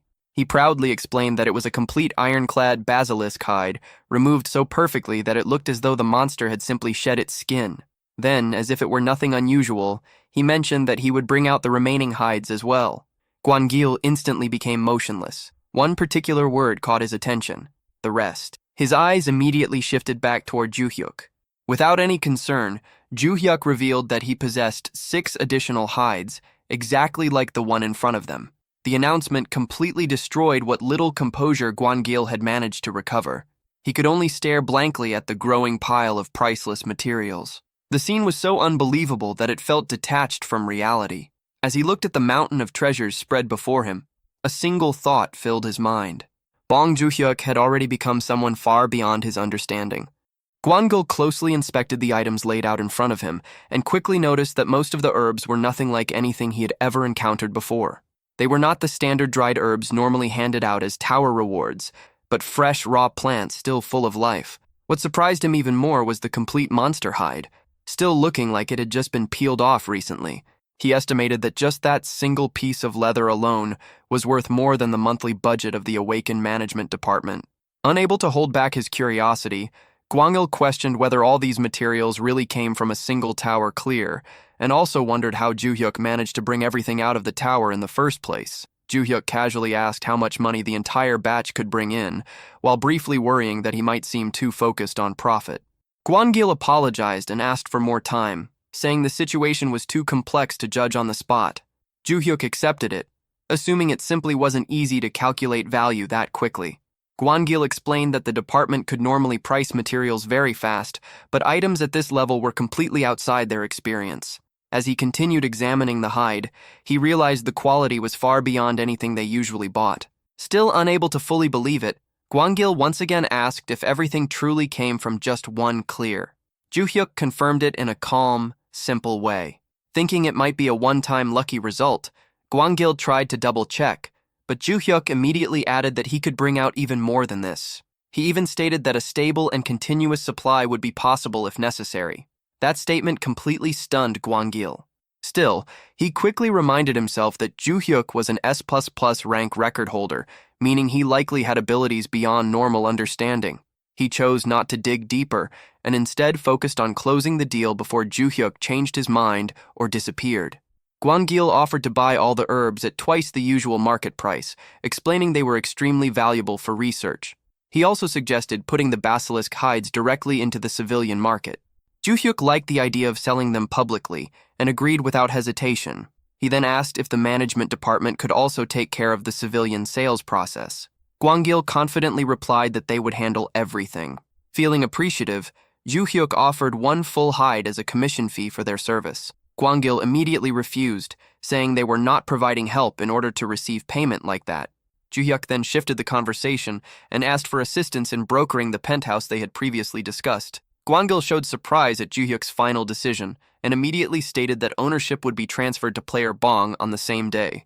Joo-hyuk cut him off and made it clear that he would pay for it himself. Guangil replied that the department could even remove all commission fees, no matter the total cost. Inside, Joo-hyuk rejected that offer since he didn't want to collect favors that might become a burden later. He kept his stance firm, insisting that every cost should stay clean and properly tracked.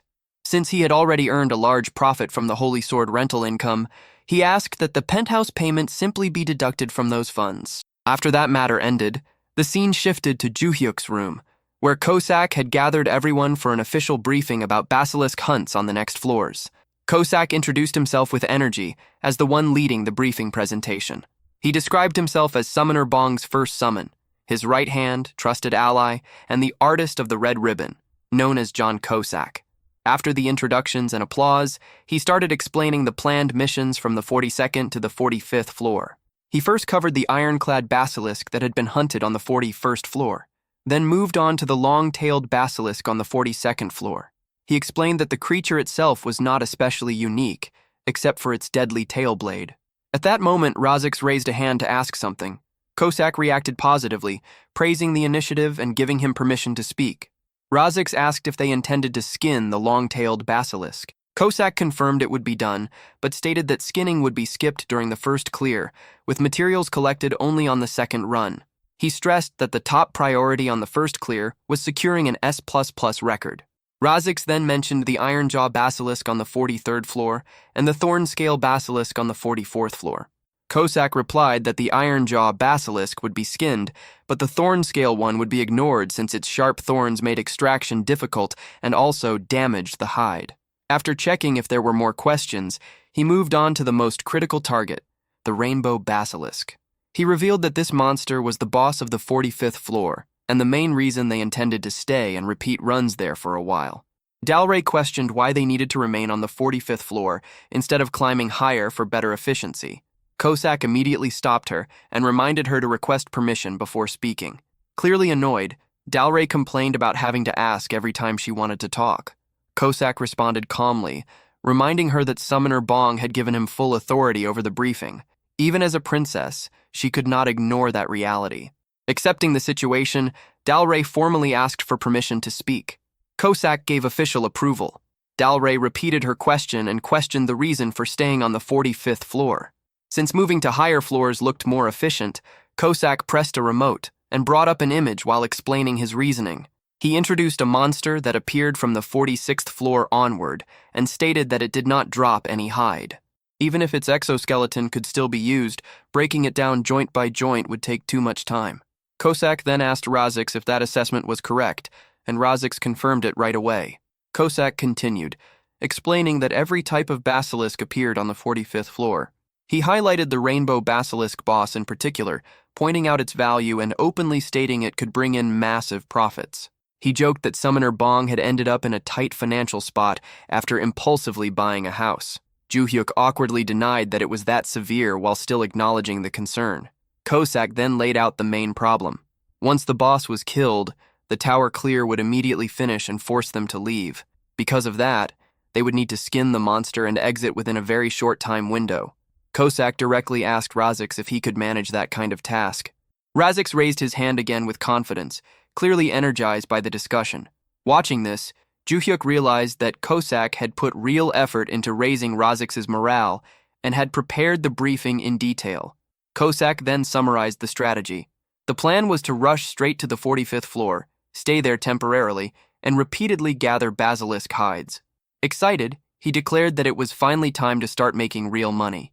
The next day shifted focus to HG Fashion CEO Goyana, who sat alone in her office, visibly frustrated. She thought back on how she had risked everything with huge ambition, only to end up completely disappointed. Since HG Fashion already ranked at the bottom of the Ho group, the failure made the company look even more useless. While she stayed stuck in frustration, an employee entered and reported that an official document had arrived from the Awakened Management Department. The employee explained that it concerned a public-private joint project directly led by the Awakened Management Department. Goyanha brushed it off at first, questioning whether it was even important enough to be delivered in person. She proposed that Executive Director Park alone would be enough to handle a matter of that level. The employee, however, carefully corrected her, explaining that the invitation specifically required the CEO's presence. Still showing little interest, Goyana told the employee to send the vice president instead, thinking that would be more than enough to show proper respect. The employee agreed and prepared to leave. Just before stepping out, the employee was suddenly stopped. Goyanha apologized, admitting she had been too sensitive because of the wildflower incident. The employee quickly reassured her that it was not an issue. She then asked for the documents and changed her decision, choosing to attend in person after all.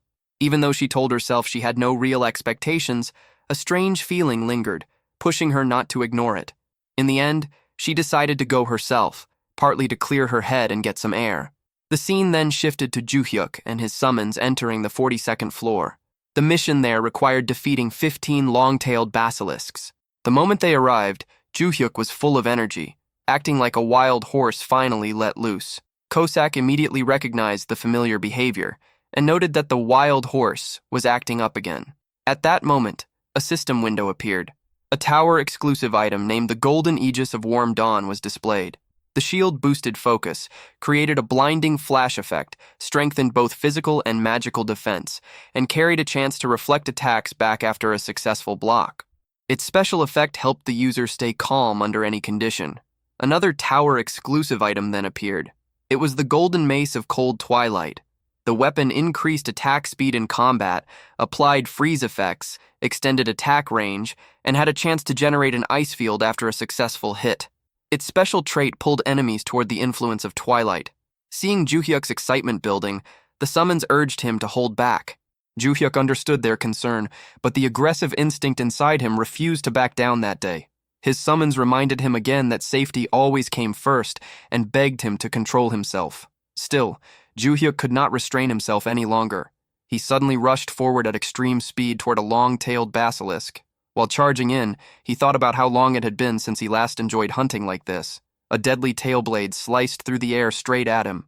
The strike moved so fast it almost looked like it was multiplying in mid-air. Ju-hyuk immediately answered with falling thunder flash. The forceful skill slammed into the basilisk and ended it on the spot. Right after the kill, a system message appeared. Ju-hyuk achieved an S++ clear rank on the 42nd floor of the Black Tower in Korea. As a reward, he was given a platinum badge. But Ju-hyuk felt something was off. He had only taken down one basilisk, yet the floor had already been marked as cleared. The reason became clear almost immediately. His companions must have gone all out hunting to prevent him from taking every target for himself. Even so, he felt satisfied. For the first time in a while, he had at least secured a single monster kill.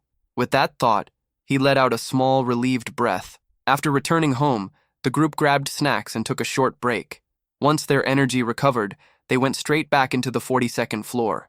During the repeat runs, the focus shifted entirely to harvesting hides. They kept farming until Razix's bag reached its limit, packed with whole hides. In total, they collected 7 hides. Another system notification followed. The long-tailed basilisk count reached 15 out of 15. The 42nd floor mission was completed. The reward came as 4.2 kilograms of mana stones. The next day, the group moved on to the Iron Jaw Basilisk on the 43rd floor. The day after that, they fought the Thornscale Basilisk on the 44th floor. However, the Thornscale hides were not useful for their current plan. Because of that, they shifted their repeat farming back to the earlier floors instead. Eventually, another day passed, and they arrived at the long-awaited 45th floor. The floor was titled War with the Basilisks. The mission required defeating 60 basilisks of any type and 1 rainbow basilisk. The time limit was set at 13 hours. The progress screen showed 0 out of 60 basilisks defeated and 0 out of 1 rainbow basilisk defeated. The rainbow basilisk stood as the boss of the 45th floor. Its hide was extremely rare and highly valuable. Because of this, the group planned to farm its hide during both the first and second clears. If everything worked out, they would secure 2 rainbow hides in a single day. When the battle began, each member executed their role without error. Gyeon Dalre's buffs strengthened the entire team. Cossack delivered heavy damage. Meatball kept constant aggro control. Every member stayed fully focused and locked in. With their coordination, the kill count started climbing at a rapid pace. Soon, the mission progress climbed to 8 out of 60 basilisks defeated. The hunt went on without any pause. In time, the count reached 60 out of 60. With all required kills finished, only a single target was left. The rainbow basilisk finally showed itself. Meatball quickly seized its tail, but the surface was too slick to maintain a grip. Cossack then shifted the focus, calling for control over the monster's jaw instead. Ju-hyuk understood that taking down the boss was not the real problem. The real difficulty was killing it without damaging the hide. Securing the skin in perfect condition was a completely different level of challenge. At the same time, Razix stayed ready in the back, prepared to move in instantly if needed. The team had also invested a large amount of time practicing how to skin the boss immediately after it died. Even with all that preparation, they still failed about 1 out of every 3 tries. The fight moved into its final phase. Cossack struck the rainbow basilisk. Razix joined in at the same time. The combined attacks finally brought the boss down. The moment the rainbow basilisk fell, the team rushed straight into the skinning process. After a tense effort, the result finally came through. Whole hide skinning success. The rare rainbow hide was secured in perfect condition. The entire group exploded in excitement. Razix was lifted into the air in celebration. Everyone praised him loudly and acknowledged him as the best. They congratulated him for the result of his work. Razix himself stood filled with pride. After acquiring the rainbow basilisk hides, Ju-hyuk came to the conclusion that the secret to securing them was stripping the hide away as fast as possible before leaving the tower. He commended the team for performing well on their very first real attempt. He admitted that he had been genuinely concerned since they had failed multiple times during training. Thankfully, both attempts were successful, including the repeat clear, allowing them to secure 2 rainbow basilisk hides in a single day. The second run proved to be far smoother than he had anticipated. It appeared that Razix learned best through actual experience. The summons had even created their own chant to motivate themselves, which brought laughter to the group. Ju-hyuk felt that their coordination was gradually becoming stronger. He was certain the process would only become smoother as they continued repeating it. With the hunting finished, the time had finally come to inspect the perk rewards. When he opened the reward window, he discovered that he had gathered 45 platinum badges. A feeling of anxiety instantly settled over him. He could not shake the worry that some bizarre reward might appear. Dalray noticed the change in his expression and questioned him about it. Juyuk explained that he was about to check the perks, but he felt uneasy about what kind of strange reward might be waiting for him. At that moment, his summons began encouraging him from all sides. Their support affected him so deeply that tears nearly formed in his eyes. Meanwhile, John Kosak, who proudly called himself Juyuk's right-hand man, remained as energetic as ever. Juyuk could only think that the man was beyond saving. Even so, after receiving what felt like a morale boost from his summons, he finally gathered the courage to claim the reward. A system notification appeared. A perk reward had been granted for collecting 45 platinum badges. Juyuk's first thought was that it might be another random box or roulette-type reward. If that were the case, he wished the system would simply hand over the result directly. A second notification soon followed. A perk known as the One Multinational Tower Access Ticket had been placed into his inventory. The item granted access to any tower regardless of nationality. However, it could not be used to enter floors that exceeded the user's level. After seeing Juyuk's reaction, Kosak wondered whether a valuable reward had appeared. He speculated that it might be some kind of trait enhancement. Juyuk revealed that it was nothing like that. Instead, yet another unusual item had appeared. He complained that the reward could have at least been a summon grade-up rune for his summons. He then declared that when the group eventually reached the reward for the 50th floor, they would absolutely perform a shamanic ritual before claiming it. Dalray immediately vowed to prepare the ritual with everything she had. Juyuk quickly rejected the suggestion and proposed holding a feast instead. Kosak volunteered to head out and purchase takeout for everyone. Juyuk decided that ordering delivery would be far more convenient. Kosak immediately supported the idea without hesitation. Not long afterward, everyone selected their favorite meals and enjoyed a modest celebration together at home. Once the gathering came to an end, the focus moved to the awakened management department. Go Yeonha, the CEO of HG Fashion, arrived at the meeting room, where the attendees welcomed her respectfully. She looked around and questioned whether CEO Jong had not arrived. One of the employees informed her that CEO Jong was currently in New York attending a fashion show. A short time later, another participant introduced himself as Yang Se-jun, an executive director from Daeyoon Corporation. Yeonha greeted him courteously. At that moment, she realized that she was the only person in the room who actually held the position of CEO. The thought amused her, and she jokingly concluded that she must have the most spare time among everyone present. For a brief moment, she even considered coming up with an excuse to leave. Before she could act on that thought, John Gwang-il entered the room and introduced himself. His appearance immediately drew her attention. John Gwang-il was the deputy commissioner and the real authority behind the Awakened Management Department. He had overseen the Elite Team Player project and was widely recognized as the figure who played a major role in raising South Korea's status in tower climbing. Many believed that Nam Gi-eun's emergence as a top player, as well as South Korea reaching the same floors cleared record as the United States, had been possible because of his strong backing. He was already regarded as the most likely successor to become the next commissioner. The fact that someone of his standing had personally attended the meeting convinced Yeonha that choosing to come had been the correct decision. Gwang-il began the meeting with an apology. He addressed the representatives from Ilsong Apparel and Daeyoon Corporation, explaining that they would need to arrange another meeting at a later date. When the official invitations had been sent, he had specifically requested the attendance of each company's CEO. There had been a clear reason behind that request. The representatives quickly responded by offering to contact their CEOs immediately. However, Gwang-il explained that the matter involved internal policy. After apologizing once more, he stated that the discussion would continue only with CEO Go Yeonha. Once the room had been cleared, the meeting proceeded. Yeonha jokingly wondered if she had unexpectedly come across a fortunate opportunity. Gwang-il remarked that she had at least taken a step closer to one. Recognizing the chance before her, Yeonha presented an item she had prepared in advance. She hoped it would help her secure that opportunity. The item was an armor design developed by HG. The design had been created by HG Fashion's chief designer. Its overall concept had been inspired by the player Nam Ga-eun. Since the Awakened Management Department appeared interested in entering the fashion industry, Yeonha confidently asserted that HG Fashion would be the most suitable partner. She requested an honest evaluation of the proposal. Gwang-il found the presentation somewhat unexpected, but he also recognized how proactive Go Yeon-ha was. Instead of discussing the matter there, he suggested moving elsewhere because he wanted to show her something first. He then guided Yeon-ha toward a warehouse. Since the inside of the building was cold, he handed her a jacket before they entered.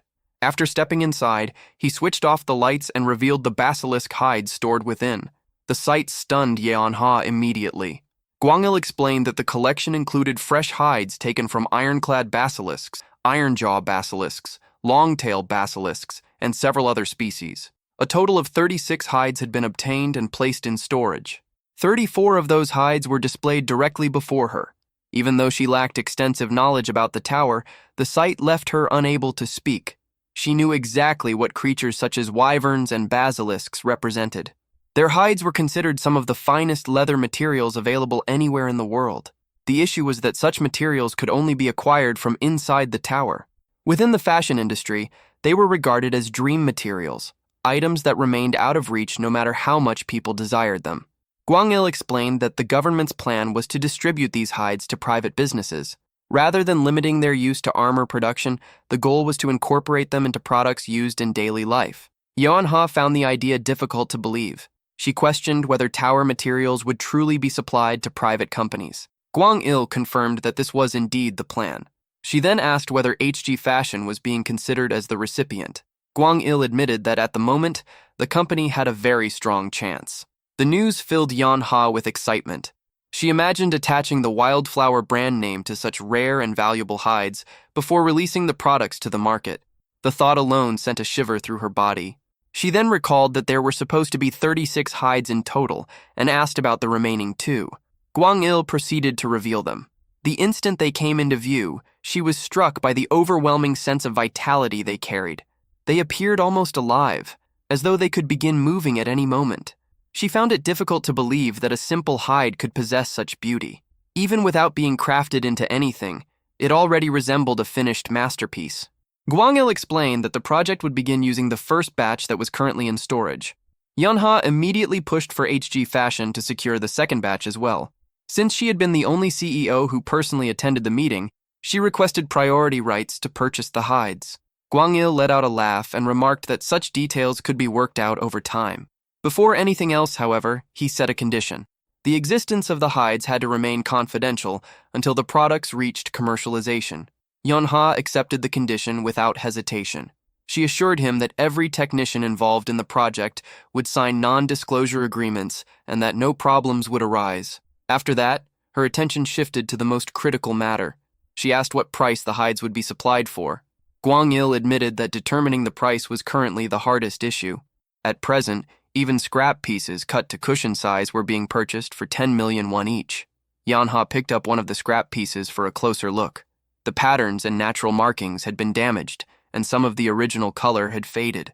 Despite that, the material remained exceptionally rare and was almost impossible for ordinary private companies to obtain. Before their meeting concluded, Gwang-il promised to prepare a small sample for her company. He suggested that HG Fashion's leather specialists evaluate the value of the hides themselves. Yeon-ha found the proposal surprisingly clever. Once again, she was reminded that John Gwang-il was far from an ordinary person. Elsewhere in Seoul, the focus shifted to Ark Hill Apartment in Cheongdam. As Ju Hyuk rode the building's advanced glass elevator, he gazed out at the city lights spreading across the night skyline. The view stretched endlessly before him, drawing his attention the entire way up. When he and his summons stepped into their new residence, they were immediately stunned. Every part of the interior was brand new and equipped with the latest technology and modern appliances. The home even contained a private movie theater connected directly to the living space. As they continued looking around, they came across another enormous window. Beyond the glass lay an even more stunning view of the city at night. The scenery rendered everyone silent. A wave of emotion swept through Ju Hyuk, causing tears to gather in his eyes. As he looked toward his summons, he silently urged them to keep moving forward and continue working hard together in the days ahead. Before settling into the new residence, Gwang-il informed Ju-hyuk that the entire property had undergone a full renovation, removing every remaining sign of Yuchae Ulman. Even the packing and relocation had been entrusted to a company hired through the management department, leaving Ju-hyuk with nothing to handle personally except showing up himself. Not long after, Juyuk rested comfortably in the heated pool of his new penthouse, together with his summons. As he enjoyed the quiet atmosphere, he thought about how quickly everything had happened. He had gone from living in a cramped office tel that was not even 20 pyong in size to a luxurious penthouse spanning more than 300 pyong. The enormous space alone felt hard to believe, but the facilities impressed him even more. Although early summer still carried a bit of cold in the air, the heated pool felt perfect. The entire experience seemed distant from reality, almost as if it belonged in a dream. At the same time, Kasek and Meatball began causing trouble for entertainment. The two suddenly grabbed Dalray together and tossed her straight into the pool. Enraged by the prank, Dalray immediately used her mana to give both of them severe stomach pain. The effect appeared at once, sending the frightened pair rushing toward the bathroom without delay. Watching the scene unfold, Juyuk quietly engraved a lesson into his mind. Causing trouble for Dalray was clearly a mistake he did not intend to repeat. After the commotion died down, Juyuk realized someone was missing and started searching for Razix. It did not take long before he found him desperately competing against the automatic cleaning machine while sweeping and mopping the floor by hand. The sight brought a smile to Juyuk's face. He guessed that Razix feared losing his place within the household and was fighting that battle completely alone. Meanwhile, Meatball finally emerged from the bathroom after recovering from Dalray's punishment and proudly acted as though he had witnessed paradise itself. Immediately afterward, Juyuk leaned closer and quietly whispered something into Meatball's ear. Without a second thought, Meatball smashed the cleaning machine. As soon as the machine was gone, Razix released a visible sigh of relief. Later, Juyuk thought about the routine he had recently established. Every day, he cleared the 45th floor twice in order to gather whole basilisk hides. Each run rewarded 6 regular hides along with 1 boss hide, giving him 7 hides in total per clear. By completing the floor twice every day, he managed to obtain an impressive 14 whole basilisk hides daily. Every other day, Section Chief Lee Mina personally came to collect the materials, making sure the deliveries continued without interruption. Still, Juyuk found it strangely easier to gather the hides than it was to actually meet Lee Mina. Eventually, Mina arrived once more to collect the accumulated hides. This time, however, she brought an important message from the Deputy Commissioner, requesting that Juyuk temporarily stop collecting additional hides. Caught off guard by the unexpected request, Juyuk sought the reason behind it. Before long, Mina explained that the decision was based on 2 major factors. The first was the lack of facilities and equipment needed to properly process the hides. The second was the risk of flooding the market with too many hides at once, which would naturally reduce both their rarity and their value. After listening to the explanation, Juyuk accepted it without resistance. The reasoning made sense, and he saw no reason to argue against it. The following day, the atmosphere inside the house became tense as Dalray angrily confronted Cossack. She harshly criticized him for confidently insisting that money would soon start flowing into their accounts, only for the hide sales to come to a complete halt before any profits appeared. She also reminded him that Razix had gone through unnecessary hardship because of the situation. During the original discussion, Cossack had spoken with complete confidence despite having little understanding of production, distribution, or sales. In Dalray's view, they would have achieved better results by simply mining mana stones and selling those instead. Under the non-stop criticism, Cossack became visibly shaken. As Juyuk watched the exchange, he felt it was a fitting result for the overly commanding attitude Cossack had shown during the earlier briefing. Even so, he knew the situation was not entirely Cossack's fault. The money would arrive eventually if they remained patient long enough, which made Juyuk feel a little sympathy for him. Trying to ease the tension, Juyuk encouraged everyone to stop focusing on what had already happened and direct their attention toward reaching the 50th floor as soon as possible. Hearing that, Cossack immediately agreed with emotional enthusiasm. Juyuk then formally declared that they would begin clearing the 46th floor the next day. The summons quickly accepted the plan. The following day, the group entered the 46th floor of the Black Tower. Their mission was to defeat 15 paralysis scorpions within 13 hours. Failure meant either death or giving up the mission altogether. The floors between the 46th and 50th levels were filled with giant scorpions carrying increasingly dangerous types of poison. As players climbed higher, they would face paralysis poison, bleeding poison, hallucination poison, and eventually a boss monster capable of using every poison at once. Because of this, those floors consumed more healing potions than almost any other section of the tower. For ordinary players, success depended heavily on how many healing potions they had prepared in advance. Juyuk's group, however, was far from ordinary. Meatball attracted massive attention by directly engaging the giant scorpions and clashing against their pincers head-on. Cossack consistently delivered finishing attacks, eliminating enemies while they were distracted. Princess Dalray continuously maintained reliable support buffs across the entire team. Meanwhile, Juyuk joined the battle whenever opportunities appeared, comfortably participating while the others managed most of the fighting. During the battle, Juyuk suddenly noticed that Razix was nowhere near the front line. Instead of fighting, Razix was busy digging elsewhere.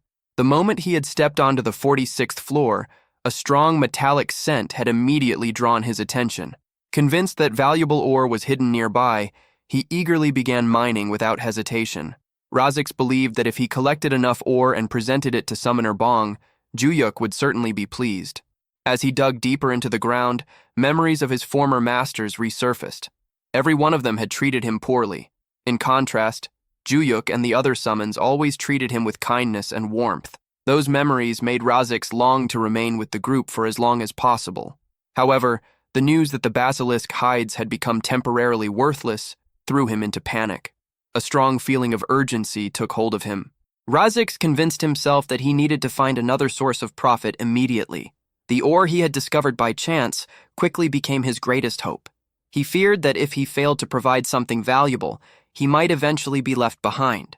Unwilling to allow that outcome, Razix worked desperately, trying to pack as much ore into his bag as possible so that Juyuk would be pleased. Not long afterward, the system announced that Juyuk's party had achieved an S++ clear rank on the 46th floor of Korea's Black Tower.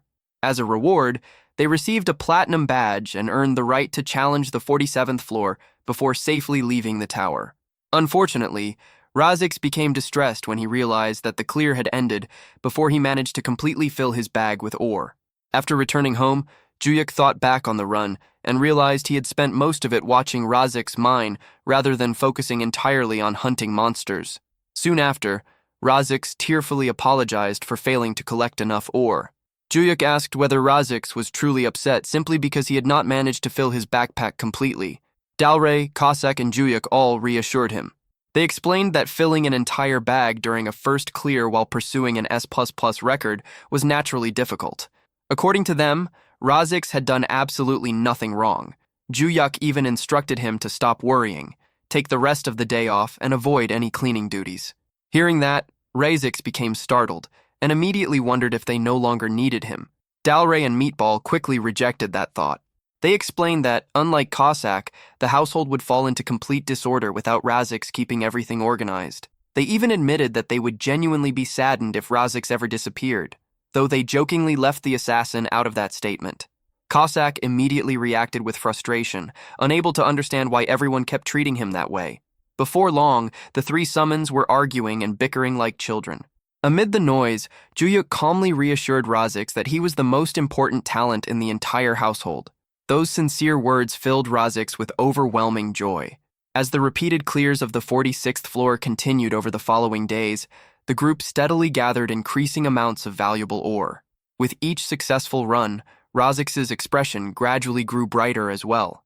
10 days later, attention shifted to the awakened management department. Director Park handed Gwangil a classified report containing highly confidential information provided by the UAE National Intelligence Service. After reviewing the document, Gwangil was left stunned.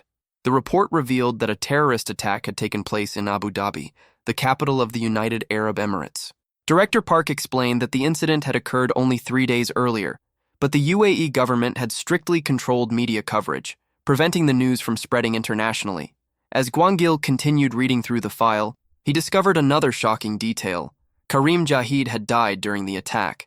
That revelation struck him even harder because Karim Jahid had been the UAE's most successful state-supported player, someone in whom the nation had invested immense resources and effort.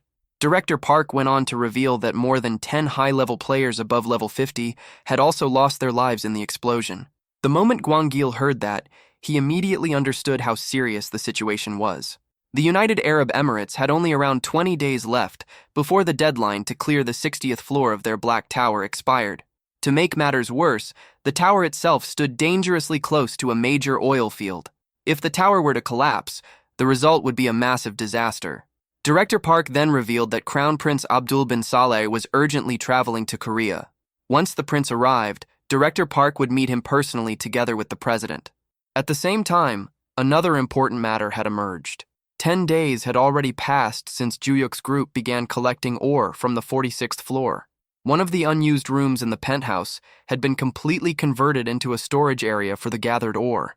However, the amount they had accumulated far exceeded expectations. The enormous piles weighed several hundred kilograms, causing Juyuk to worry that the floor of the expensive penthouse might eventually fail under the weight. Because of that concern, he decided it was finally time to organize all the ore into his inventory and sell it to the awakened management department. Unfortunately, the task itself turned into exhausting physical labor. By the time the work was finished, Juyuk was completely drained.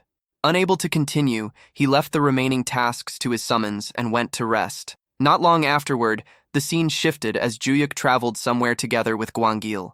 During the drive, Juyuk jokingly reflected on how Gwangil personally came to pick him up every time, making it seem as though the deputy commissioner had become his personal driver. Gwangil brushed aside the concern and explained that meeting player Bong Juyuk had become an extremely important responsibility. He then revealed that there was an important matter he wanted to discuss. The first topic involved reservations for renting the Holy Sword. Norway, which was currently attempting to clear the 66th floor, had officially submitted a request. According to Gwangil, reaching the 65th floor was still somewhat manageable through the use of light attribute items alone, which was why the number of reservations remained relatively low. However, once players pushed into the higher floors, requests would begin arriving in large numbers. Hearing that, Juyuk quietly smiled to himself. A single rental of the Holy Sword generated $10 million, an amount equal to nearly 15 billion won. With profits on that scale already guaranteed, he felt there was little left to worry about. As his thoughts drifted elsewhere, Juyuk began imagining the life he might live after earning enough money. He pictured himself purchasing land and building a farm once he eventually retired.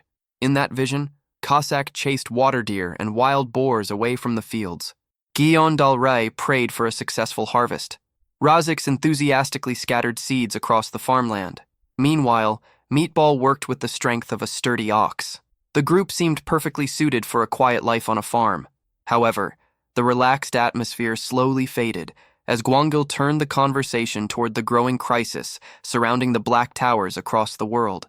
In Japan, Yu Chilman had completely collapsed mentally after suffering repeated failures inside the tower. The fear had become so severe that he now shook with terror and refused to enter even the lower floors. As a result, the Japanese government revoked every privilege he had received through naturalization and forced him and his family to relocate to a small city. Eventually, Japan found itself with no choice but to sign a temporary player naturalization agreement with the United States. Rumors claimed that the Japanese government paid an enormous amount of money for a contract that lasted only a single month. China's situation had become even more serious. After failing to clear the 59th floor, fear spread throughout the nation and nearly brought society to a standstill. In a desperate attempt to survive the crisis, China eventually sought assistance from Russia. The cost was enormous. Not only did they pay a massive price, but they also handed over a portion of Heilongjiang province. Even if the immediate danger had been resolved, the incident remained a major national humiliation. Most recently, the United Arab Emirates had also suffered severe losses due to a large-scale bombing attack. Because of the crisis, the UAE Crown Prince personally traveled to Korea and submitted an unusual request involving the temporary naturalization of one of Korea's two strongest players. Hearing that, Juyuk immediately became confused. From his perspective, Korea's two strongest players should have been Nam Gayan and Yu Chilman. However, Yu Chilman was no longer considered Korean after becoming naturalized in Japan. At that moment, Gwangil revealed the truth. The UAE had not requested Nam Gayun. They had not requested Yu Chilman either. The player they wanted was Bong Juyuk himself. The unexpected revelation left Juyuk completely speechless with shock. Juyuk fell into complete disbelief after finding out that another nation had begun searching for the mysterious S++ record holder. The idea that they might have uncovered his identity instantly filled him with concern. Gwangil quickly explained that they had no idea who he really was. They had only assumed that the Korean management office had already figured out who owned the S++ record. Their approach was straightforward. They would act as if nothing had happened and continue as usual. That explanation calmed Juyuk down. Staying unknown mattered more than anything else to him, and he felt relieved that his identity remained protected. Juyuk then questioned why that country had reached out to Korea instead of seeking help from Saudi Arabia, which was much closer. Gwangil explained that even though both countries belonged to the Arab world, Saudi Arabia and the UAE had a poor relationship. He revealed that the dispute started when trade enhancement runes entered the market after the Black Towers appeared. The two wealthy oil-producing nations competed fiercely to obtain those runes. In the end, the UAE secured a much larger share, and that rivalry badly damaged the relationship between them. After hearing the story, Juyuk began thinking about the upcoming temporary naturalization contract. Instead of accepting only money, he considered asking for a trade enhancement rune as part of the payment. Gwangil admitted that getting a trade enhancement rune would be extremely difficult. The other side appeared ready to settle everything with money alone. Since they were unlikely to hand over something so valuable, Juyuk quietly dropped the idea. He had planned to make full use of his multinational tower use ticket, but without a trade enhancement rune included, the offer no longer appealed to him. He decided they could handle the situation by themselves. Once the discussion ended, Gwangil guided Juyuk to the storage room, where all the monster hides he had delivered earlier were being kept. The organized stacks impressed Juyuk. As he looked over his valuable collection, he imagined it soon becoming a large amount of money in his bank account. After briefly checking the storage area, Juyuk turned his attention to the real purpose of his visit. He let Gwangil know that he had brought another shipment of materials and was prepared to reveal them. Gwangil immediately welcomed the idea. At the same time, he quietly hoped the materials would be ingots because they were running low on leatherworking equipment. Juyuk then presented the items he had brought, placing several plain-looking stones in front of Gwangil. His first reaction was disappointment.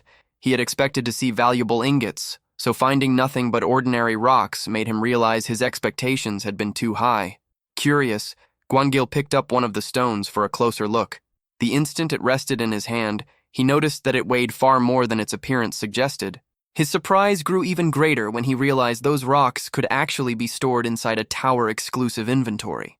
As soon as it clicked, Gwangil immediately recognized the stones as ore. Juyuk confirmed that they were raw minerals. That answer pushed Gwangil to think even more about Juyuk's abilities. Juyuk had first delivered monster hides, and now he was bringing raw materials straight out of the tower. It became clear that he was not simply collecting clear rewards. He was personally gathering resources inside the tower. Gwangil had purposely avoided asking questions to let Juyuk feel at ease, but this completely confirmed what he had suspected. Even so, he felt a bit disappointed that the materials were still raw ore. In his view, they would have been worth much more if they had already been refined into ingots. He also wondered how much usable metal the refining process would actually produce. Without pausing, Juyuk pulled out even more ore. The enormous amount left Gwangil speechless. The quantity was far greater than anything he had imagined. At the same time, Juyuk watched Gwangil's reaction. He felt that Gwangil kept surprising him, while Gwangil believed Juyuk's progress had already gone far beyond normal expectations. After regaining his composure, Gwangil explained the market value of tower metals. Most players occasionally obtained metal ingots as clear rewards, but raw minerals taken directly from the tower were something even he had never seen before. He went on to explain that their player shop bought adamant ingots, the most common tower metal, for 5,000 won per kilogram. Orichalcum was worth 10,000 won per kilogram, while sectonium was priced at 20,000 won per kilogram. He added that these prices followed the international market standard. After hearing the prices, Juyuk quickly worked out the possible value of the ore. The estimated amount was even higher than he had expected, and he happily realized that the total could easily pass 1,000 won. Meanwhile, Gwangil spoke with his staff and had the entire shipment carefully examined. Once the evaluation was finished, he explained that the estimate had been based on a 50% metal extraction rate. Using that assumption, the total value reached 9,427,500 won. The enormous number left Juyuk completely stunned. He struggled to believe the estimate had gone beyond 9,000 won. Unable to accept it right away, he suspected that a mistake had been made during the calculation.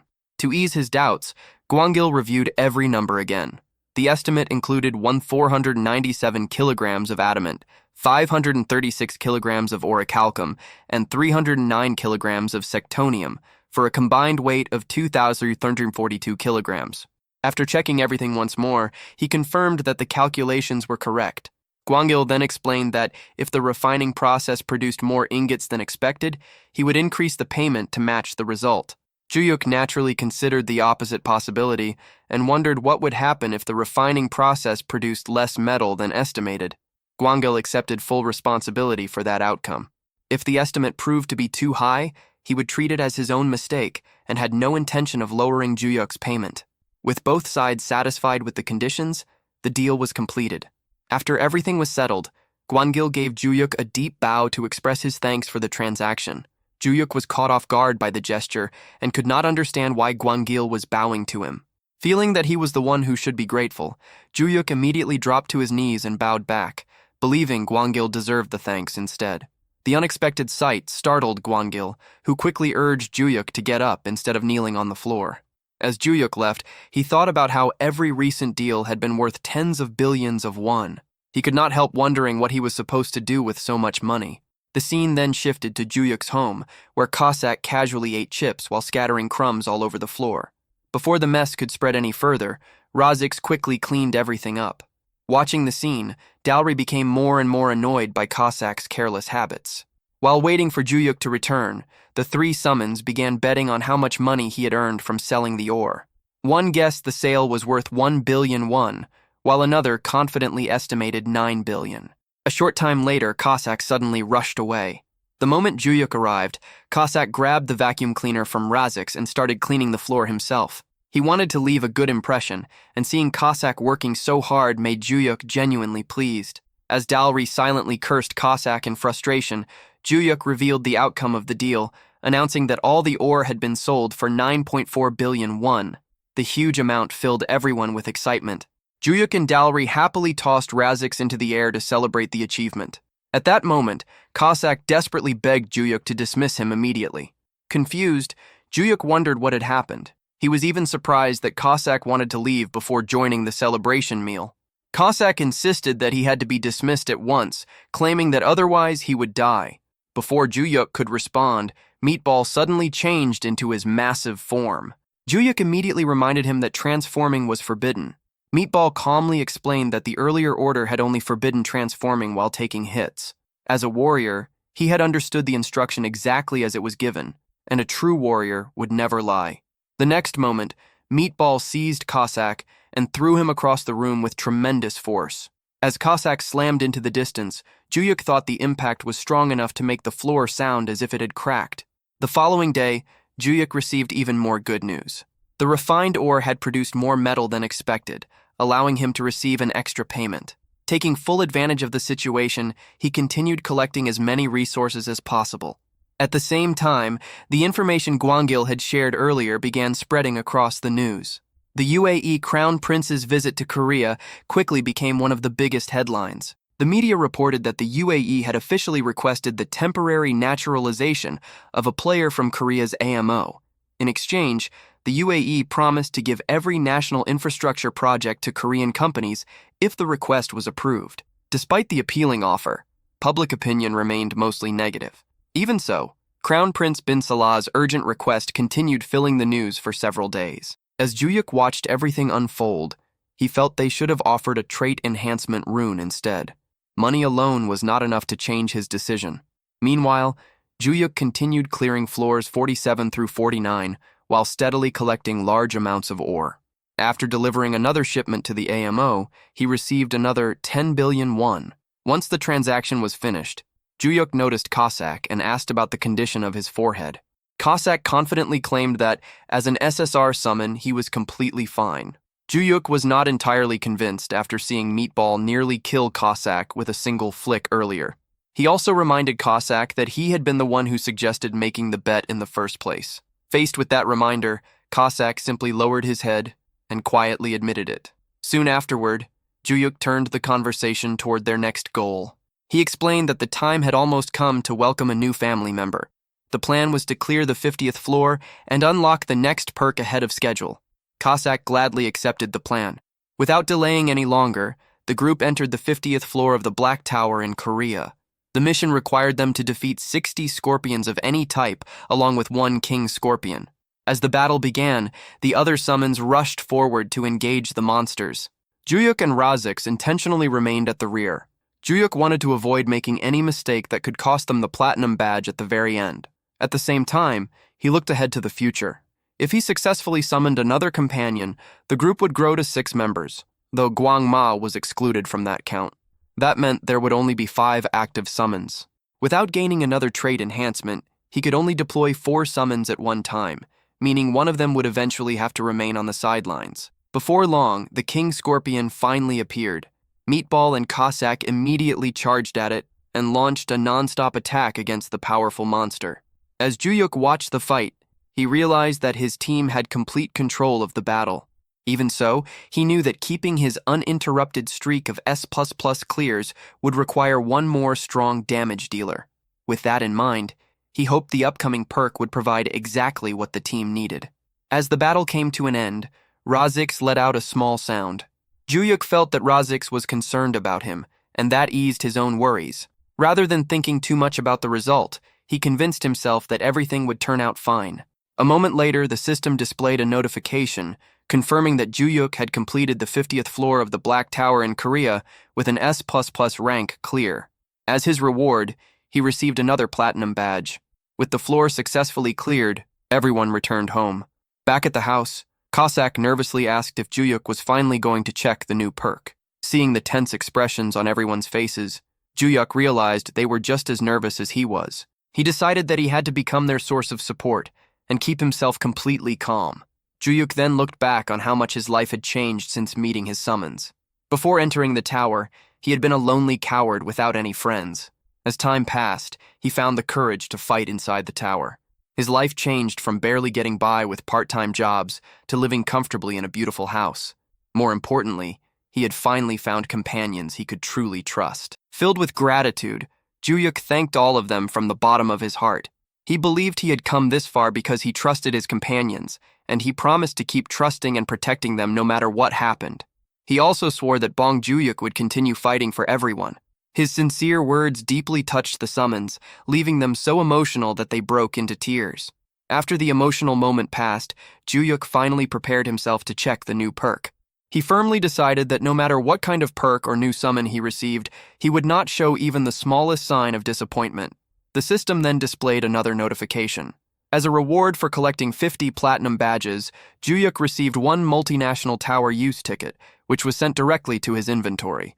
The moment he saw the reward, all of his determination vanished. Unable to believe what had happened, Juyuk cried out in complete disbelief after receiving the exact same reward once again. Even Cossack looked annoyed by the outcome. Dalry repeatedly tried to calm Juyuk and was even ready to accept punishment for failing to bring him good luck. Cossack then explained that their only remaining option was to aim for the perk on the 55th floor. However, Juyuk quickly pointed out that beginning on the 51st floor, they would have to face flying monsters. With their current team, earning another S++ clear seemed almost impossible. Cossack reluctantly suggested using a random summon instead. He also admitted that one member would have to be removed before reaching the 55th floor because there was no other choice. Juyuk immediately asked who they intended to remove. Cossack silently turned his eyes toward Razix, making him visibly uneasy. Juyuk rejected the idea without hesitation because he had already decided that the current team would stay exactly as it was. He sarcastically suggested removing everyone instead and letting the Mad Demon handle everything alone, since that would be the easiest and most perfect solution. Cossack quickly admitted that his thinking had been too narrow. At the same time, Meatball apologized to the worker for even looking in his direction. Dalry then carefully explained that trait enhancement could be obtained through more than just perks. Although the chances were small, it could also appear as a hunting reward or a special item. That explanation immediately caught Juyuk's attention. He suddenly remembered someone who most likely possessed a trait enhancement rune. The moment Cossack heard that, he became excited. He desperately wanted to know who had the rune and was ready to recover it without delay. As everyone focused on this new possibility, the scene shifted to the Seoul Ilseong Hotel. There, Abdul bin Salah, the Crown Prince of the United Arab Emirates, reflected on the fact that 5 full days had already passed since he arrived in Korea. He had flooded the Korean media with articles while presenting the best possible terms to draw attention. He had also repeatedly requested temporary naturalization, yet every attempt had failed. Even after all those efforts, he still had not made contact with either Nam Gyun or the mysterious holder of the S++ record. Meanwhile, only 15 days remained before the UAE's tower collapse. The prince gradually began to lose hope and started considering turning to Saudi Arabia instead. However, the price they demanded in return was unbelievably high. The trait enhancement rune alone required a minimum payment of $1 billion in cash. On top of that, Saudi Arabia demanded control of territory containing a gas field near the border. Their conditions also included 1,000 tons of magic stones, 1,000 tons of tower metal, and 10,000 tower leathers. The demands were so excessive that they made ordinary thieves seem reasonable. Even so, the prince understood that he had almost no other option left. To prevent the tower from collapsing, he was forced to consider accepting the humiliating agreement. As Abdul bin Salah thought through the situation, his fear only grew stronger. He convinced himself that any nation would demand similar terms under the same circumstances. From his point of view, depending on a neighboring country was still better than relying on one much farther away. In the end, he decided that remaining in Korea any longer would accomplish nothing. Because of that, he planned to leave the following day. Just as he was lost in thought, someone suddenly approached his location. Abdul first assumed it was his security team, but he quickly realized that he had never called for them. A few moments later, the truth became obvious. Cossack had arrived after forcefully taking down several guards and making his way inside. The unexpected appearance completely stunned Abdul, who immediately tried to retreat toward the emergency panic room. Before he could take a single step, Cossack released his mana and froze Abdul where he stood. Cossack calmly walked over to the sofa and sat down before withdrawing the pressure from his mana. He then motioned for Abdul to take a seat as well. Afterward, he held up a sheet of paper with the words Korea Translator written on it. At that moment, Abdul believed he had finally found a chance to get out of the situation. He immediately called in all of the police guards. The armed men rushed into the room, aimed their guns at Cossack, and aggressively demanded to know who he was while threatening him. In the very next moment, Cossack moved faster than anyone could see. Using nothing but his dagger, he shattered every gun before a single person had time to react. After disarming everyone, he calmly demanded that they bring a translator immediately. One of the frightened guards could hardly believe what he had just seen. Watching every gun be destroyed by a single dagger seemed impossible. At the same time, the overwhelming aura surrounding Cossack felt as if a blade had been placed against his neck. The pressure was so intense that even the smallest movement felt like it could cost him his life. Not long afterward, one man stepped forward and introduced himself as the translator. Although he was shaking with fear, he still asked who Cossack was, where he had come from, and what business he had with Crown Prince bin Salah. Cossack ignored the questions and went straight to the reason for his visit. His only demand was the rune of trait enhancement. The moment Abdul heard those words, he was completely stunned. To him, the request sounded impossible. Even so, he firmly stated that he would never hand over the rune, even if his own life were at stake. Cossack then revealed an unbelievable offer in return. He promised to clear the 60th floor within 15 days and reach the 61st floor within 6 months. The proposal immediately shocked Abdul. He could not understand how anyone could accomplish such a thing and assumed that Cossack intended to become naturalized. Cossack immediately rejected that idea. No naturalization would be involved. That answer only made Abdul even more suspicious, leaving him with the feeling that Cossack was making fun of him. Without showing any emotion, Cossack simply asked whether there was a player inside the room. Abdul turned his attention to the translator standing beside him, who was actually the UAE's prospect player, Damar Hassan, a level 27 player. At that moment, Abdul recognized the irony of the situation. He had brought Damar Hassan with him because remaining beside the Crown Prince was supposed to be the safest place possible. Somehow, everything had turned out the exact opposite. Cossack then pointed toward Damar and asked to speak with him for a moment.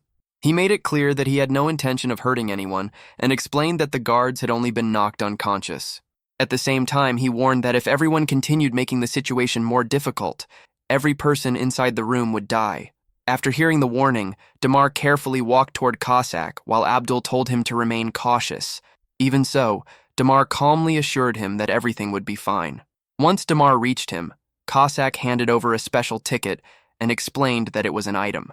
He then instructed Damar to examine its effects himself and report them directly to the Crown Prince. The moment Damar examined the item, he was visibly shocked. It was a multinational tower access ticket. According to the system description, The item allowed its owner to enter any tower regardless of nationality. As soon as Abdul heard the explanation, he immediately understood how valuable it was. The ticket made it possible to access towers across the world without the need for naturalization. Right after that, Cossack revealed that the mace and shield resting on the table were also gifts offered as a sign of friendship. The first item was the golden aegis of Warm Dawn for tower use. Its effects increased the user's concentration, created a brilliant flash, strengthened both physical and magical defense, and provided a chance to reflect enemy attacks after a successful block. The shield also possessed a special characteristic that allowed its user to remain calm under any condition. The second item was the golden mace of Cold Twilight for tower use. Its effects increased attack speed during battle, expanded the range of shield attacks, and gave a chance to create an ice field after a successful strike. The mace also carried a unique characteristic that guided enemies toward the rest of Twilight. After hearing the descriptions of both items, Damar became extremely excited. He admitted that he had never seen equipment of such a high level before. The effects were incredibly powerful, and he could not even tell how many different abilities had been combined into them. The weapons impressed him so much that he immediately wanted to test them. Abdul then asked whether the items were truly that remarkable. Damar immediately confirmed that equipment like this could not be found easily anywhere else. That answer made Abdul realize that Cossack was clearly no ordinary person if he could casually present treasures of this level as gifts. Because of that, Abdul finally asked whether Cossack truly intended to clear the UAE's 60th floor in exchange for the Rune of Trait enhancement. Cossack calmly confirmed it. He promised that the 60th floor of the UAE's Black Tower would be cleared within 15 days. Even after hearing the promise, Abdul still found it difficult to trust him completely. Making such an important decision based only on someone's words felt extremely dangerous. In response, Cossack swore on his own name. That finally led Abdul to ask who he really was. Cossack introduced himself as Gobang. He then openly admitted that he was actually more skilled at torture than assassination. According to him, if he truly wanted to, he could force Abdul to hand over the Rune of Trait enhancement within the next minute. Even so, he made it clear that he was choosing to offer a fair exchange instead. He warned Abdul not to waste the opportunity. At that moment, Abdul once again felt the same overwhelming pressure coming from the mysterious man. The strange ability to release such terrifying power even outside the tower made him suspect that this person could actually be the legendary holder of the S++ record. In the end, Abdul decided to hand over the Rune of Trait enhancement. The moment Cossack received the Rune of Trait enhancement, he became extremely pleased. As he prepared to leave, he casually asked whether Abdul was satisfied with the exchange. Abdul confirmed that he was. Cossack then confidently stated that Abdul would be even more satisfied 15 days later. In the end, Abdul placed the entire tower clearance in Gobang's hands. Meanwhile, elsewhere, Juyuk remained deeply concerned about allowing an assassin like Cossack to handle the negotiations alone. He could not stop thinking about the possibility of failure. If Cossack failed to obtain the Rune of Trait enhancement and the next summon turned out to be a non-combatant, then maintaining future S++ clears would become impossible. As those worries continued filling his mind, Juyuk finally decided to check on someone he had not contacted in a long time. Because of that, he activated the designated summon and called forth the Mad Demon. The moment the Mad Demon appeared, Juyuk immediately wondered whether his way of thinking had changed. If that were true, the Mad Demon could become an extremely valuable hidden asset. Unexpectedly, the Mad Demon warmly expressed how happy he was to see Juyuk again. He calmly invited Juyuk to sit down before explaining everything. According to the Mad Demon, after being dismissed by Juyuk, he had spent a long time reflecting on himself and carefully considering where he had gone wrong. Hearing that immediately shocked Juyuk. The Mad Demon then revealed that he had finally realized that extreme methods did not fit this world. He explained that killing people came with too many limits. It required too much time and always created unwanted consequences. At that moment, Juyuk became deeply moved because it truly seemed that the Mad Demon had finally changed. The Mad Demon then recalled that nearly 1,000 years had passed since he had last tasted the food of this world. While calmly drinking cider, he admitted that trying to kill everyone in positions of power now seemed like a foolish idea. Juyuk partly agreed with him and explained that the idea itself was not completely foolish, but it had certainly been far too extreme. The Mad Demon laughed before agreeing with that view. However, his attention soon shifted to another subject. He became curious about which country currently held the greatest national power in the modern world. After learning the answer, the mad demon immediately reached a horrifying conclusion. In his view, all he needed to do was turn the President of the United States into a soulless puppet that would obey every command he gave. The sudden statement completely stunned Juyuk, especially after hearing the term soulless puppet for the first time. The mad demon then enthusiastically explained that there was a technique called the soul-stealing great art. The technique completely destroyed a person's mind and turned them into a perfectly obedient puppet. However, the technique consumed such an enormous amount of mental energy that even the mad demon could create only a single puppet. Even so, he confidently claimed that turning the President of the United States into his puppet would solve every problem. After taking control of the president, he planned to begin a war of conquest to bring the entire world under his rule. Once that was accomplished, declaring global unification would become a simple matter. Listening to the mad demon's explanation left Juyuk completely speechless. At that moment, he sarcastically blamed himself for not thinking of such an absurd plan sooner. In the end, Juyuk could only let out a weary sigh as he looked at the mad demon once again. The mad demon suddenly grew even more excited and insisted that the plan should begin immediately. In his view, locating the President of the United States had become the highest priority because the war of conquest needed to start as soon as possible. Those words completely destroyed Juyuk's remaining hope. He immediately realized that the mad demon's way of thinking had not changed at all and concluded that his entire approach was completely misguided. Without wasting another moment, Juyuk instantly unsummoned him. Not long after that chaotic meeting, Cossack finally returned with a satisfied look on his face. The moment Juyuk saw him, he immediately asked about the outcome of the negotiations. Instead of answering right away, Cossack simply let out a confident chuckle. That reaction alone told Juyuk everything he needed to know. He immediately became excited after realizing that Cossack had successfully obtained the rune of trait enhancement. Cossack then proudly confirmed it with a smile.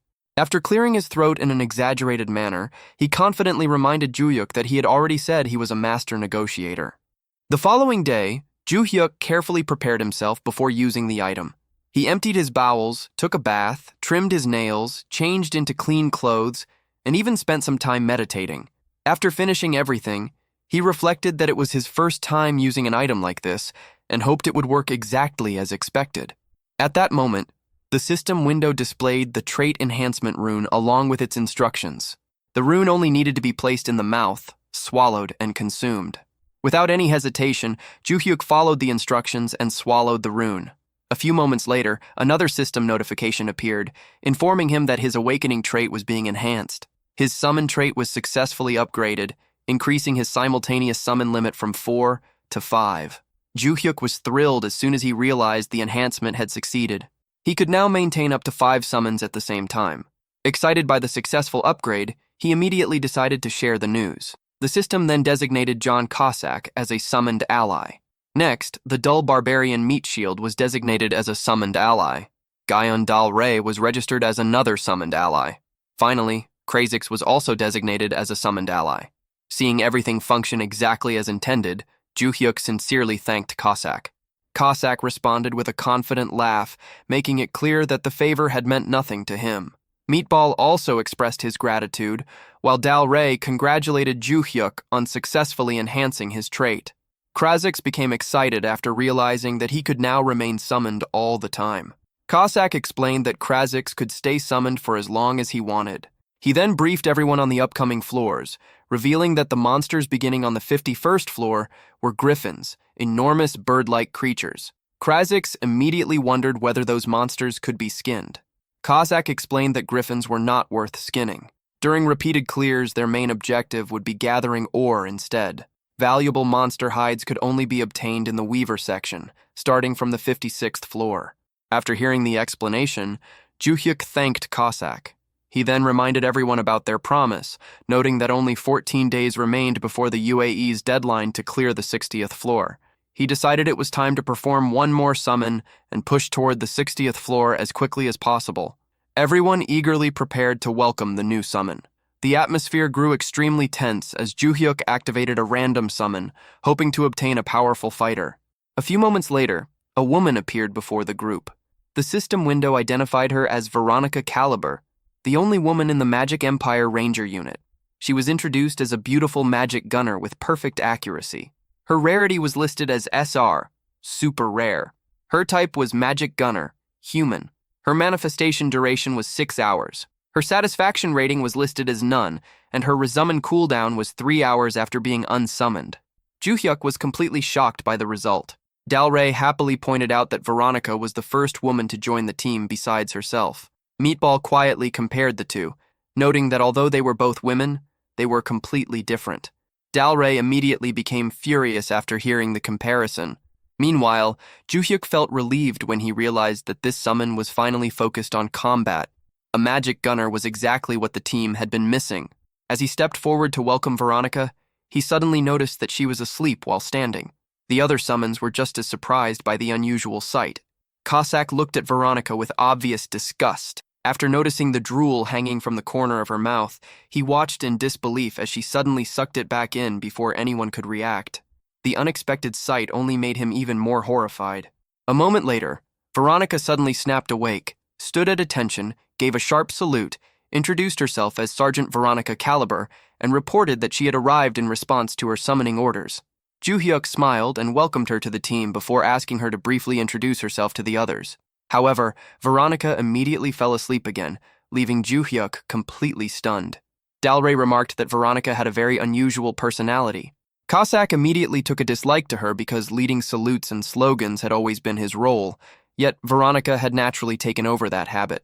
As Juhyuk continued observing her, her behavior seemed stranger and stranger. She had even been summoned while sleeping. He began wondering whether she naturally slept all the time or whether there was another reason behind it. Wanting to find out, he opened her information.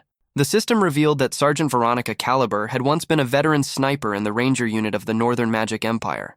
Amid freezing temperatures and endless battles against monsters, she earned a legendary reputation as a magic gunner who never missed a single shot.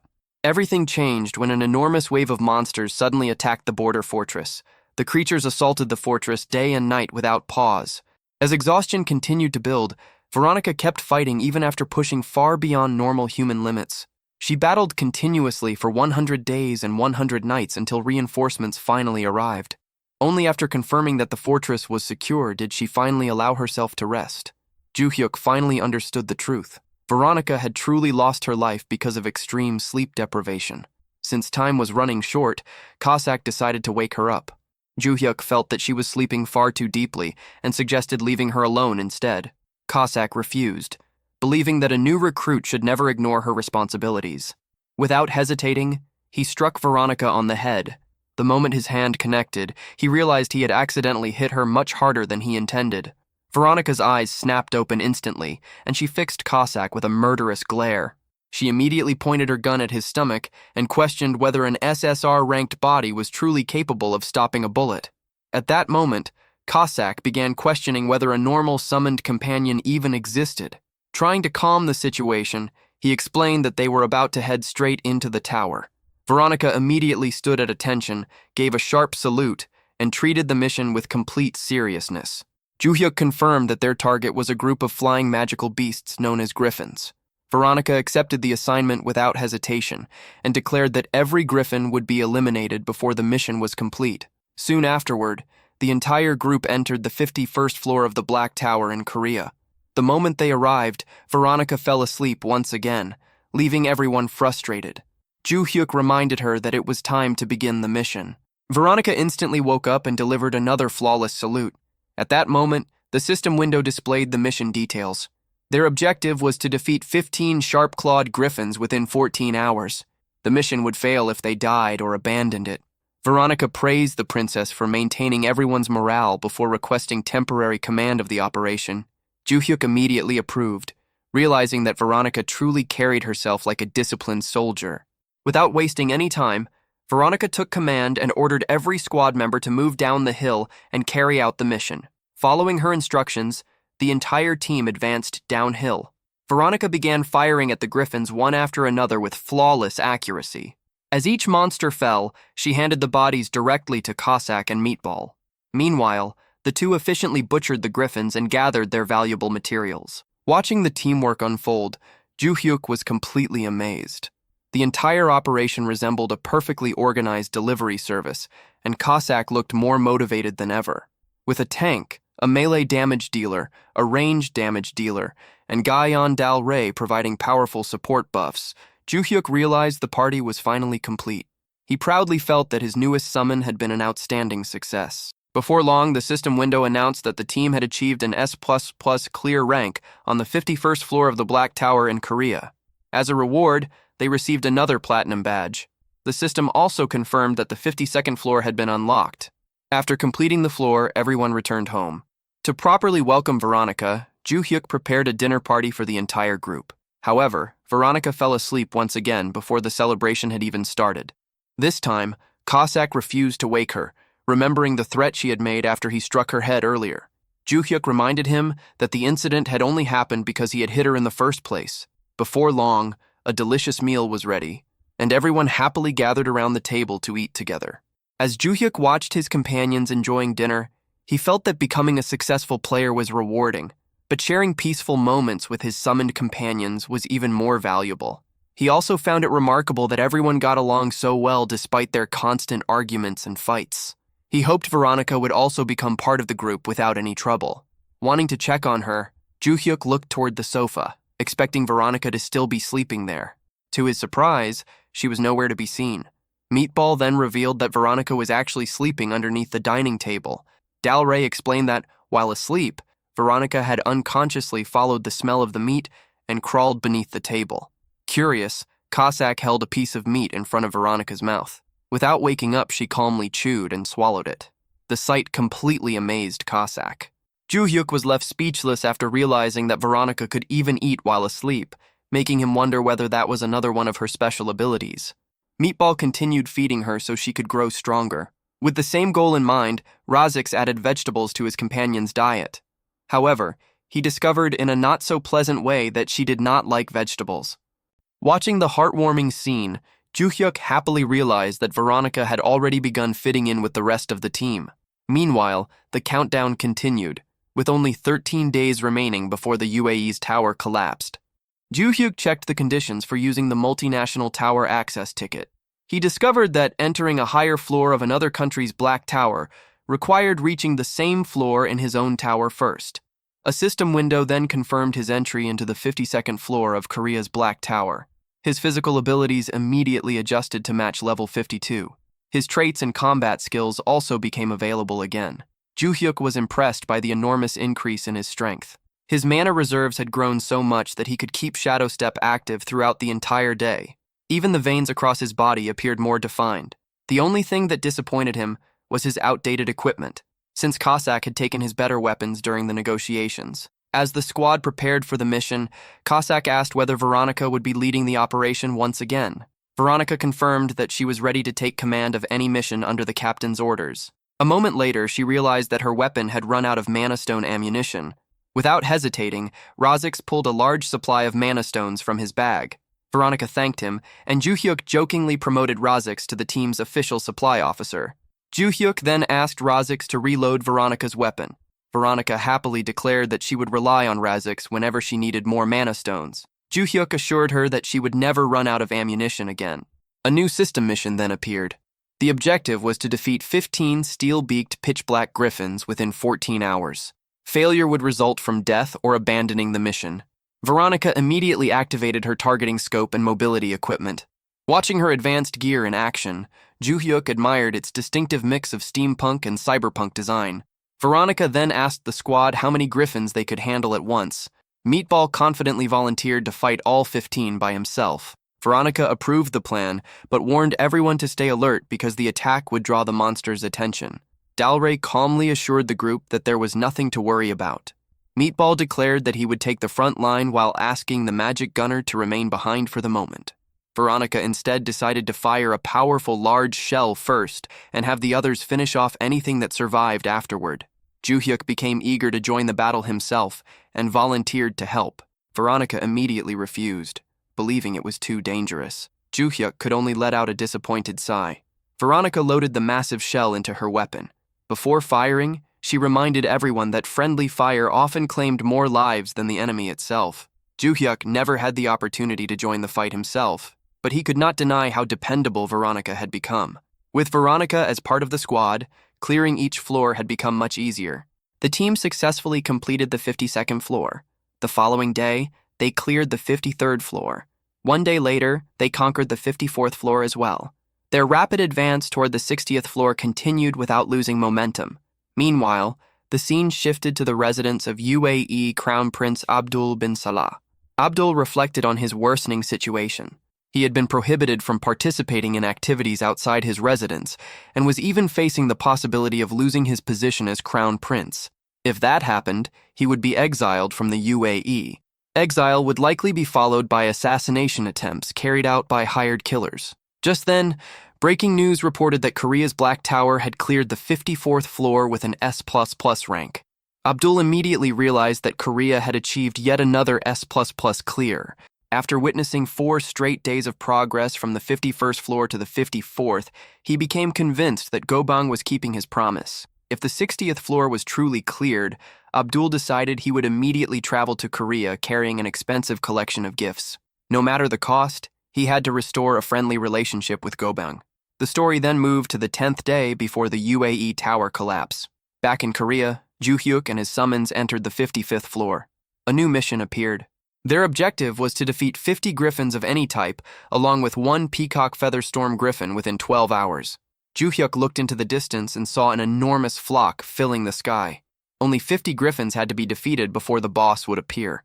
However, carelessly drawing attention could cause hundreds of griffins to attack at once. Without hesitation, Veronica opened fire in rapid succession. Ju-hyuk was stunned because she had deliberately attracted the attention of the entire flock. Dalry immediately covered the battlefield with debuffs, forcing countless flying griffins to crash onto the ground. Ju-hyuk could not help admiring their teamwork. A griffin that could no longer fly was nothing more than a slightly oversized pigeon. The coordination between Veronica and Dalry was unbelievably efficient. Their hunting speed reached an incredible level. Before long, the peacock feather storm griffin finally appeared.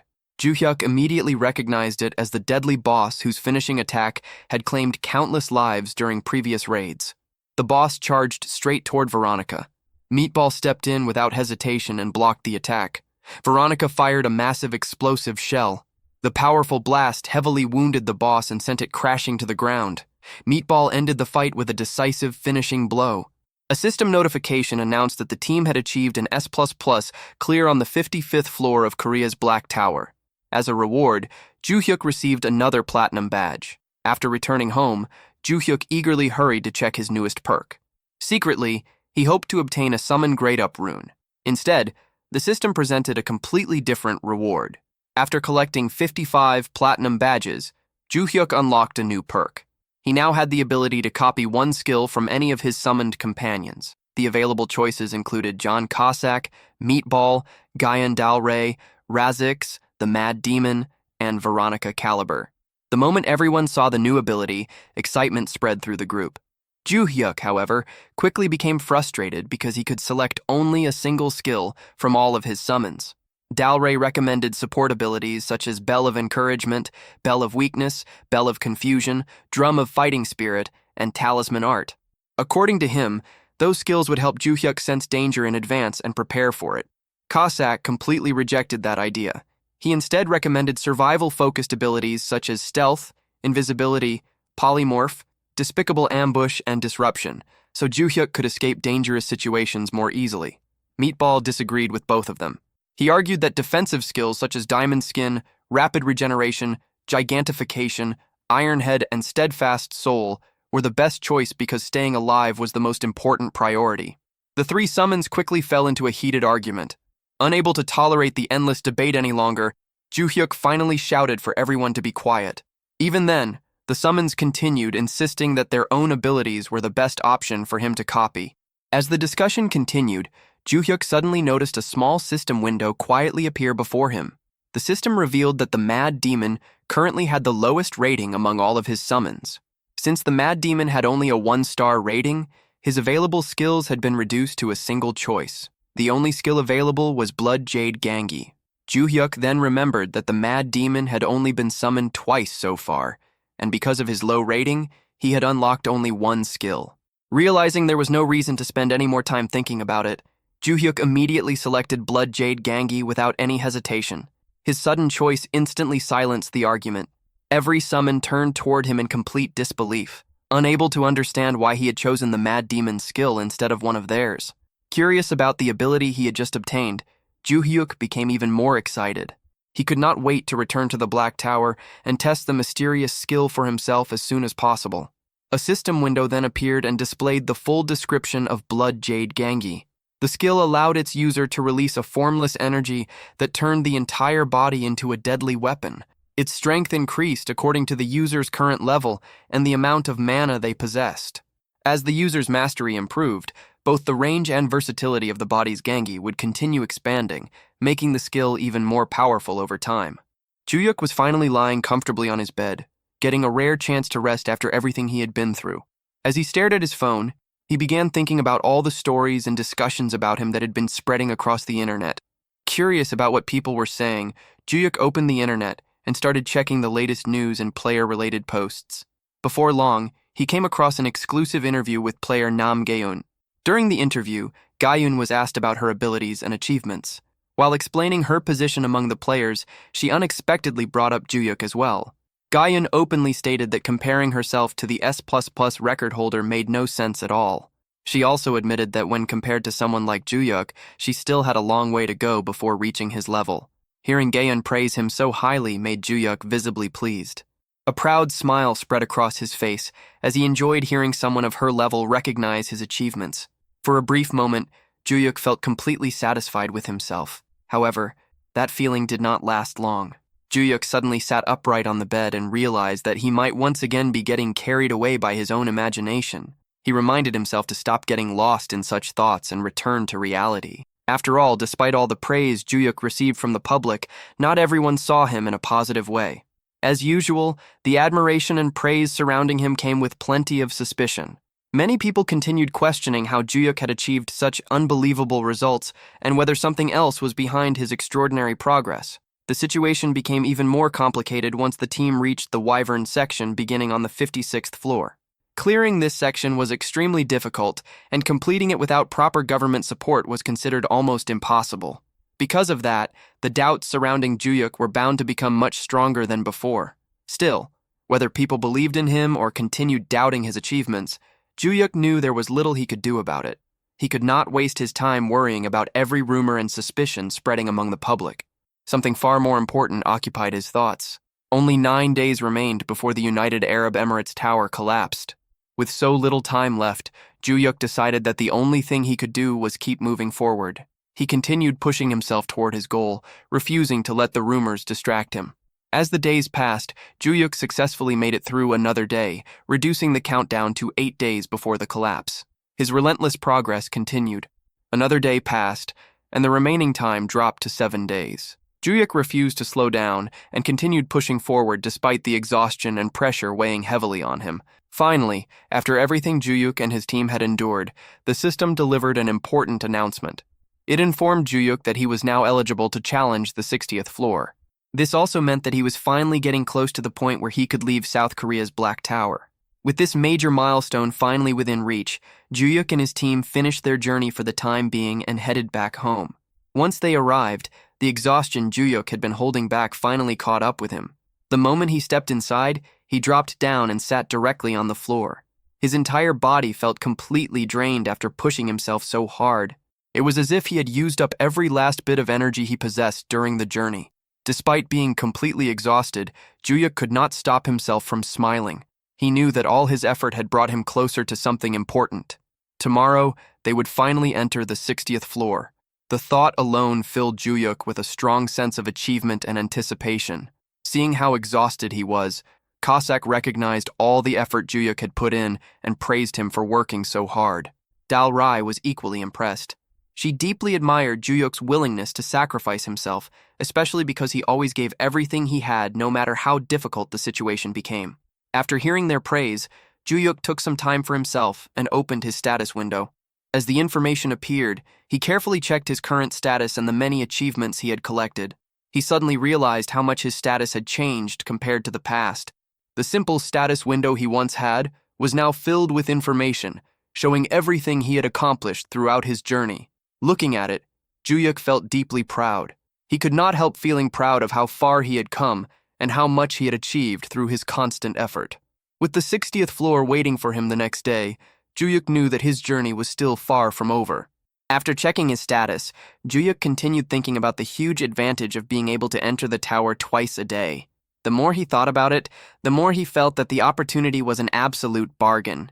Juyuk could use one entry each day to clear the higher floors, while saving the second entry for repeated farming runs.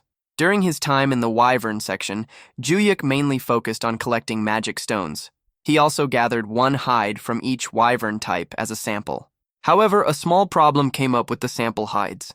Nearby, Razix angrily scolded Veronica for ignoring his instructions to shoot only at the head. Veronica apologized while being reprimanded for leaving bullet holes all over the body of the sample hide. With the problem dealt with, Juyuk returned his attention to the following day. The long-awaited day of clearing the 60th floor had finally arrived. Since Juyuk had already researched the floor beforehand, he knew that the 60th floor was the final stage of the Wyvern section. The same was true for the entire Flying Monster section. Without national support, clearing this floor was considered impossible. The main objective on the 60th floor was defeating the boss known as the Wyvern Lord. However, the real danger came from the strange monsters called Poison Wyverns, which appeared alongside it. In terms of attack power, Poison Wyverns were the weakest of all the Wyverns encountered so far. They were almost like summoned creatures belonging to the Wyvern Lord. Their defense was poor, and their movements were slow as well. Even a weak attack could kill them. But the real problem started after they died. Whenever a Poison Wyvern hit the ground, it left behind a poisonous puddle. Even worse, they did not need to be attacked to create these puddles. They could deliberately crash themselves into the ground, spreading poison throughout the battlefield.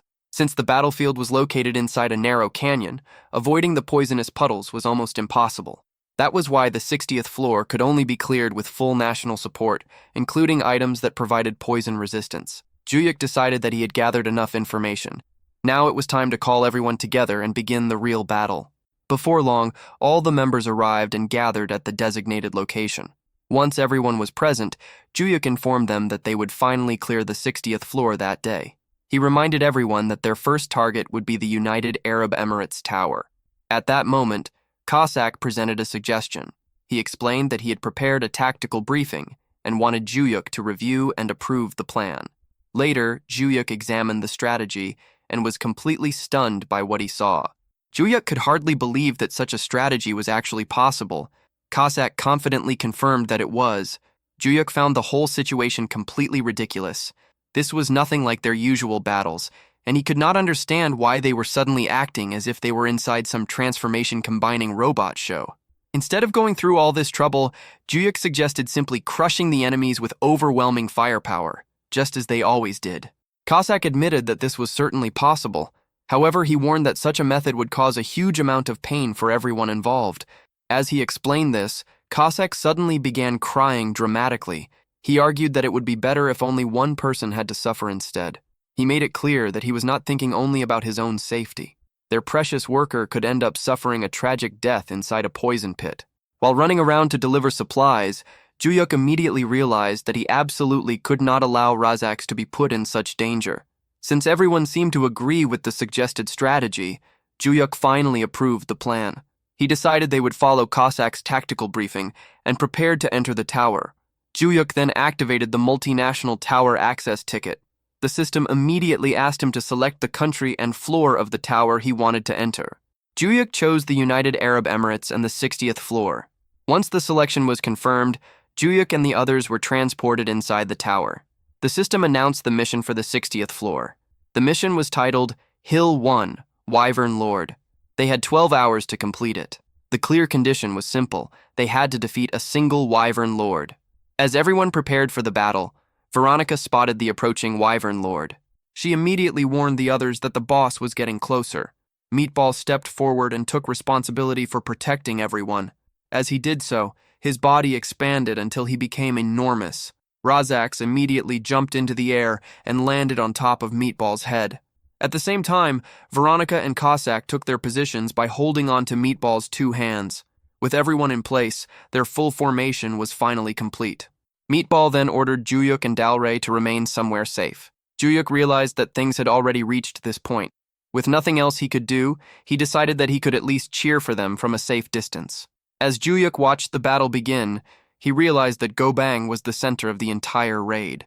Instead of fighting the Wyvern Lord head-on, Gobang constantly pulled its attention toward himself by using one taunt skill after another. He completely ignored the poisonous puddles spread across the battlefield. His body had been strengthened by diamond skin, allowing him to resist the poison. Even if the poison managed to break through his defenses, his powerful regeneration quickly repaired the damage. Meanwhile, Veronica had nearly reached the level of Mandok Bolchim. Suddenly, Veronica informed Razax that they had run out of magic stones. Razax immediately handed her another magic stone. With her supply restored, Veronica resumed firing her gun at the Wyvern Lord. The battle continued exactly according to their carefully planned strategy. Eventually, Meatball grabbed Cossack and threw him straight toward the Wyvern Lord. Cossack flew directly at the boss. As he reached the Wyvern Lord, Cossack slashed its throat and successfully killed it. Juyuk watched the incredible attack and smiled. Even though Cossack could act like an idiot at times, Juyuk had to admit that his attack looked incredibly cool. At that exact moment, the system announced that the Wyvern Lord had been defeated. The Floor 60 mission was successfully completed. Juyuk's level increased as well. The system then rewarded them with 6 magic stones for completing the mission. Another notification immediately appeared. Juyuk had achieved an S++ clear grade on Floor 60 of the United Arab Emirates Black Tower. As the reward for reaching S++, he received a platinum badge. Looking at the reward, Juyuk suddenly noticed something surprising. He began wondering whether the towers in other countries also awarded badges for successful clears. The scene then shifted to the Supreme Federal Council of the United Arab Emirates. Inside the council chamber, several high-ranking officials had gathered to deliver the final verdict against Crown Prince Abdul bin Salah. One senior official announced that they were proceeding with the final judgment immediately. He then reminded Abdul of the charges one last time. The first offense was handing over the Rune of Trait enhancement without an official contract. The second was putting the United Arab Emirates Tower at risk of collapse because of that decision. The official then demanded that Crown Prince bin Salah admit his crimes. Abdul firmly refused to accept any guilt. His answer immediately angered several members of the council. Some accused Abdul of being far too arrogant. They could not believe he intended to maintain his innocence until the very end. Abdul calmly insisted that his actions had simply been an expression of loyalty to his country. The council members dismissed his explanation as nothing more than foolish behavior. The situation quickly grew heated. One of the senior officials then ordered everyone to remain silent. He explained that because Abdul refused to admit his crimes, delivering the verdict would now be easy. He declared that the sentence would be decided according to the consensus of everyone present. As the final decision approached, Abdul quietly thought about Cossack. He remembered placing his trust in him and silently hoped that everything would turn out well. At that moment, one of the senior officials officially sealed the verdict. The council declared that Crown Prince Abdul bin Salah had leaked a valuable national asset outside the country. They considered the act a despicable crime, equal to treason against the state. Based on that decision, the council resolved to exile Abdul bin Salah from the United Arab Emirates. However, just as the verdict was about to be finalized, a man standing nearby suddenly began shouting. The unexpected interruption immediately drew everyone's attention. The senior officials became furious and demanded an explanation. They could not believe that he had dared to scream during such an important verdict. They even threatened to charge him with deliberately obstructing the proceedings. The man urgently explained why he had interrupted them. He announced that the United Arab Emirates Black Tower's 60th floor had been cleared. Not only had the floor been completed, but it had also received an S++ grade. He then revealed that the global announcement had just been released. The news instantly shocked everyone inside the council. Every senior official was left stunned by the unexpected announcement. Meanwhile, Abdul remained completely calm. A confident smile appeared on his face as he turned the situation around by reminding them of the charges they had brought against him. He sarcastically demanded that they repeat exactly what crime they had claimed he committed.